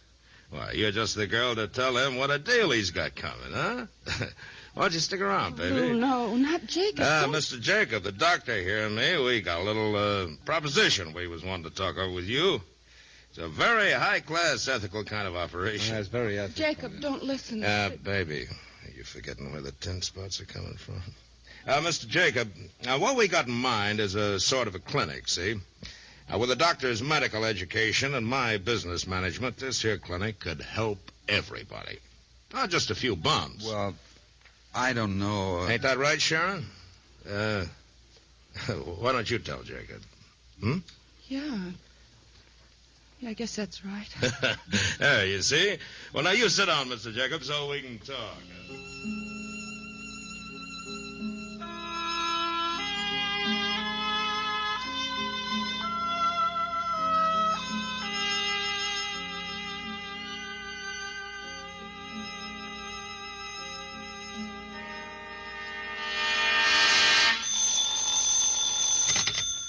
Psychomagnetic Medical Center. Mr. Erickson? I'm sorry, he can be seen by appointment only. Yes. Thank you for calling. Where's Mr. Erickson? Oh, isn't he in his office, Doctor? No, he ain't, isn't it? There's half a dozen patients waiting to see him. Oh, shall I try to locate him, Dr. Waldo? Call the art theater on Main Street. Ask for Miss Dolores. She might. Jacob, for heaven's sake, where you been? Don't you know there's people waiting to see you? Good afternoon, Doctor. Miss Reed. Good afternoon, Mr. Erickson. And now listen, we're putting our blood, sweat, and tears into this operation, Lou and me. You treat it like you couldn't be bothered. Come on into the office. Now sit down. Now listen. I want to talk to you, Doc. Yeah, well, I said listen.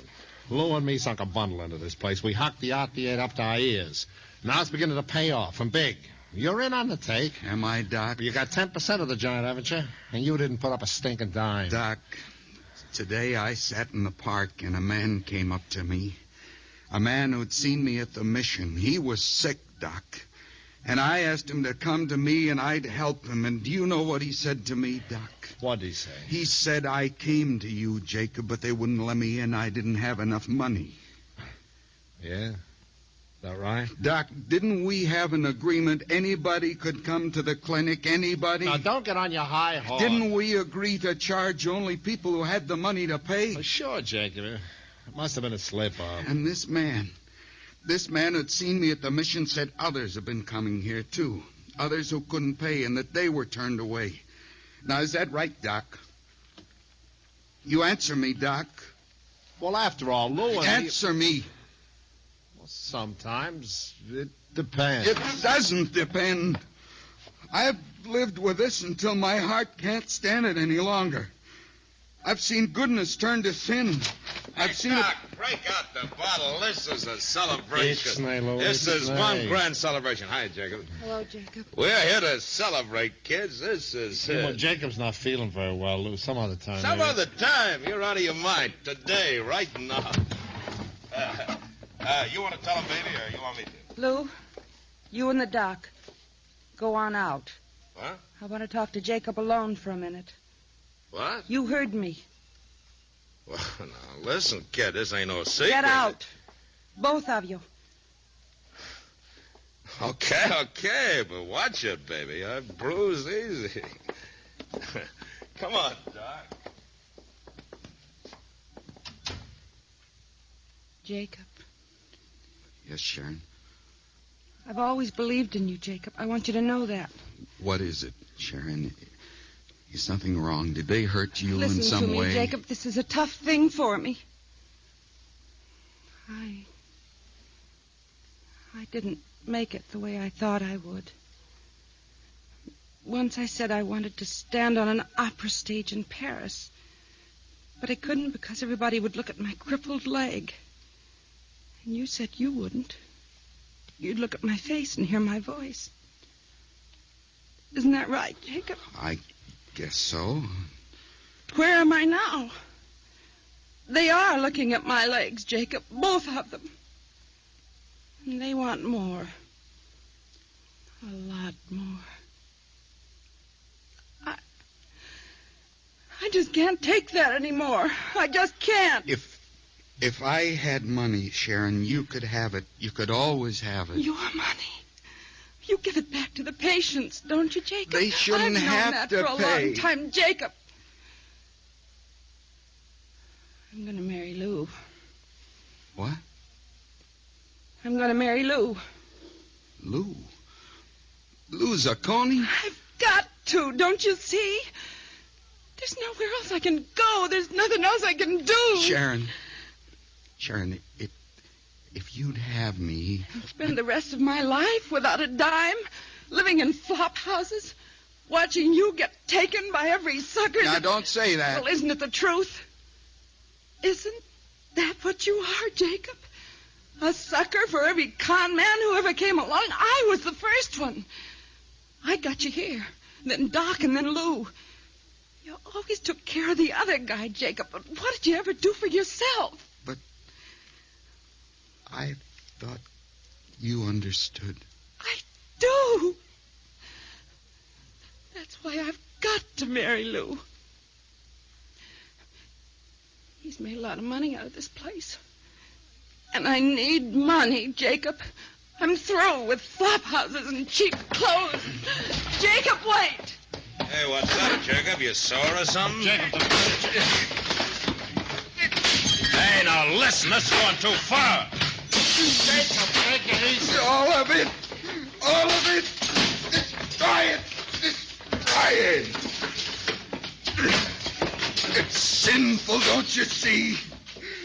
What I've been doing is sinful. I was wrong. I did do these things. I'm to blame. It's not your fault, any of you. I did it. These hands are mine. Doc, get the police. Lou, no. Let him alone. He built it. He can tear it down if he wants to.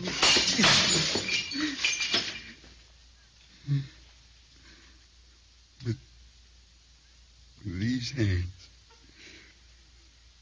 These hands. Please let me alone. Let me alone.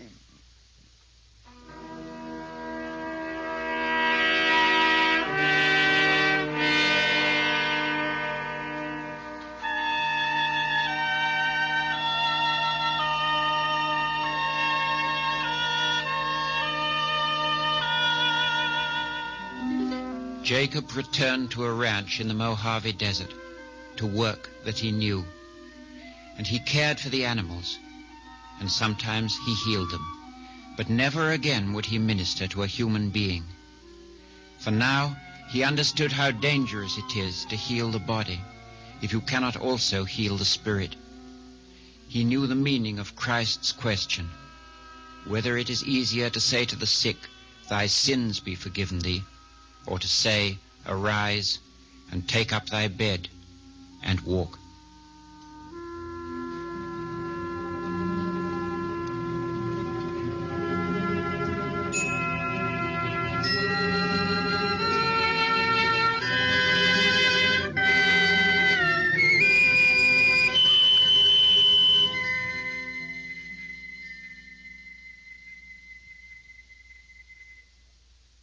Tonight, the CBS Radio Workshop has presented Jacob's Hands, an original news story by Aldous Huxley and Christopher Isherwood, with Mr. Isherwood as our narrator. Jacob's Hands was adapted for radio and directed by William Frug. Vic Perrin was featured as Jacob, with Virginia Gregg as Sharon. Others in our cast were Herb Butterfield, Helen Klebe, Larry Dopkin, Harry Bartell, Harley Bear, John Daner, Hans Conried, Bill Conrad, and Janet Stewart. The CBS Radio Workshop is produced in Hollywood by William Frug.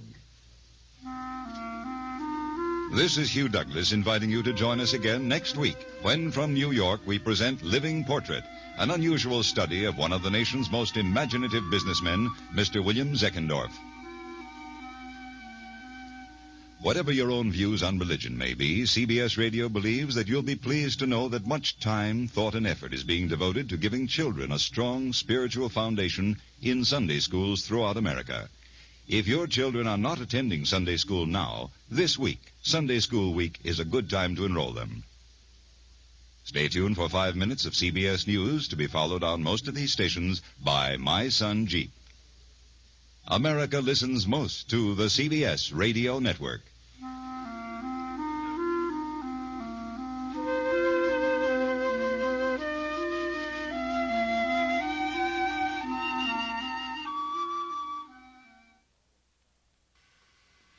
An all-star old-time radio cast from CBS. April the 13th, 1956 was the date of Jacob's Hands on the CBS Radio Workshop. That was one of the programs on old-time radio that proved how good old-time radio drama could be. Before our next feature, Little Orphan Annie, a quick reminder. A little while ago, we were telling you about Bob and Ray and the new special collection from Heritage Radio Classics here in Boston. We heard a Bob and Ray show from WOR to open tonight's show, but on the special collection, you'll hear many programs that were done by Bob and Ray over the years. If you'd like all the details about how you might obtain one of those collection sets, please drop your name and email address to Heritage Radio, that's all one word, Heritage Radio at msn.com. Way back in 1931, the Blue Network of NBC had a new program called Little Orphan Annie. It was based on the comic strip very popular in the 1930s by Harold Gray, and it was a radio reenactment of some of the adventures of Little Orphan Annie. It was highly advertised, and the sponsor, Ovaltine, was very, very pleased to keep it on the air until 1943, when they switched their sponsorship of Ovaltine over to Captain Midnight. Of course, the Annie persona has persisted for many years, long after Harold Gray's death, and the radio program went off the air in 1943. But the memory of Little Orphan Annie has lived on and is a highly collectible in radio collector circles of the trivia that was connected with the program, the special badges and decoders and things of that sort that were offered on the program. And on more than one occasion, the Ovaltine Company offered a shake-up mug so you could make chocolate Ovaltine at home following their special directions. Such is the case in tonight's episode. We don't have an exact date, but we do know it was on the Mutual Broadcasting System in 1940. We hope we'll have enough time to get in most of the program. It's adventure time with Orphan Annie.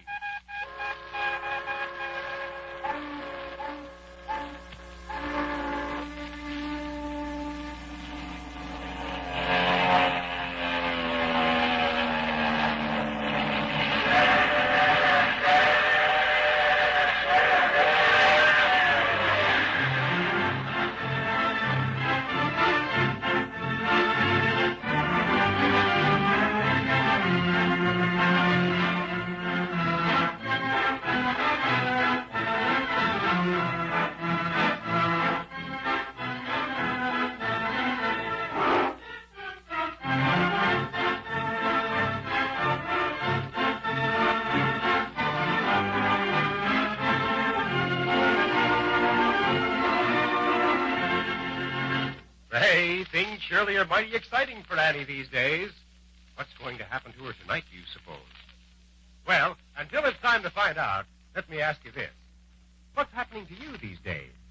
Having lots of fun? Believe me, I know some folks that are in for some fun. Those early bird friends of Annie's who've already sent for their new 1940 model Orphan Annie's shake-up mug. You know, all of Annie's friends who drink sweet chocolate-flavored Ovaltine can get these swell new shake-up mugs free. And boy, are they beauties. Wait till you see them. They're made of genuine beetleware in brand new colors. A beautiful deep green and a bright flashing scarlet. And every mug has a big colored picture of Orphan Annie and her dog Sandy right on the front. And don't forget, this shaker-upper is a 2-in-1 kit. When you put the top on, it makes a keen shaker for mixing your ice-cold chocolate-flavored Ovaltine shake-ups. And then, when you take the bright red top off, presto, the shaker turns into a swell big drinking mug, holding a creamy, bubbly shake-up all ready for you to drink. Man alive, what fun you'll have with that new shaker-upper. Playing this shake-up game with your friends and having shake-up parties, making a picnic out of every meal this summer. Think of having a delicious ice-cold shake-up drink anytime you want it, made with fresh cold milk and sweet chocolate-flavored Ovaltine. What a treat on a warm summer day. And, of course, Mother will be glad to have you fix all the shake-ups you want, because she knows how much extra pep and energy food there is in every single Ovaltine shake-up. Loads of extra vitamins and minerals and other things everybody needs to be healthy and husky the way we all want to be. So, here's the thing. Annie wants all her friends to have one of these swell new 1940 model shake-up mugs, and you want to get one, I know, especially when Annie has fixed it so fellows and girls who drink Ovaltine can get one absolutely free, even though our regular price is 50 cents. So, listen closely. Here's what to do. Sit right down after tonight's adventure and print your name and address plainly on a piece of paper. Send it in, along with a thin metal foil seal, from under the lid of a can of sweet chocolate-flavored Ovaltine. Mail it to Orphan Annie, Chicago, Illinois, and she'll send you your new 1940 model shake-up mug absolutely free. Now, don't put it off, will you? Ask Mother to get you a can of sweet chocolate-flavored Ovaltine right now, and send in that seal for your free shake-up mug tonight. Mail it to Orphan Annie, Chicago, Illinois. Annie's sorry, but she can offer this wonderful free shake-up mug only to her friends who live in the United States. But if you do live in the United States, send in tonight. Now, our adventure with Annie. Singapore Kirby's divers have at last discovered that big bed of pearl oysters in the bottom of the lagoon. But they haven't yet had time to bring up many of the oysters because night has again fallen on the island. Monty McDonald has a plan for destroying Kirby's diving equipment and making it impossible for him to get at the oysters. To see how this daring plan works out, let's join Annie and Joe, who've crept down along the shore of the lagoon to carry out their part of the scheme. Yes, we better not try to get any closer, Joe. If one of those pirates happened to catch sight of something moving over here along the shore, he'd most likely come over here to investigate. And then the fat would be in the fire. Yeah, I think we'd better stay right here. You know what those fellas who've been rowing back and forth from the ship to the shore are doing, don't you? Well, we've been able to hear their oars creaking, and we can make out the shadowy figures of their boats in the dark. But as for exactly what they're doing... They're taking the rest of our supplies on board the Black Dragon. Guess they don't want to go to the trouble of standing guard around those supplies all night tonight. Well, they seem to be taking their time about it. Doesn't sound as if they're working very hard. Why should they hurry? It's not a very big job, and they figure they've got hours to do it. Yeah, and they're all in a good humor, too, since they found the oyster bed. Expecting to get out there on the lagoon tomorrow morning and bring up dozens of great big pearls. It'd be funny if the professor's experiment had failed and there weren't any pearls in those oysters at all. Well, I'll bet the experiment hasn't failed. Why, just this morning the professor was saying... Wait a minute, Joe. We better do a little less talking and a little more listening. By now, Monty has had time to slip in among those pirates. And if he has, Well, any minute now, he's likely to be getting into one of the rowboats and rowing out toward the Black Dragon. Yeah. The pirates all the time thinking he's one of their own men. Oh, golly, wouldn't it be just too terrific if he manages to pull this off? If under their very noses he manages to steal all their diving helmets? It'll be wonderful, all right. But if one of the pirates happens to recognize him as a stranger... It's pretty dark tonight, Joe. You can be sure Marty will keep in the shadows. Well, all we can do is hope. They're having a good time, all right. I wonder if Marty has managed to get a... Listen to that. That was the St. Mary's. It's the signal. It's the piece Marty was going to whistle just before he got into the small boat to row out to the ship. Hear that? The sound of oarlocks. Marty's in the boat and pulling away from the shore. Oh, gosh, I'm getting all trembly. He's past the hardest part of his job. He managed to slip in among those sailors and get to the boat without being recognized. Yeah, he's had good luck so far, but every minute the suspense gets more terrible. Diving equipment is lying in those small boats that are tied up to the Black Dragon. If he can manage to go around and collect the helmets without raising an alarm... Singapore's Kirby is bound to have a lookout posted on board the Black Dragon. Marty's being so bold about it all, though. Rowing right out there as big as you please, whistling a tune. It'll never occur to the lookout that an enemy could be that daring. That's what we hope. So far, none of the fellas here on shore seem to have paid any attention to that boat pulling away. But if they do get suspicious, we've got to be prepared to warn Marty. He ought to be out there collecting those helmets by now. There's still no alarm from the ship. Just a few minutes more. Hey, who's looking at Dolly away from here? Listen to that. Dolly is gone. Where did she go? They discovered it, Joe. Took the signal to warn Marty. Yes, sir.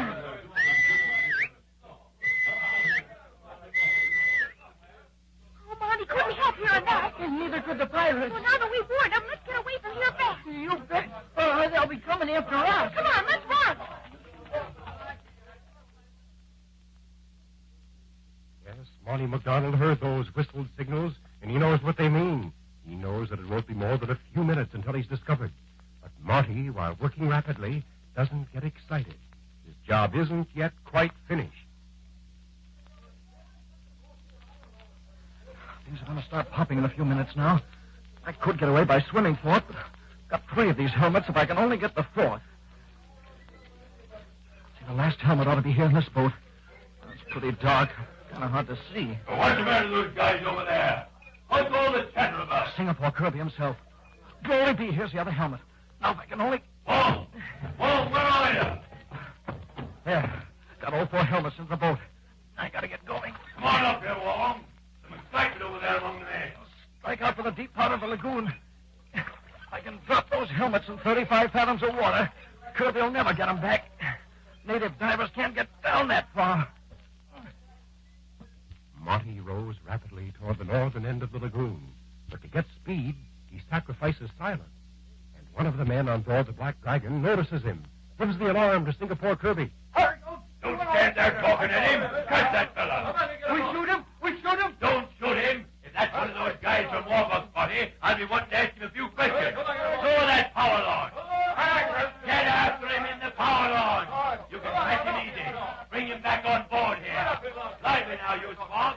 Get that boat into the water. If Singapore Kirby knew that Marty had those diving helmets in the boat, he probably wouldn't tell his men to hold their fire. Kirby's power launch is quickly lowered into the water. But in the meantime, Marty, pulling for dear life on those oars, manages to reach the deep part of the lagoon. Overboard go the helmets, but too late to save himself. The power launch is already upon him. And 5 minutes later, he's standing before Singapore Kirby on the deck of the Black Dragon. Why, it's the aeroplane pilot, the great flyer. What were you trying to pull off, you fool? Oh, just thought I'd pay you a little visit, Kirby. Just to see that all you fellas down here were contented and happy. Don't get smart. What were you doing sneaking around here? Well, to be quite frank with you, I came down to inspect your diving equipment. Inspector! Hey, listen. What do you mean? Well, we were watching your divers late this afternoon. saw that you discovered the big oyster bed in the upper end of the lagoon. You're bloody right we discovered it. And tomorrow morning we're going to start hauling those oysters out of here. Yes, I figured that was your plan. But I don't think you'll be getting many oysters tomorrow, Kirby. Oh, you don't think so, huh? Why, let me tell you. Say, what have you done? What'd you do to them diving helmets? Not a thing. I didn't do a thing except take all your helmets and dump them into the deepest part of the lagoon. You took my... You dumped those helmets? Why, you... That's all right. Do anything you please to me now, Kirby. You can shoot me or flog me or drown me, and I'll never get you those helmets back. I'll send my native boys down That's after no good. The water up there's all from 30 to 35 fathoms deep. I ought to wring your neck with my bare hands. You're licked, Kirby, and you might as well admit it. You'll never get your hands on a single one of those oysters. Whoa! Get all the men together. Get everybody back on the ship. Don't ask me any questions. Just keep your mouth shut and do what I tell you. Gonna break the sad news to all of them at once, huh? I'll tell you what I'm going to do. I'm going to send my men up there to the upper end of the island where your friends are. They've been expecting an attack, Kirby. Expecting it or not, I'm going to wipe them out. Well, I'm sure they'll be interested to learn about that. In fact, I think I'll... Catch him! Grab him! He's gone overboard! Get in there after him! If he gets away, I'll have you all drowned and quartered. Throw another boat there. Why, blast his eye! Like a flash, Monty streaked for the rail and dived into the water before the surprised pirates could stop him. But does he have a ghost of a chance of getting away from them? Is there even a possibility that he'll be able to get back to his friends and tell them that Kirby is at last preparing to attack them? But say, let me ask you something. Are you one of those thousands of Annie's friends who've already sent for their free 1940 model shake-up mugs? Well, if you're not, believe me, you better get a letter in the mail tonight, sure. Because I know you don't want to miss out on Annie's wonderful free offer. Chances like this don't come every day. And so, to get your free mug, here's all you do. Just print your name and address plainly on a piece of paper and send it in together with a thin metal foil seal from under the lid of a can of sweet chocolate-flavored Ovaltine.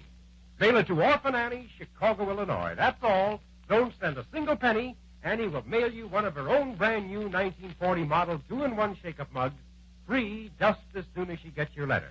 Remember that address, Orphan Annie, Chicago, Illinois, and send in tonight.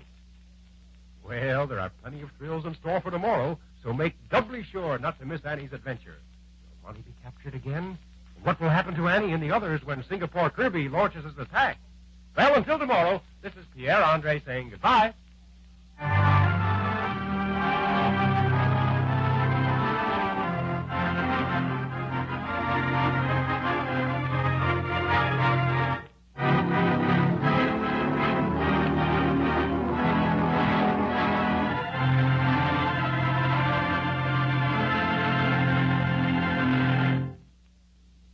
This is the Mutual Broadcasting System.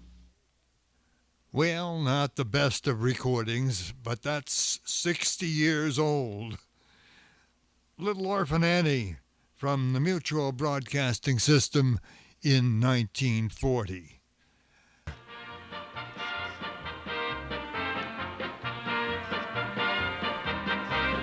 You've been listening to Heritage Radio Theater with award-winning nostalgia host Tom Heathwood. And be sure to join us next time when Tom Heathwood returns with more of the wonderful sounds from radio's golden past, here on Heritage Radio Theater. Our program is produced in Boston. This is Fred Foy speaking. This is the Old Time Radio Network.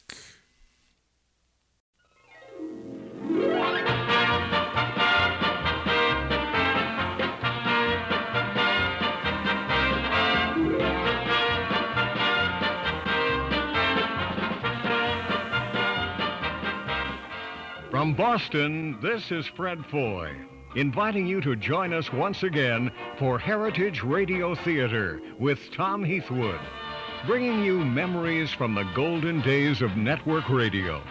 Return with us now to the great old sounds of yesteryear, the 1930s, 40s, and 50s. A showcase of nostalgia, featuring some of the greatest moments in radio, all featuring the original voices from out of the past. Returning now for radio replays you're sure to enjoy. And now, here's your host for Heritage Radio Theater, our master of memories, Tom Heathwood. Thank you so much, Fred Foy, and hi, everybody, and welcome to another edition of Heritage Radio Theater. We've been doing this program since 1983, and we welcome all our old friends and all our new friends. Tonight's an all-request program, a couple of programs that we have played before on Heritage Radio Theater, but not for quite a while, and it's what you want to hear, so it's what we're going to be playing in the next 90 minutes. We listen to the sounds of radio broadcasting from the 1930s, 40s, and 50s every week, and hope you enjoy reliving, if you were around then, the past, and if you're a younger person, finding out what it was like back in those days so many decades ago. Our program, as usual, is brought to you with the best good wishes of Heritage Radio Classics here in Boston since 1971, offering folks around the world a chance to listen to the very best in old-time radio on, well, originally a reel-to-reel and discs, and, of course, later cassettes and CDs. If you'd like to look at their catalog while you're listening to tonight's program, take a peek at heritageradio.com. Our show tonight features a single program. Well, we do have another show to finish things up at the end, but this program lasts 60 minutes. It's the NBC University Theater from December the 26th, 1948. If you notice the date, it's the day after Christmas, and this was originally offered as a holiday or seasonal program, but the show Alice in Wonderland really has no time frame as far as the calendar is concerned. The NBC University Theater featured on this occasion Dinah Shore, an outstanding radio television record singer, performer, and actress, who does a wonderful job playing the part of Alice in tonight's program, written by Lewis Carroll. Lewis Carroll was actually an Oxford clergyman and mathematics professor whose name was Charles Dodson, and he wrote the Alice in Wonderland story for three little friends of his, little girls that lived not far away and were the daughters of the local clergyman. The Alice in Wonderland has been translated into every language on earth and is probably best known as having been written by Lewis Carroll.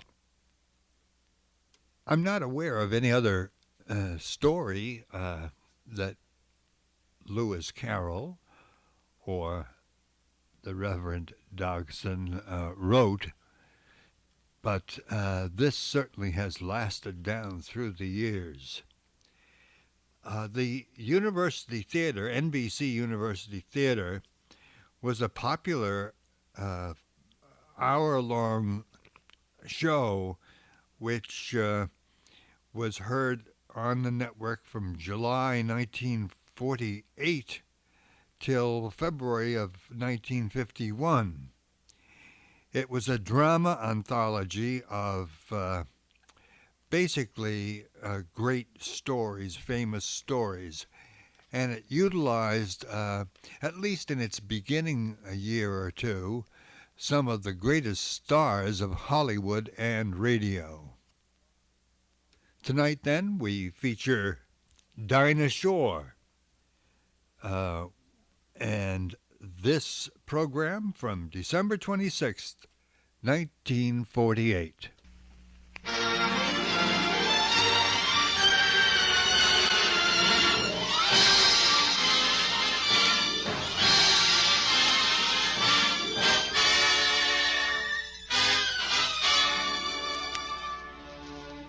This is the NBC University Theater, bringing you a seasonal play in the holiday spirit, a story beloved by the young in heart of every generation.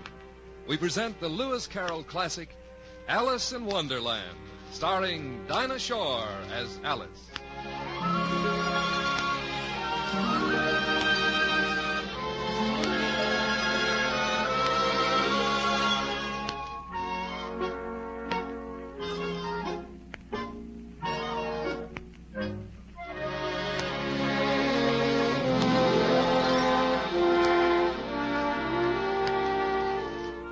Once upon a time in England, while Victoria was queen, there lived a dignified gentleman named the Reverend Charles Dodgson, M.A., who taught mathematics at Oxford and wrote books with titles like The Condensation of Determinants. The Reverend Dodgson had another name, which probably almost everybody has heard at least once, and this is how the respectable Oxford clergyman came to lead a double life. In the year 1862, near to the university, there lived 3 little girls, daughters of the Dean of Christ Church. And in the summer, the good Reverend Dodgson used to take these little girls on picnics along the Thames River. After the hard-boiled eggs were all eaten and the lemonade was all gone, the girls would leave off picking flowers and chasing butterflies and gather round their host. And the middle one, whose name was Alice, would say firmly, "Tell us a story." This is the wonderful tale that the Oxford Don told his little friends. He published it afterwards and called it Alice's Adventures in Wonderland, and signed it Lewis Carroll. It started this way. Alice was beginning to get very tired of sitting by her sister on the bank and of having nothing to do.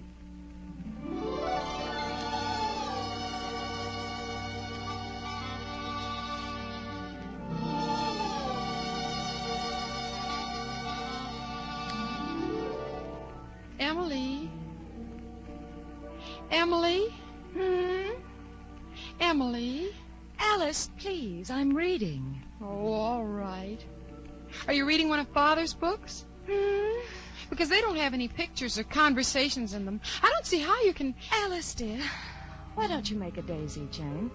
There are lots of beauties on the bank. It's too hot and stupid this afternoon. Tell me a story, Emily. Later. But there's nothing to do now. And it's such a sleepy afternoon. Everything's sleepy. The river's sleepy, the birds are sleepy, and the grass is sleepy, and the clouds are sleepy.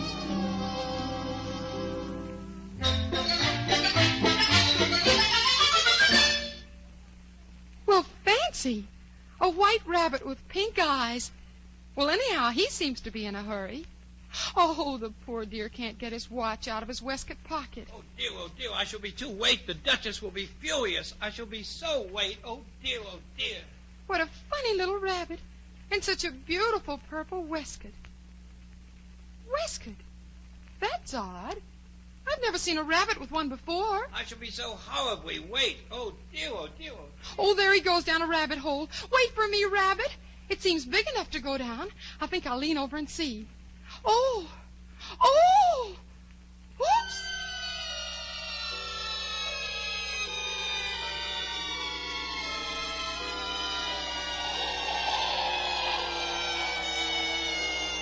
I wonder where I'm falling to. It must be a dreadful distance down. After this, I shall think nothing of falling downstairs. How brave they'll think me at home.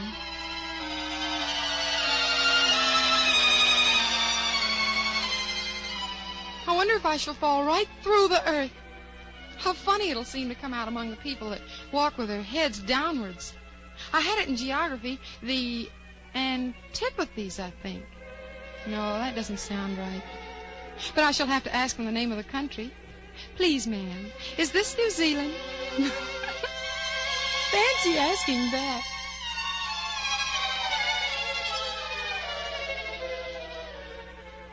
What a dreadful long time I've been falling. Dinah will miss me tonight. She's such an intelligent cat. I hope they remember her milk. Dinah, dear, I wish you were here with me.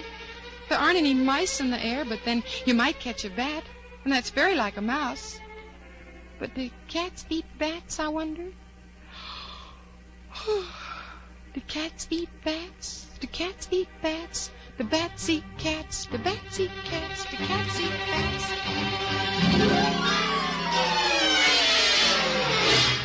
Oh, well, I'm down, and I seem to be in one piece. And there goes the white rabbit.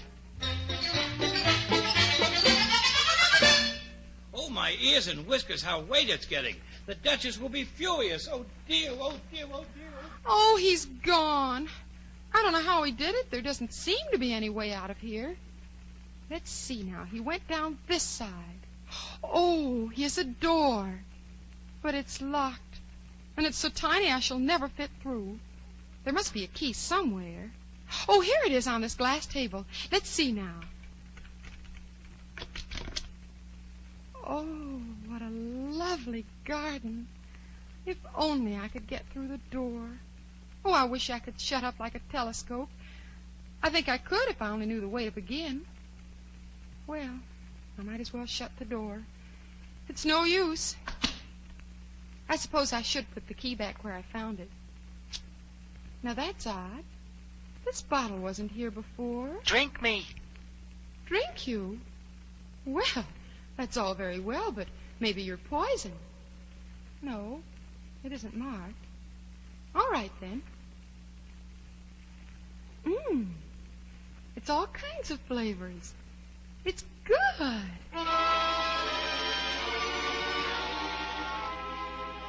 What a curious feeling. I must be shutting up like a telescope. I do hope it stops. I might go out altogether like a candle. Goodness, I'm glad it stopped. I should hate to be like a candle flame after you've blown it out. But I'm small enough now to get through the door into the garden. I'll be able to see. Oh, I've left the key on top of the table, and I can't possibly reach it. Oh, I shall never get out. Oh, come now. There's no use crying. Alice, I advise you to leave off this minute. But it's no use to pretend to be two people now and give myself advice. There's hardly enough left of me to make one respectable person. Oh, dear. I did want to get into the garden. Eat me. What? Oh, there's a cake under the table. I didn't see it before. Eat me. All right. I might as well. If it makes me larger, I can reach the key, and if the other way, I can creep under the door. It's good. Now, which way? Which way?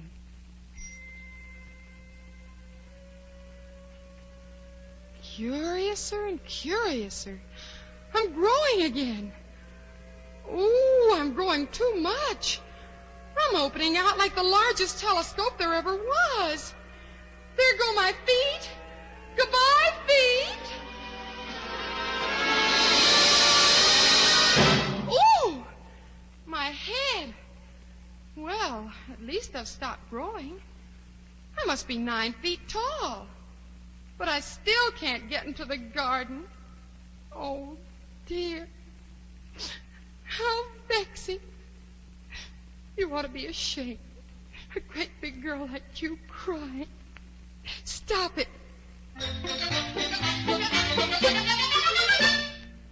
Oh, there's the rabbit again. Oh, the Duchess. Won't she be savage if I've kept her waiting? Oh, dear, oh, dear. Excuse me, Mr. Rabbit. Oh, I wonder... good heavens, a giant. This is too much. Oh, I wish he wouldn't run away so. He's dropped his fan and gloves. Everything's so queer today. I feel so different. But if I'm not the same, who in the world am I? I'm sure I'm not Ada. Her hair goes in ringlets and mine doesn't.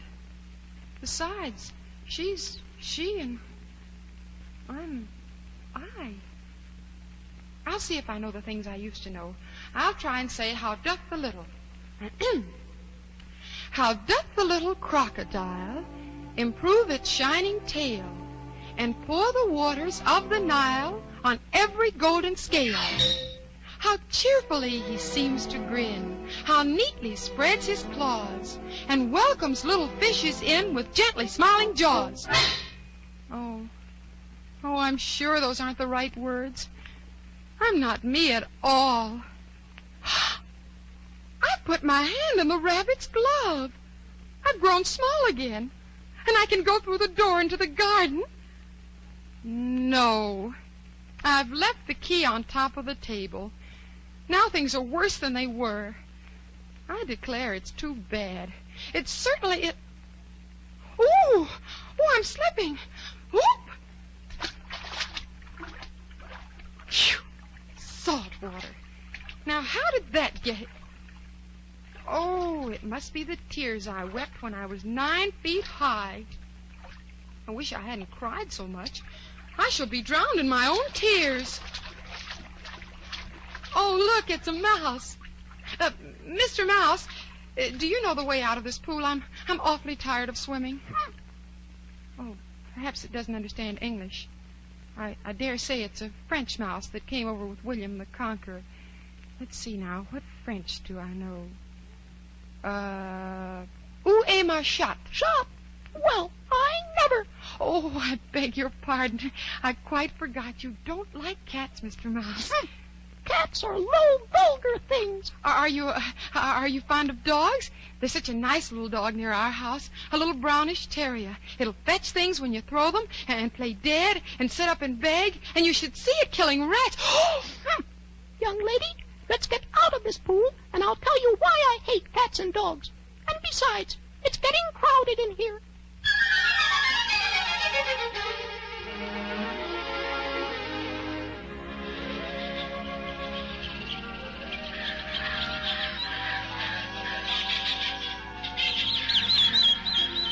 Gracious, what a queer lot of creatures there were in the pool. They aren't queer. You are. You've no fur or feathers. Why, I don't even know who you are. I'm a Laurie. A what? A Laurie, yes. And that's a dodo. There's an eaglet and a duck. They're not queer. You are. I'm older than you and must know better. How old are you, then? Won't tell. But then how can you know if you're older? Hold your tongue. The mouse is going to speak. Sit down, all of you. The first thing is for all of us to get dry. Everybody sit down in a ring. There, that's right. Now, this is the driest thing I know. William the Conqueror, whose cause was favored by the Pope, but soon submitted to by the English. Edwin and Marker, the Earls of Northumbria, declared for him, and even the Archbishop of Canterbury found it advisable. Found what? Found it. You know what it means. I know what it is when I find a thing. It's generally a worm. But what did the Archbishop find? Besides, I'm still wet as ever.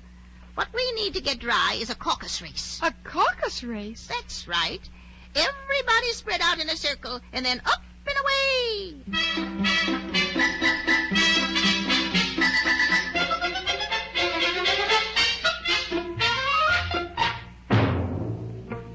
All right, the race is over. But who has won? Everybody has won. And Alice is to give the prizes. Me? Well, I don't know what... Oh, wait. I've some chocolates in my apron pocket. Here.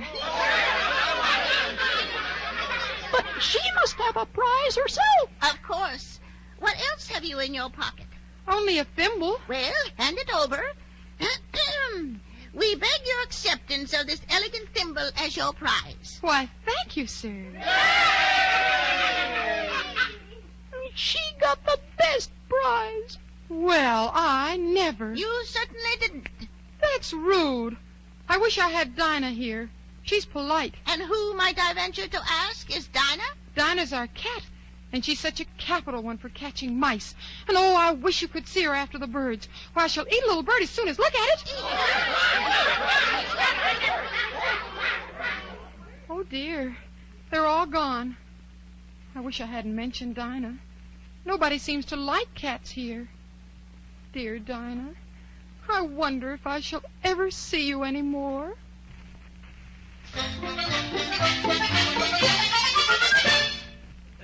The Duchess. Oh, my dear paws, my fur and whiskers. She'll get me executed as sure as ferrets are ferrets. Oh, now here's the White Rabbit back.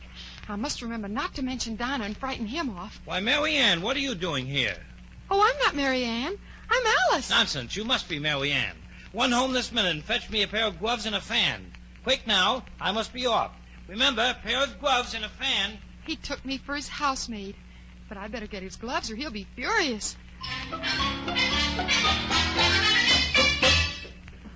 I shall have to hurry before the real Mary Ann catches me. Fancy running errands for a white rabbit.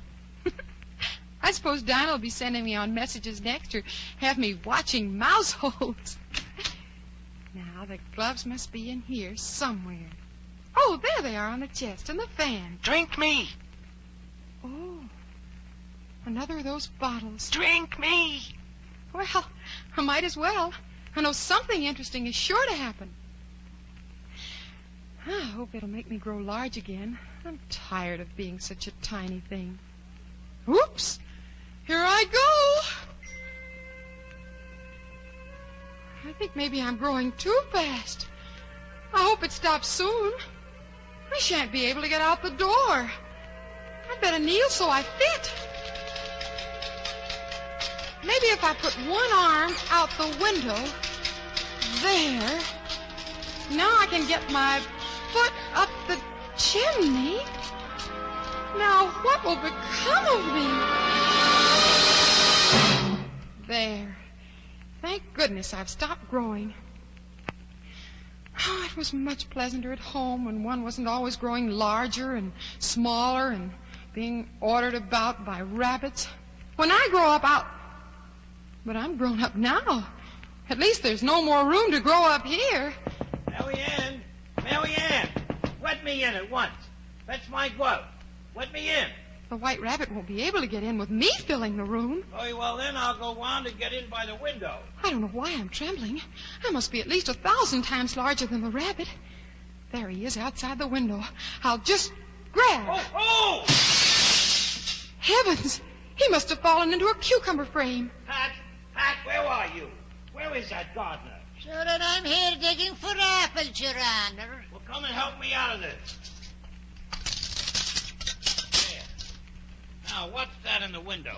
Sure, and it's an arm, Your Honor. Nonsense. It fills the whole window. Whoever saw an arm that big? It's an arm, nevertheless. Well, listen, Pat. Come here. I'll tell you what we'll do. Oh, dear. They must both be trying to get in the window. I'll just have to grab again. What a number of cucumber frames there must be. I wonder what they'll do next. I wish they could pull me out of the window. I'm sure I don't want to stay here any longer.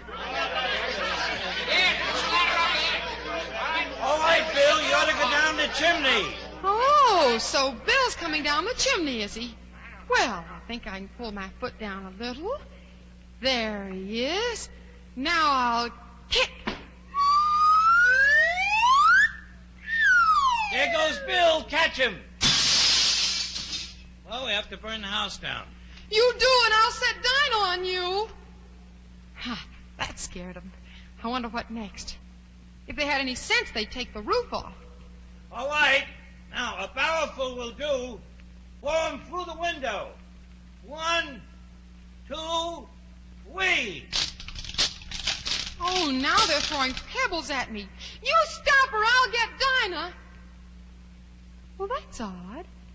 The pebbles are turning into cakes. If I eat one, it's sure to make some change in my size, and it can't possibly make me larger. Well, which way? Oh, I'm getting little again. At least I can get my arm out of the window. I was getting tired with my foot up the chimney. I'm 3 inches high again. If I can find the little door, I'll be able to get into that lovely garden.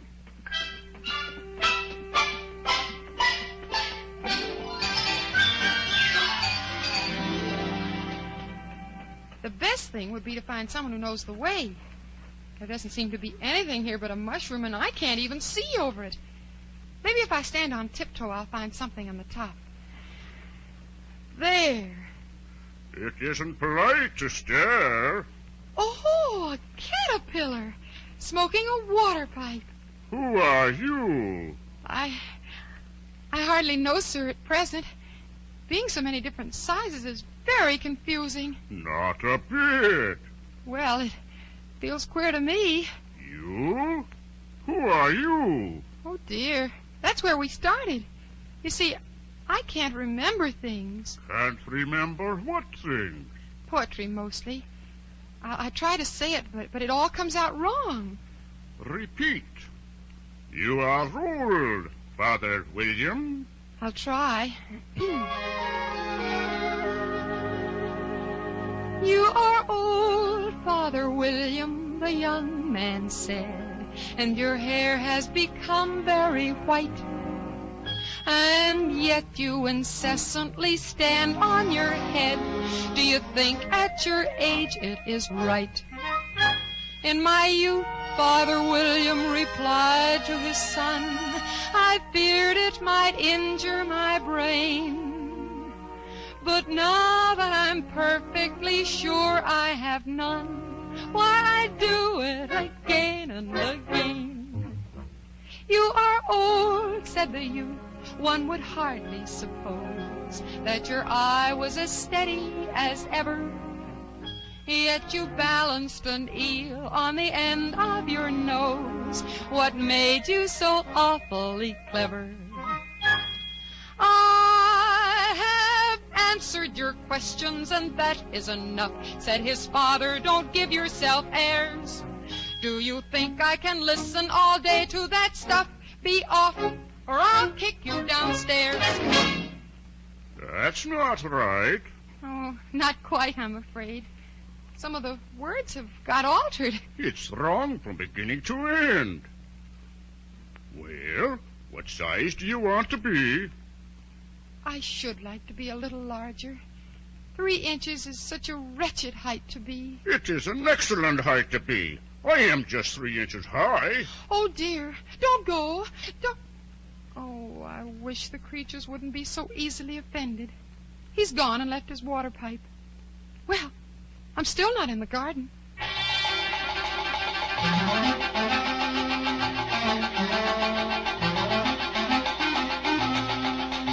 I wish I could find my way. I shall have to ask at that house. Oh, there's someone knocking now. I guess I'll have to wait. For the Duchess, an invitation from the Queen to play croquet. From the Queen, an invitation for the Duchess to play croquet. I beg your pardon. Do you think the people who live here might... There's no use in knocking anymore, for 2 reasons. First, I'm on the same side of the door as you. Second, they're making too much noise inside to hear you. Well, please then, how am I to get in? I shall sit here till tomorrow. Or the next day, maybe. How am I to get in? Are you to get in at all? That is the first question, you know. It's really dreadful the way people argue around here. I shall sit here on and off for days and days. But what am I to do? Anything you like. Oh, there's no use talking to him.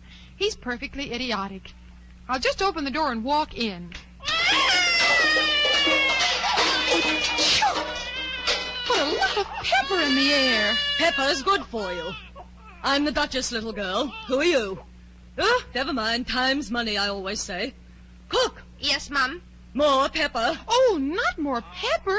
The baby's sneezing and howling already, poor little thing. Nonsense. This baby lives on pepper. But the only one who isn't sneezing is the cat. Oh, it's grinning. Could you tell me why your cat grins like that? It's a Cheshire cat. Pig. Me? No, the baby. It won't stay quiet. Oh, I didn't know that Cheshire cats always grinned. In fact, I didn't know that cats could grin. They all can, and most of them do. I don't know of any that do. Oh, you don't know much, and that's a fact. Cook, take the soup off. Yes, Mum. Oh, please! Watch what you're doing! You almost took the baby's nose off! If everybody minded their business, the world would go round a deal faster than it does. Which would not be an advantage. I learned all about it at school. You see, the Earth takes 24 hours to turn round on its axis. Talking of axes, chop off a head. It takes 24 hours, I think. Or is it 12? Oh, now don't bother me. I never could abide figures.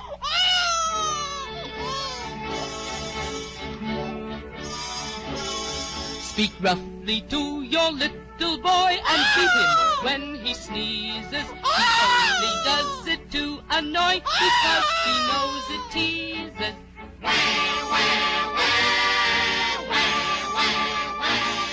He only does it to annoy because he knows it teases.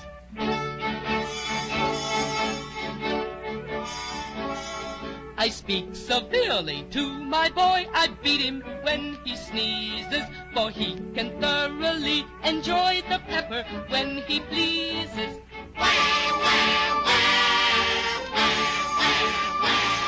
For he can thoroughly enjoy the pepper when he pleases.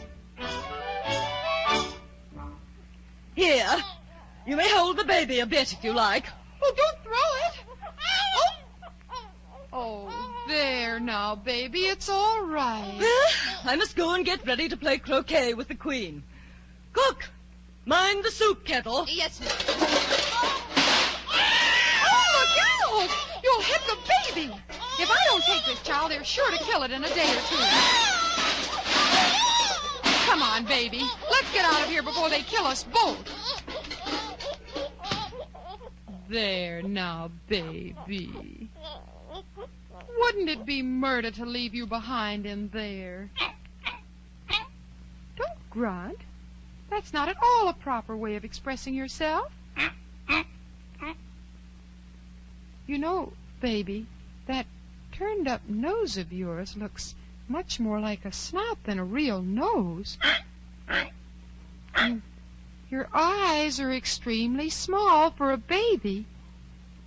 Well, if you're going to turn into a pig, my dear, I'll have nothing more to do with you. Well, there's no mistaking it now. You are turning into a pig. Here, I'll set you down. Well, it would have made a dreadfully ugly child, but it makes a rather handsome pig, I think. Now, I wonder which way I ought to go from here.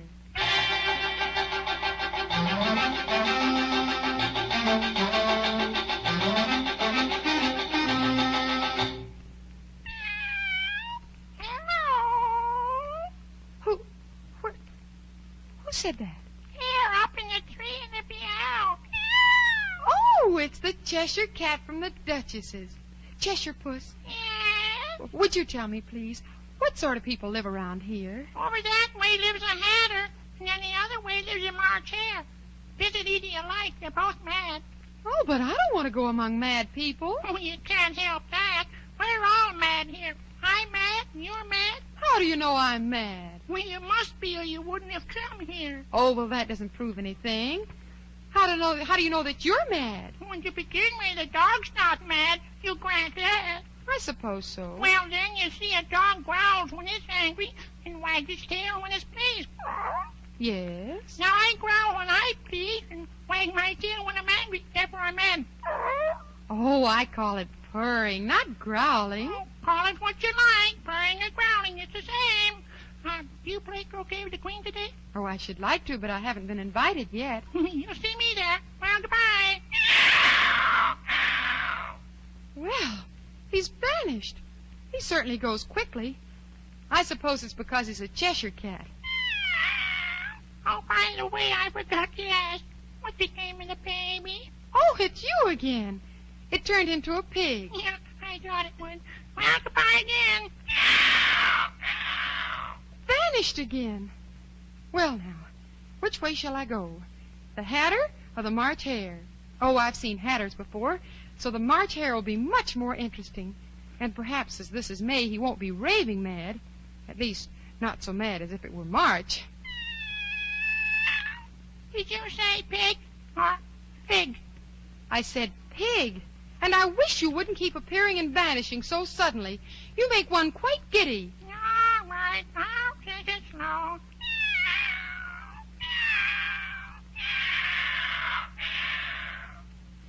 Now there's nothing left but the grin. Well, I've often seen a cat without a grin, but a grin without a cat. It's the most curious thing I ever saw in my life.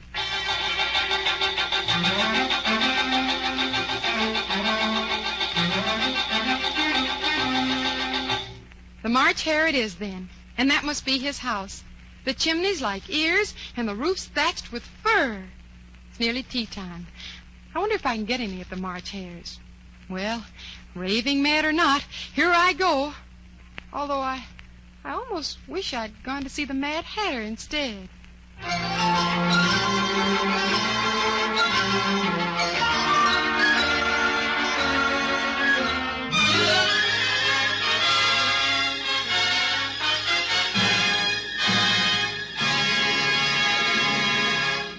You're listening to Dinah Shore as Alice in Wonderland, a special presentation for the holiday season by the NBC University Theater.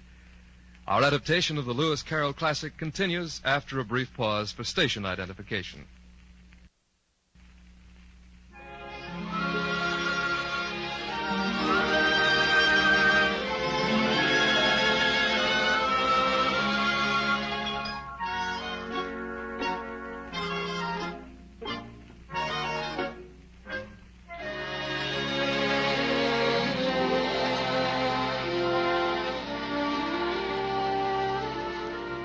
We're off now on a picnic on the Thames Bank at Oxford with the Reverend Charles Dodgson and his 3 young guests. Finish the story, says the middle one. What happened to Alice in Wonderland next? Well, let's see, says the clergyman. There was a table set out under a tree in front of the March Hare's house. And the March Hare and the Hatter were having tea at it. Dormouse was sitting between them, fast asleep, and the two were resting their elbows on it. Very uncomfortable for the Dormouse, thought Alice.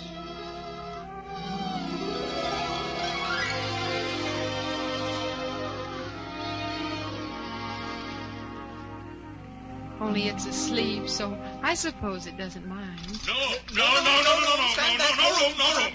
room. Go away, little girl. Don't be silly. There's plenty of room. I'll sit in the armchair at the end of the table. Now, you must be the Hatter. That's right. He's the March Hare. Dormouse is asleep. I am not. Have some wine? There's nothing but tea. I don't see any wine. Oh, there isn't any. And it wasn't very civil of you to offer it. Well, it wasn't very civil of you to sit down without being asked. Well, the table's set for more than 3. I didn't think you'd mind. Your hair wants cutting. And you should learn not to make personal remarks, Mr. Hatter. It's very rude. Why is a raven like a writing desk? Oh, riddles. Now we'll have some fun. I think I can guess that. You mean you think you can find the answer to it? Exactly so. Then you should say what you mean. I do. At least, I mean what I say. That's the same thing, you know. Not a bit, not a bit. Why, you might just as well say that I see what I eat is the same as I eat what I see. Yes, you might just as well say that I like what I get is the same as I get what I like. You might just as well say that I breathe when I sleep is the same as I sleep when I breathe. It is the same for you, Dormouse. Let's see now. The riddle. Raven and a writing desk. What day of the month is it? The 4th, I think. There, I thought so. Look at my watch. 2 days wrong. I told you butter wouldn't suit the works. Well, it was the best butter, Hatter. No, some crumbs must have gotten in as well. You shouldn't have put it in with the bread knife. Try dipping it in the tea. It was the very best butter. Oh, the Dormouse is asleep again. Pour some tea in his nose. Of course. Just what I was going to remark myself. Well, have you guessed the riddle yet? No, I give it up. Why is a raven like a writing desk? I haven't the slightest idea. Nor I. I think you might do something better with the time than waste it in asking riddles that have no answers. Oh, if you knew time as well as I do, you wouldn't talk about wasting it. It's him. I don't know what you mean. Of course you don't. I dare say you've never even spoken a word to time. No, but I have to beat time when I learn music. Ah, that accounts for it. He won't stand beating. Now, if you kept on good terms with time, he'd do most anything for you. For example, if it's 9 o'clock, time for lessons, a whisper to time. And it's 1:30, time for dinner. Oh, I wish it was. Oh, is that the way you manage? Oh, dear, no. We quarreled last March, Time and I. Just before the hair went mad, you know. It was at the great concert given by the Queen of Hearts. I had to sing Twinkle, Twinkle, Little Bat. You know the song? Well, I've heard something like it. It goes on, you know. Twinkle, twinkle, little bat, how I wonder what you're at. Up above the world you'll fly like a tea tray in the sky. Twinkle, twinkle, twinkle, twinkle, twinkle, twinkle, twinkle, twinkle, twinkle, twinkle, twinkle, twinkle, Stop it, twinkle, in the tea. Pinching nose, pinching nose. Stop it. There, he stopped. Well, I'd hardly finished the first verse when the Queen bawled out, "He's murdering the time off with his head." How dreadfully savage. And ever since that, time won't do a thing I ask. It's always 6 o'clock now. Is that the reason so many tea things are put out here? That's it. It's always tea time, and we've no time to wash the things between whiles. Then you keep moving around the table, I suppose? Exactly so, as the things get used up. But what happens when you come to the beginning again? Let's change the subject, Hatter. I vote the young lady tells us a story. Oh, I'm afraid I don't know one. Well, then the Dormouse shall. Ooh, wake up, Dormouse. Dormouse, wake up. Come on now. I wasn't asleep. I heard every word you fellas were saying. Tell us a story. Oh, yes, please do. And be quick about it, or you'll be asleep again. Once upon a time, there were 3 little sisters, and their names were Elsie, Lacey, and Tilly. And they lived at the bottom of a well. What did they live on? Treacle. Oh, they couldn't have. They'd have been ill. So they were. Very ill. But why did they live at the bottom of the well? It was a treacle well. But there can't be a... If you can't be civil, you'd better finish the story yourself. Oh, no, please go on. I won't interrupt you again. Well, these 3 little sisters were learning to draw. Oh, what did they draw? Treacle. I want a clean cup. Let's all move one place on. Oh, but the March Hare spilled the milk jug in his plate, and I've got to move to his place. Hey, go about your story now, Dormouse. Well, yes, where did they draw the treacle from? You can draw water out of a water well, so I should think you could draw a treacle out of a treacle well. Stupid? But they were in the well. Of course they were. Well in. They were learning to draw, and they drew all manner of things. Everything that begins with an M. Why with an M? Well, why not? Oh, now the Dormouse is asleep again. Come on now, up again. Up. It begins with an M, such as mousetraps and the moon and memory and muchness. Muchness? Muchness. You know, you say things are much of a muchness. Did you ever see such a thing as a drawing of a muchness? Well, really, now that you ask me, I don't think... Then you shouldn't talk. Well, that's too much. That's the rudest. Well, I certainly shan't stay. Goodbye. Oh, the Dormouse is asleep again. Wake him up again. Pinch him. Put him in the teapot. Come on. Wake up now. Wake up. Well, I shall never go there again. It's the stupidest tea party I was ever at in all my life. This is very curious. There's a door in the tree trunk. But everything's curious today. I think I may as well go in at once. Oh, it's the glass hall again. And the door to the lovely garden is open, and I can get through. Well, here I go at last.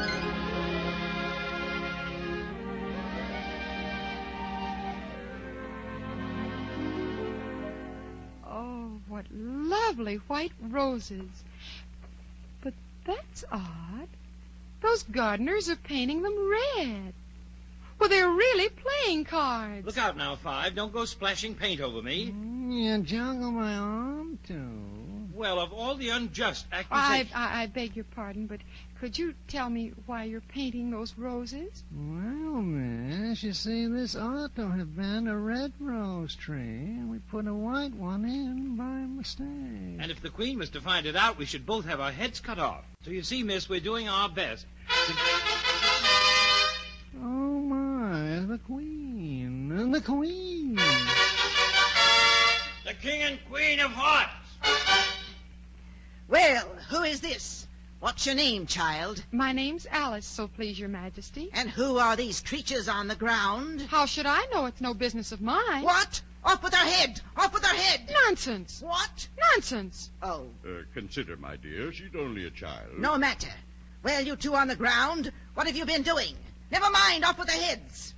Can you play croquet, child? Yes, your majesty. Come along, then.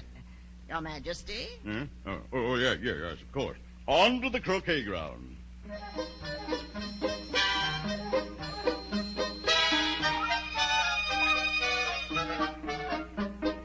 Hello. Oh, it's the White Rabbit. It's a very fine day. Very. Where's the Duchess?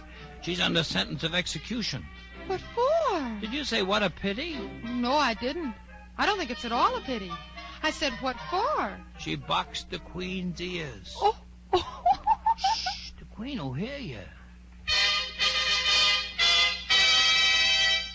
Get to your places. Let the croquet game begin. Off with his head! Off with his head! Goodness, what an odd croquet match. Hedgehogs for balls and flamingos for mallets. And what a din! Hello. Oh, it's the Cheshire Cat. Now I shall have somebody to talk to. How are you getting on? Oh, I don't think they play it all fairly. They all quarrel so, and there doesn't seem to be any rules. How do you like the Queen? Oh, not at all. She's so extremely... hello, Your Majesty. Who are you talking to? A friend of mine, Your Majesty, a Cheshire Cat. Allow me to introduce it. Cat, this is the King and Queen of Hearts. I don't like the look of it all. However, it may kiss my hand if it likes. Don't be impertinent. Don't look at me like that. A cat may look at a king. I read that in some book, but I don't remember where. Well, the cat must be removed. Off with his head! Yes, of course. But consider, my dear, the cat is vanished up to the neck. We can't cut off a head without a body to cut it off from. Ridiculous. Anything that has a head can be beheaded.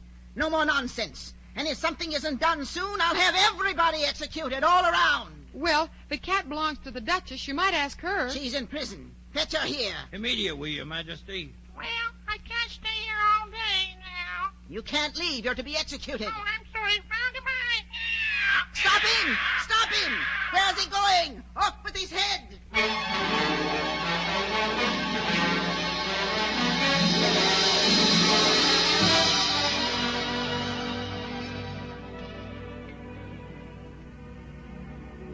Oh, you can't think how glad I am to see you, dear. Oh, it's the Duchess. I thought you were in prison. I was. I got away when they went after the cat. You know, you were so savage when I met you in the kitchen before. I wonder if it's always pepper that makes people hot-tempered and vinegar that makes them sour. Oh, you're thinking about something, dear, and that makes you forget to talk properly. I can't tell you what the moral of that is, but I shall remember it after a while. Is there always a moral? Oh, of course. I dare say you're wondering why I don't put my arm round your waist. The reason is, I'm afraid. Oh, well, I don't bite, you know. Oh, very true. Dogs and mustard both bite. And the moral of that is, birds of a feather flock together. Only mustard isn't an animal. Oh, right, as usual. Oh, what a clear way you have of putting things. It's a mineral, I think. Oh, of course it is. There's a large mustard mine near here. And the moral of that is, the more there is of mine, the less there is of yours. Oh, I know. It's a vegetable. I quite agree with you. And the moral of that is, be what you would seem to be.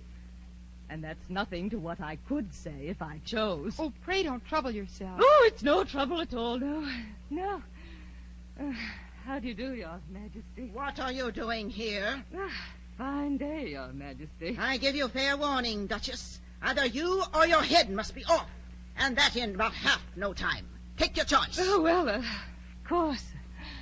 Goodbye. There now.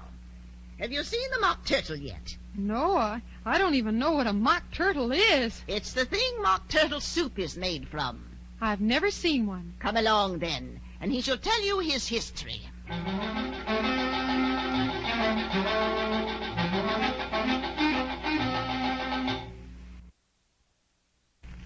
Alice, this is a griffin. How do you do?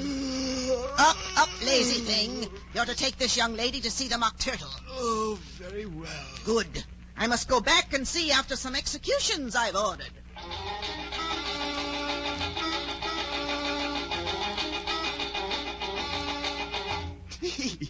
What fun. What? Why, the Queen. It's all her fancy, that. They never executes nobody, you know. Come on. Oh, dear. I was never so ordered about in my life.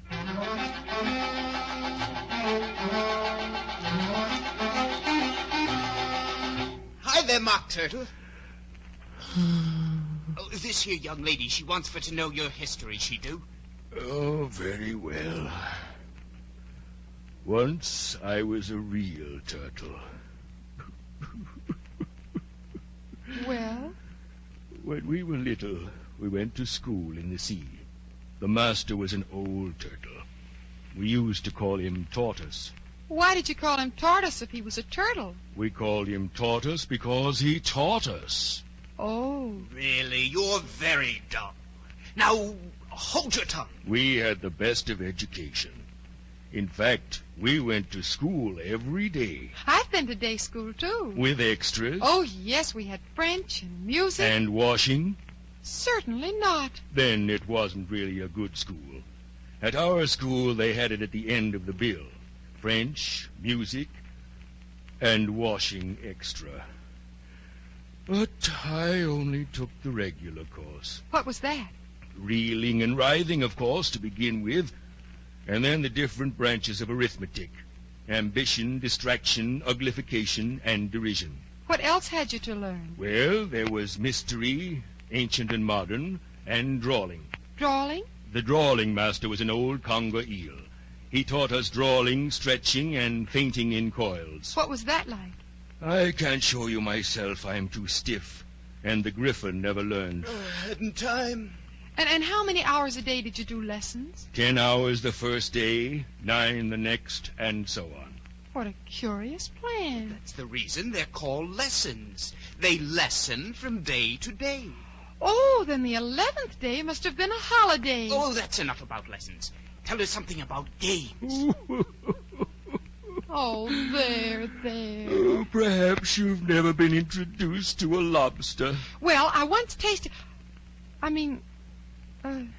no. Then you have no idea what a delightful thing a lobster quadrille is. What sort of dance is it? Why, you first form a line along the seashore. 2 lines, seals, turtles, salmons, and so on. Then, when you've cleared all the jellyfish out of the way, you advance twice. Each with a lobster as a partner. Advance twice, set to partners. Change lobsters and retire in same order. Then, you throw the lobsters as far out to sea as you can. Swim after them. Turn a somersault in the sea. Change lobsters. And back to land. And that's all the first figure. Oh, it must be a very pretty dance. Oh, come, let's try the first figure. We'll both sing. Very well, then. Will you walk a little faster? Said a whiting to a snail. There's a porpoise close behind us, and he's treading on my tail. Will you, won't you, will you, won't you, will you, won't you join the dance? Will you, won't you, will you, won't you, will you join the dance? Oh, I do so like that curious song about the whiting. Do you know why it's called a whiting? Why? It does the boots and shoes. Shoes? Well, certainly. What are your shoes done with? Blacking. Well, boots and shoes under the sea are done with whiting. Well, what are the boots made of? Soles and eels, of course. Well, if I'd been the whiting, I'd have told the porpoise to stand back. Oh, no, they were obliged to have him with them. No wise fish would go anywhere without one. No, of course not. Why, if a fish came to me and said he was going on a journey, I'd ask, with what purpose? Don't you mean purpose? He means what he says. Well, now, shall I dance somewhere, or shall the Mock Turtle sing you a song? Oh, a song, please, if the Mock Turtle would be so kind. Well, there's no accounting for taste. Sing her turtle soup, old man.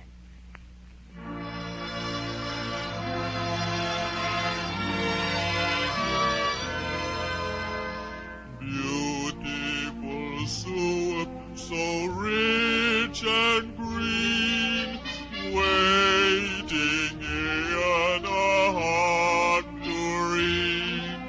Who for such dainties would not stoop? Oh, the evening beautiful soup, soup of the evening beautiful soup.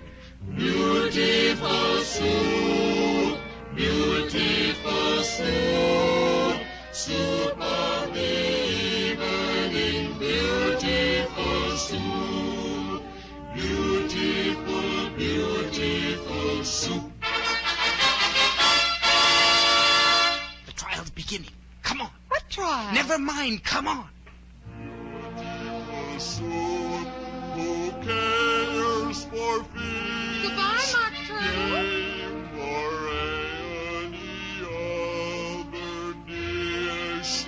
Who would not give all else for two a pennyworth of beautiful soup?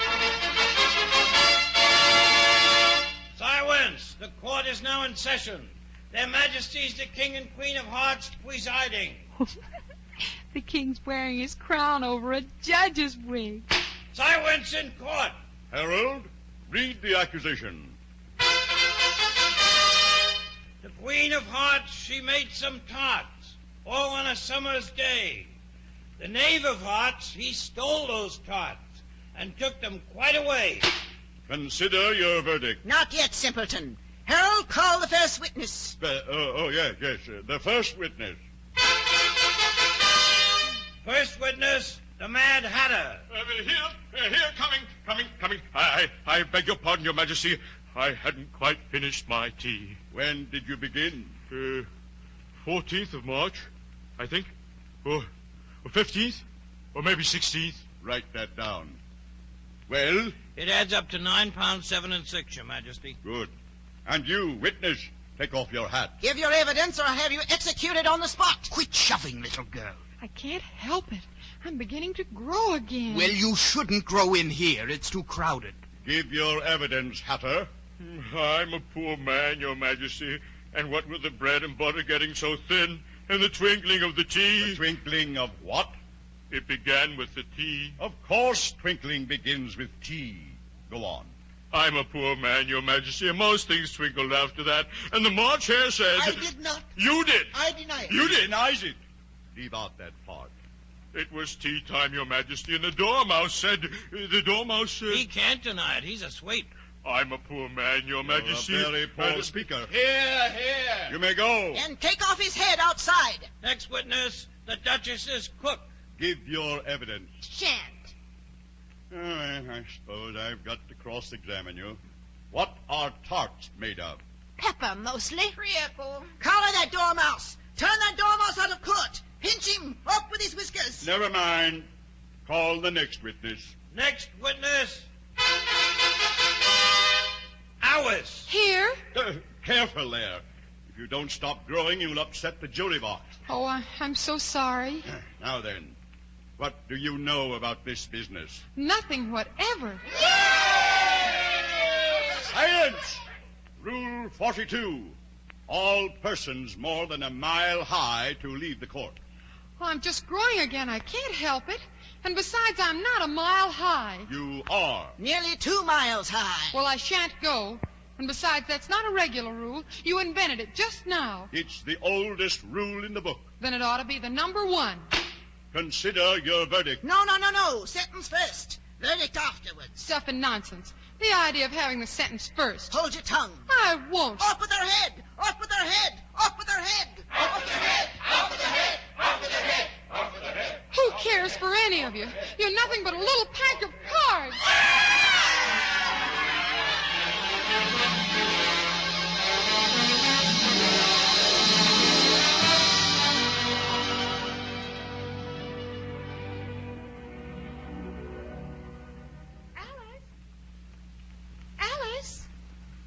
Alice! Nothing but a pack of cards. Wake up, Alice, dear. It's nearly tea time. Oh, Emily, I've had such a curious dream. Or was it a dream? Listen, Emily, I can still hear it. Listen. It's the mock turtle singing. Listen. Of the evening, beautiful soup, beautiful soup. Oh, dear. It's only the cows. They're driving them home now. You have been dreaming, Alice. I suppose so. It was so curious. Well, come on, Emily. We'll be late for tea.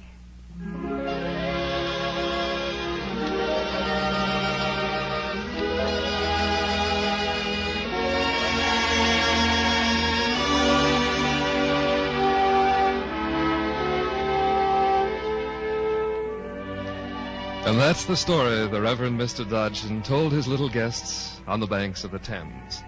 The good doctor wrote out his little story for the real Alice as a Christmas gift and signed it with a pseudonym. And all that's left today of the Reverend Mathematician of Oxford are the stories Alice in Wonderland by Lewis Carroll.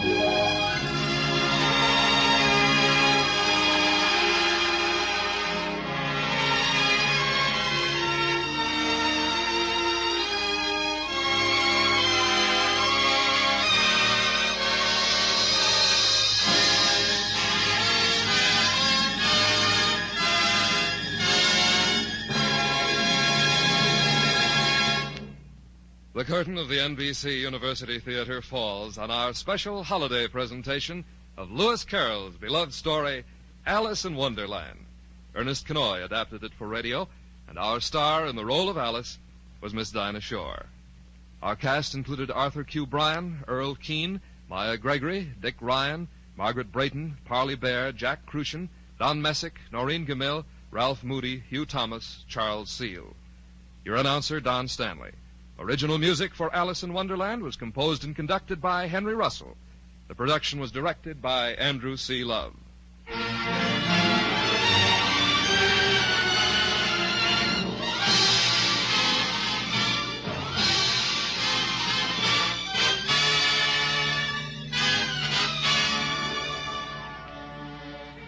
Next week, the NBC University Theater will take a one-week holiday. And in its place, over most of these stations, the News and Special Events Department of the National Broadcasting Company will bring you an unusual special program recreating the 10 big broadcast stories of 1948. We sincerely hope that you will be listening. Week after next, at the usual time, the University Theater resumes its regular series, dramatizing the outstanding works of modern British and American authors.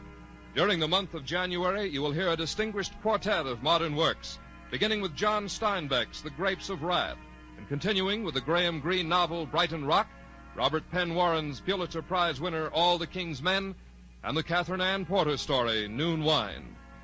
Be with us then 2 weeks from today when the NBC University Theater brings you John Steinbeck's great novel The Grapes of Wrath, starring Jane Darwell in her Academy Award-winning role, Ma Joad.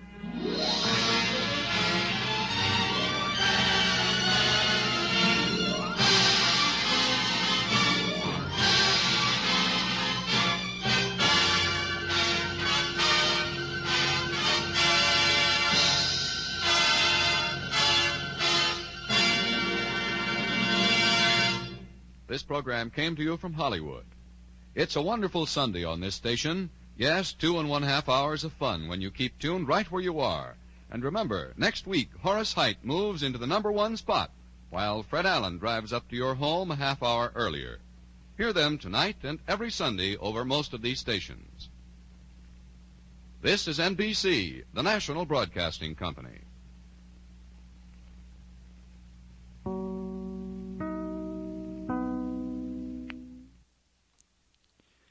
From December 26, 1948, the NBC University Theater. And wasn't that an enjoyable tale? Thanks for requesting it. We're glad that we could give it a reprise here on Heritage Radio Theater. Coming up next, The Strange Dr. Weird. From Boston, you're listening to Heritage Radio Theater. Now, back to your host, Tom Heathwood.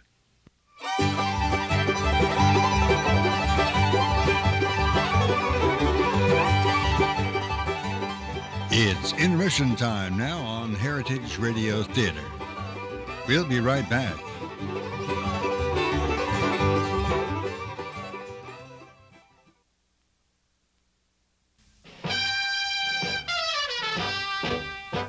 Say, here's some special news from our very long-time sponsor, Heritage Radio Classics, here in Boston.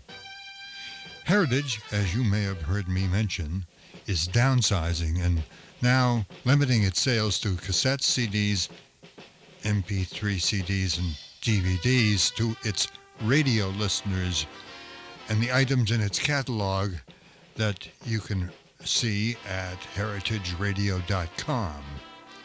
However, they will still offer special research work for those looking for particular radio programs and series. Meanwhile, Heritage will be selling many items from its studio and master library. This includes master tapes, cassettes, low-generation tapes, original radio transcriptions, LPs, and commercial releases. In addition, Heritage is going to make available a list of old-time radio studio equipment, including RCA and other broadcast microphones, amplification and processing equipment, preamplifiers, limiters, processors, and many other items.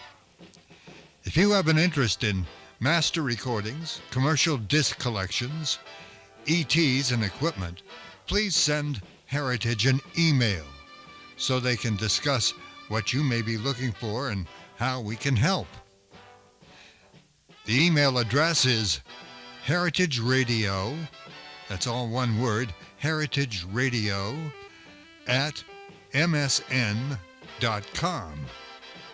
That's heritageradio@msn.com.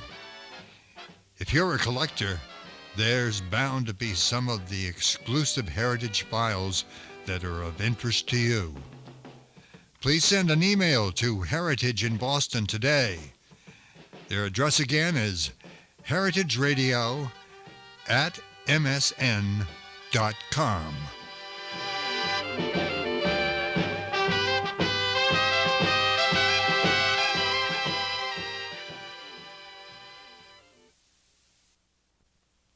And we're back now on Heritage Radio Theater.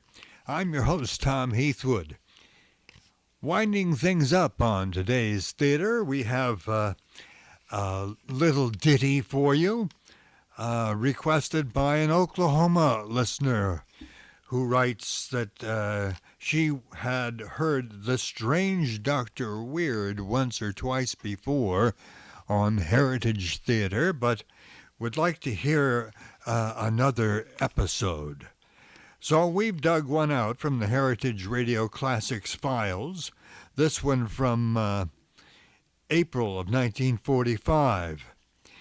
Maurice Tarplin, who also played the part of the mysterious traveler, also a Mutual Broadcasting System feature, is the host of The Strange Dr. Weird. and this story entitled The Ghost Ship. The Strange Dr. Weird.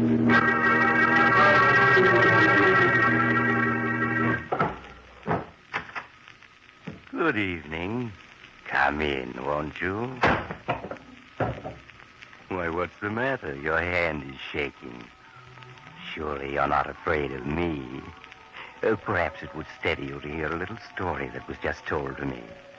The story of a strange ship that sails the seven seas with no crew save death, and no passengers except the dead.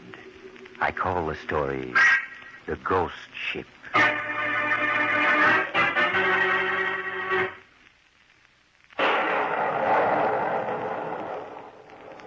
My story, The Ghost Ship, begins in a badly battered lifeboat, pitching and tossing on the surface of the South Atlantic. 3 men wearily bail out the water which the breaking waves constantly pour into the boat. A 4th man, burly and broad-shouldered, is at the tiller. All right, bailer, men, bailer. The water's gaining on us. What's the use of bailing? We'll never make land. Why don't we admit we're done for and get it over with? Stow that, bosun. We may sight a ship any minute. You've been saying that every day for a week now. Captain! Yeah, what is it, cook? Hey, think it's a ship. You know it's here, there to port. All right, look sharp, men. I don't see anything. Just another false alarm. No, it's not. Captain, I see her. It's a small steamer heading this way. Yeah, I can make her out now. She's heading straight for us. It's a ship, all right, but she looks mighty funny. Look how low she is in the water. See the way she steers. She does kind of stagger back and forth. Maybe her steering gear broke. And there's no smoke from her funnels either. If you ask me, she's a derelict. Well, maybe she is. Even a derelict is better than this lifeboat. The wind's carrying her across our cords, and we're going to board her.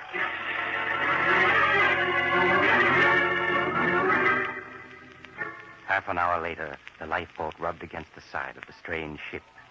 The 4 hungry, weary men clambered aboard her and found themselves greeted only by the uncanny silence of a deserted ship. See? What'd I tell you? This here's a derelict, a bloomin' derelict. Yeah, she's a derelict, all right.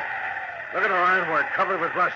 I'd say she's been drifting about for a good many months. Suppose there be no grub or water aboard her, that's what worries me. Now, that's what we're going to find out right now. Cook and I'll search the starboard side of the ship. You other two search the port side. Look lively now. We'll meet in the chart room in 30 minutes.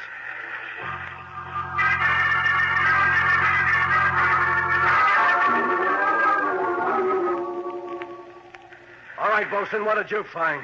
We didn't find nothing. Not a single solitary thing. That's all right, Captain. Of course, we're so low in the water that all the holes in the cabins below deck are half flooded. But we searched everything else, and we didn't find a thing. Well, Cook and I had better luck. We found the galley dry and plenty of canned grub in it. I left Cook rustling up some chow. He'll be bringing us a hot meal any minute now. Hot food, doggone. That's what I was wanting to hear. What I want to know is why was this freighter abandoned? Yes, it's... What? But this is the Mermaid Girl. What? Yes. There's her name on the logbook. She's a ghost ship. Do you hear me? We come aboard a ghost ship. We've got to get off her or we'll die. Wilson, get hold of yourself, will you? It's true. This is the Mermaid Girl, and every seaman in the world knows about her. Well, sir, I don't. Captain, what is this here Mermaid Girl business? Well, the story of the Mermaid Girl is a curious one. 2 years ago, she had her hull stove in a hurricane, but she's loaded with lumber and cork, which is why she never sunk.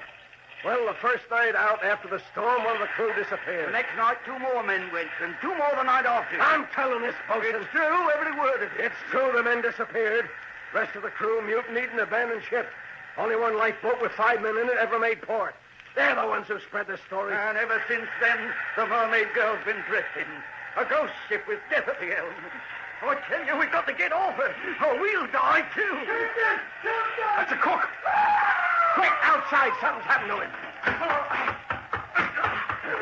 Captain, look. There on the deck, a tray. Dishes and food. Cook was bringing us grub. And now he's vanished. Say, Doctor, do you know you've been on the air for 25 weeks now? Evidently, people like your radio show. That makes me very happy. And I thank them from the bottom of my cold-blooded heart. Coming from you, Doctor, that's really warm sentiment. And while we're about it, the makers of Adam hats would like to thank the many men who have recognized the superiority of Adam hats this season. Gentlemen, you've been keeping our thousands of stores and authorized dealers mighty busy. And no wonder. Wide varieties in 100% correct styles, combined with finest quality materials and craftsmanship, make Adam hats America's outstanding hat value. The well-dressed man particularly appreciates the wide choice of shapes and shades available at their Adam Hat Store. Tomorrow, step into the Adam Hat Store nearest you and ask to see the new line of Adam hats, priced sensibly from $3.45 to $10. Now, Dr. Weird, on with the show. And now to continue my story, The Ghost Ship. It is night, and in the inky darkness, half submerged, the derelict steamship Mermaid Girl drifts onward across the wave-tossed surface of the South Atlantic. Huddled in the chart room with 2 flickering lanterns for light, the 3 shipwrecked survivors discuss the strange disappearance of the cook, the 4th member of their group. I tell you, the spook got him. Or the devil, or whatever it is that's put a curse on this ship. It takes more than a spook to make a grown man vanish without a trace, bosun. The sea's different from the land. There's devils that haunt the ocean no landlubber can know about. You've heard of the Flying Dutchman, haven't you, Dick? Reckon I have. What about her? For 100 years or more. Manned by phantoms, she's been sailing the 7 seas. Full rigged and always running with the storm dead astern. The devils of the sea put a curse on her. And so the Flying Dutchman will sail on forever. The Flying Dutchman is just a sailor's superstition, bosun. You know it. And I suppose this ship we're on now is just a superstition, too. And the fact that she's been drifting for 2 years with no end at the helm. I tell you, we got to get off her, or else we'll die. We can't get off her. Our lifeboat shrunk when we came aboard. So stow that kind of talk, bosun. That's what I say, too. I don't believe in spooks or devils. Fact is, I got me a notion to go down to the galley right now and rustle up some grub. You want the same thing that happened to the cook to happen to you? Oh, nothing happened to me. Captain, you got an extra revolver in your pocket? Yeah? Well, now, just you let me take it and I'll face anything to get me some grub. Well, it's 3 days since we had food, and I'm too hungry to wait for morning. All right, here's the extra gun. It has 3 shells in it. And take this lantern, but look sharp. I'll do that, Captain. And I'll bring back whatever I can carry. Good. And if I meet any spooks, I'll bring them back, too. You shouldn't have let him go, Captain. He'll be all right with a light and a gun. We do need food. You'll see, Captain. This ship's a ghost ship, and... Listen. Come on, we gotta go, Louis. No, Captain, it's too late. It's got him, whatever it is that's haunting this ship. And if we got out there now, it'll get us, too.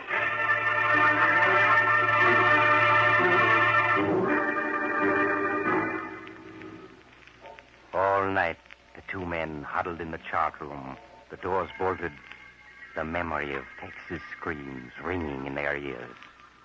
In the morning, with a fog covering the sea, they cautiously emerged and searched the ship, the captain keeping his revolver always ready. And they found... Nothing. That's what we found, Captain. Nothing but a smashed lantern and the empty gun line on the deck where Tex has dropped them. Well, frankly, I think Tex and the cook went out of their heads and jumped overboard. There's absolutely nothing on this ship that could have harmed them. But there is. Only it's something you can't see unless it wants you to see it. Oh, that's ridiculous. Bosun, listen to me. I tell you... Listen, wait. What is it? Listen. What is the job? It's a foghorn. There's a steamship someplace in the fog, off the starboard of us. Get in this way. But you'll never see us. Look how fast the fog's thickening. Yeah, we gotta work fast. There's a hand-operated foghorn up in the bow of this vessel. Get up forward and start sounding it. I'll hunt for distress rockets. We've got to attract attention before that ship gets too far away. Aye, sir. I'll signal at SOS with the arms. Good man. Oh, she's passing the stern of us. Blast this fog. If it hadn't thickened up so fast, we'd have been sighted. Captain! Yeah, what is it, Bosun? Captain, he's on me! He's dragging me to all the old! Captain, help! Help! I'm coming, Bosun! Bosun, where are you? Captain! Down here, in the hole! Help me! In the hole? Bosun! What's happened? Captain, it's an octopus. What? A giant octopus. It's got me down here in the owl. A tentacle caught me. You know, pulled me in. An octopus? Oh, that's it. That's the devil that's been haunting this ship. I can see it, Bosun. Just under the water. I'm going to try and shoot it. All right, devil, take that. And that. And that. He's telling me under. He's going to... My gun's empty. I've got a tentacle. A giant tentacles around my legs. I can't get loose. It's pulling me down into the hole, too. If I can only... I can't. Help!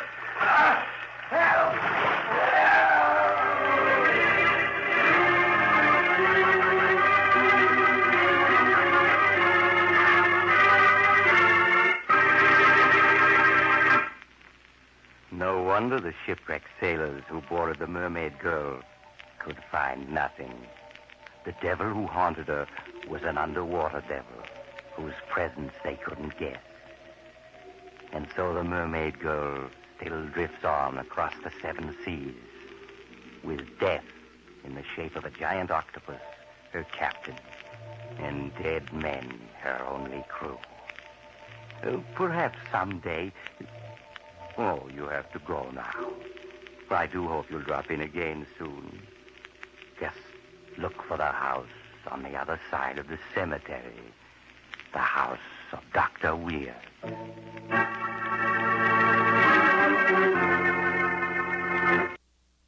The Strange Dr. Weird.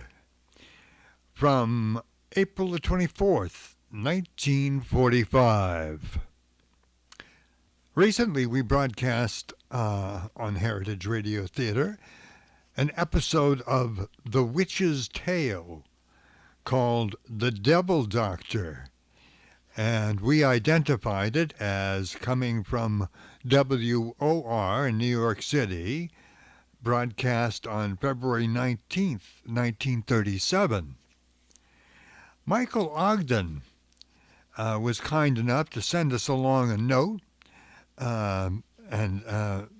Dr. Ogden said, just to set the record straight, there are only 2 surviving recordings of the original WOR Mutual Witch's Tale broadcasts, and they are The Magic Skin, Part 1, from September 3rd, 1935, and In the Devil's Name, Part 1, from January 8th, 1937.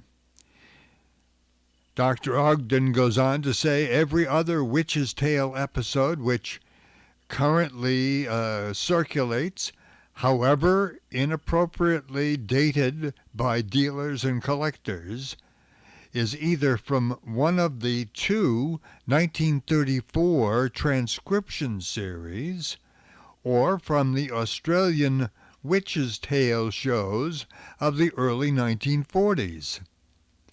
The episode of The Devil's Doctor, heard on Heritage, should be correctly notated as a Macquarie Broadcasting Services program from Sydney, Australia, in the 1941-42 series. So we were wondering a little bit about some of those Witch's Tale programs, but we're going to thank Dr. Ogden for taking time to give us a correction. Well, our time, speaking of time, has come and gone for another Heritage Radio Theater. Hope you enjoy the show. Thanks for listening, and we'll look for you next week on Heritage Radio Theater.